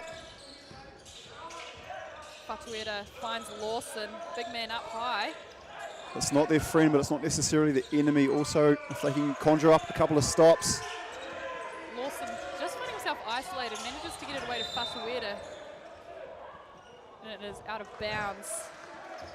Fatuera just giving Freeman a friendly nudge too. Freeman was trying to let the referee know. He didn't really appreciate the love tap. We have another time out called. Chance to regroup and draw something up down here on the baseline for Canterbury. Yeah, just don't want to give Otago any sort of chance of getting back into this one. Want to nullify those opportunities. Coach Kiddo, his turn now, Maddie, to draw up some sort of trick play. Yeah, they'll be hoping to go back to back. Oh, Drake. Champions last year. And they're in control of the shield as well, University of Canterbury, for the last 2 years. Yeah, there's a real opportunity here for Otago with both the men and the women in the final to, if they had both won, that would have been huge points towards the shield and really catapulted them into a clear first place. It will be Watson in control on the baseline. The women unlucky to win their one. What will happen here in the men's side of things? Big stop needed for Otago. Surprised we haven't seen more of Harry Weston in the last few minutes of this game. Him and Watson were a formidable duo yesterday. They seem to only have eyes for each other. As Stoddart drains a three. Big Mac, big play.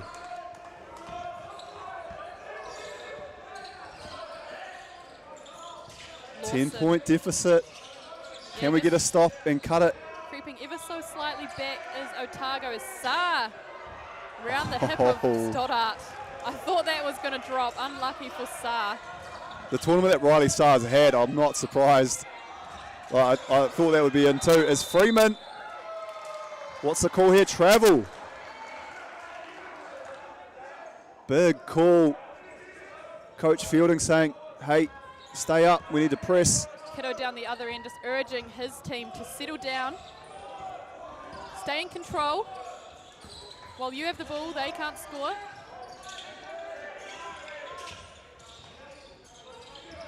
Tough ask. Oh, nice handle. He has had an absolute stellar tournament. Has Noah Watson. Just when Canterbury needed a bucket, Otago had got themselves within a sniff here.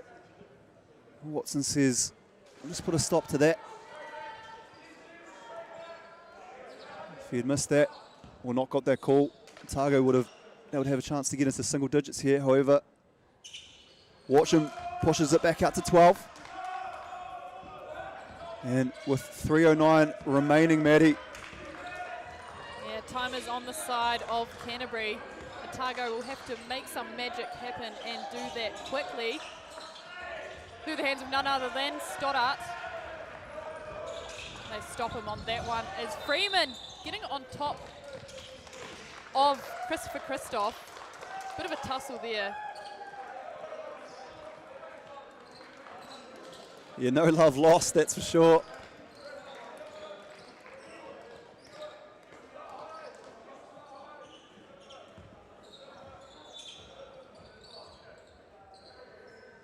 And we might have some blood. Noah Watson just can getting see- cleaned up. Yeah, the lovely young lady on the sideline there. Maybe a little tape on the knee by the looks of things.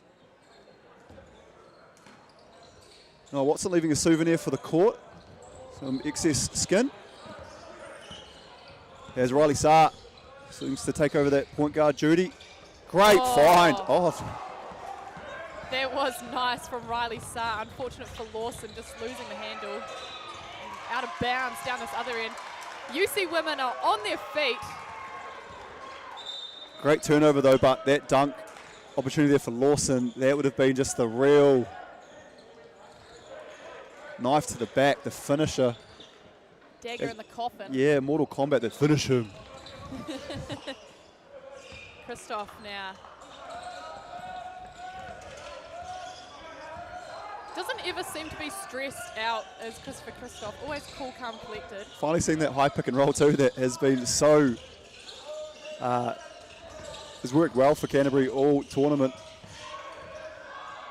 Nice find there from Watson to Lawson.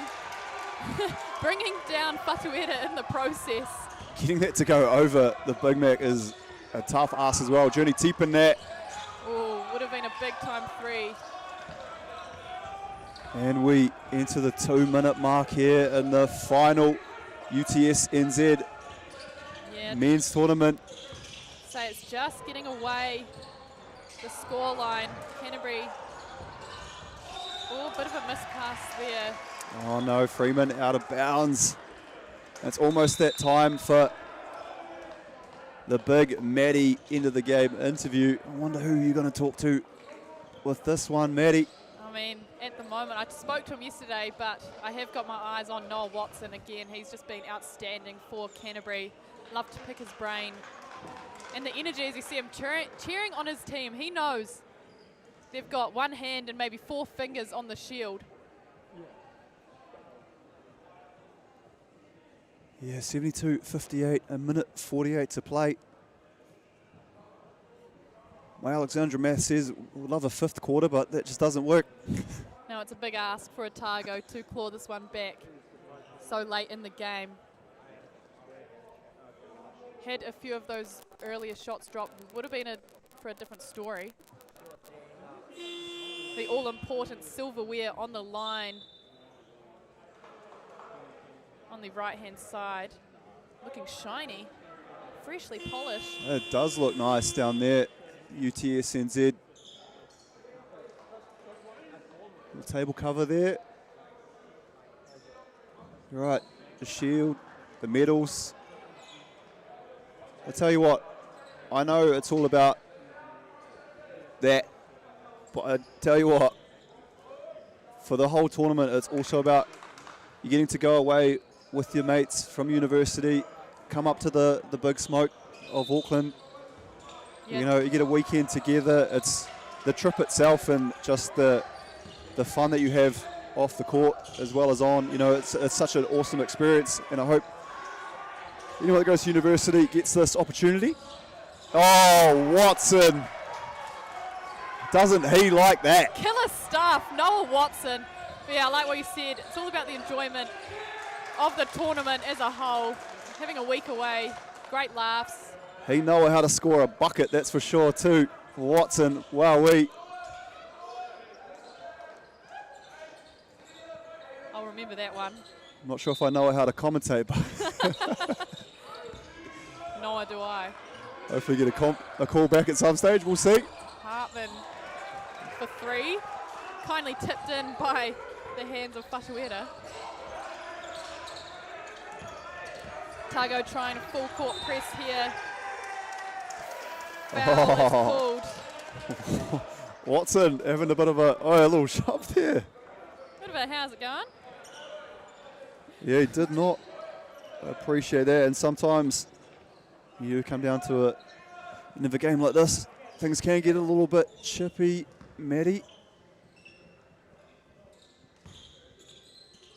All eyes on Watson. He ticks another one over. 15 points now, the difference. Yeah, it's really been Noah's Ark out there, hasn't it, on that free throw? Where have you been hiding all these puns? You've letting them out in this last quarter, having some fun. There's no point trying to save it for tomorrow. As Freeman from the corner. Oh, some heavy contact. Freeman again in the corner. Lawson got a hand to it, but it sounds like he also got a hand on Freeman.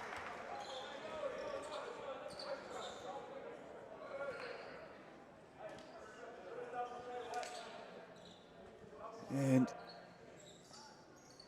just the clock for Otago. Not a lot of wiggle room here. Poor Freeman at the free throw line, 4 for 3 opportunities. I'd love to see, just for him in particular, just all 3 of these get knocked down because he's such a capable shooter. First one's good. Yeah, he's had a fantastic tournament as well.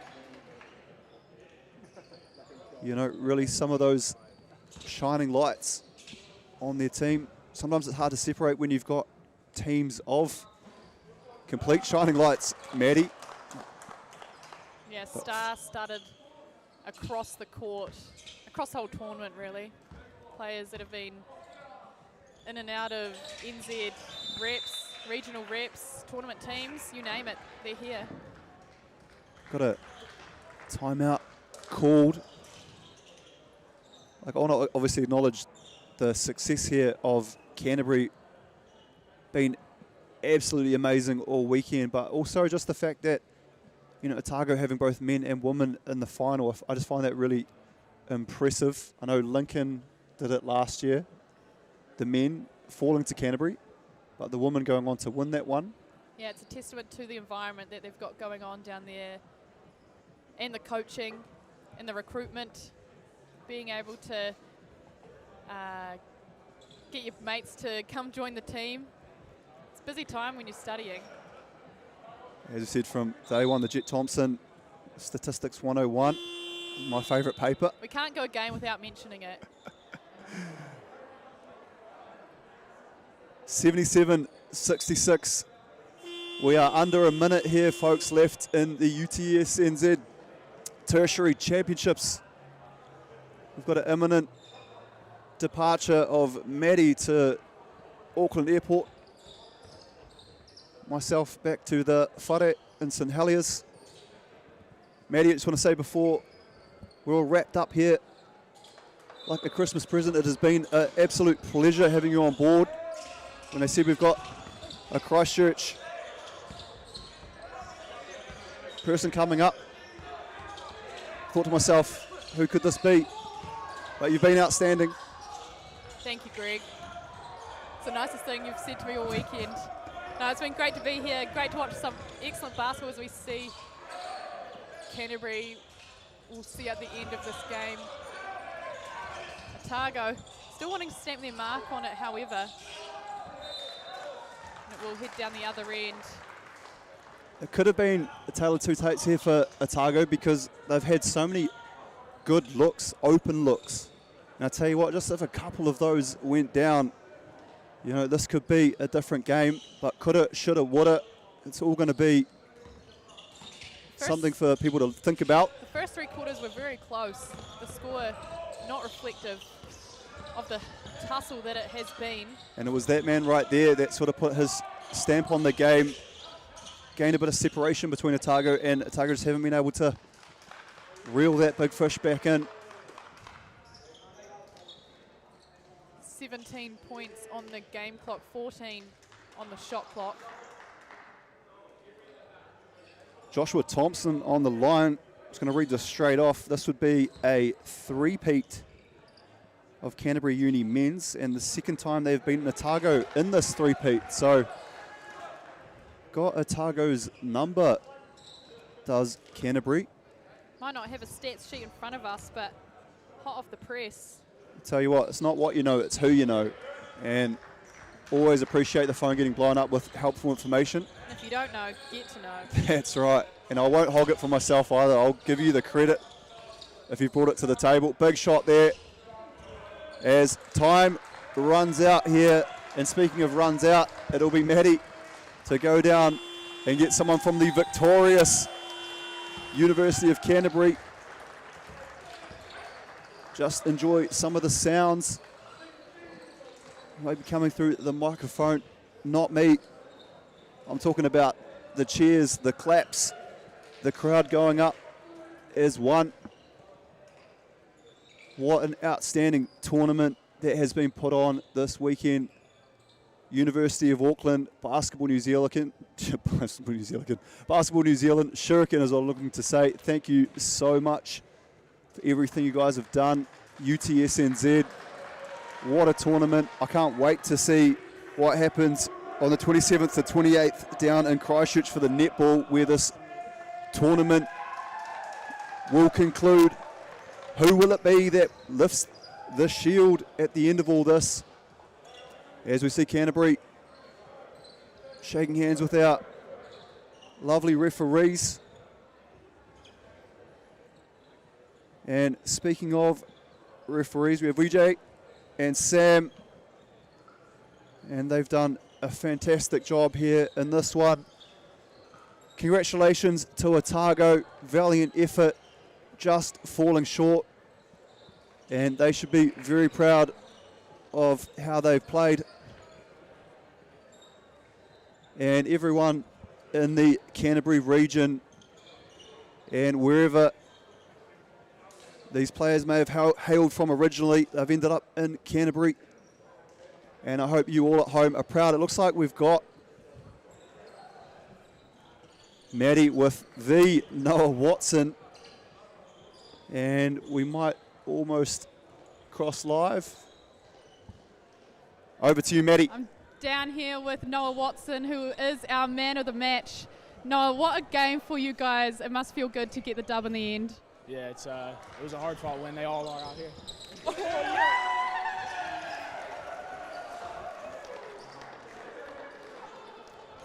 Okay, I might leave him to it. Oh, here he comes back again. I mean, it's testament to the culture that you've got down in Canterbury. How are you going to celebrate tonight? Oh, I don't know. We got a flight back. We'll probably have some beers at the airport, you know. We haven't really thought that far ahead. We were just focused on the game, so. So thank you. We'll leave you to it. And there you have it, folks. Noah Watson, outstanding performance from himself. He is drenched. But that is where we will love you and leave you. Thank you so much for tuning in and being part of this over this 3 days. Congratulations to Canterbury University, and also on the women's side of things, Waikato University, our champions here. On behalf of myself, Basketball New Zealand, and everyone involved in this amazing event, thank you for tuning in, and we will see you next time.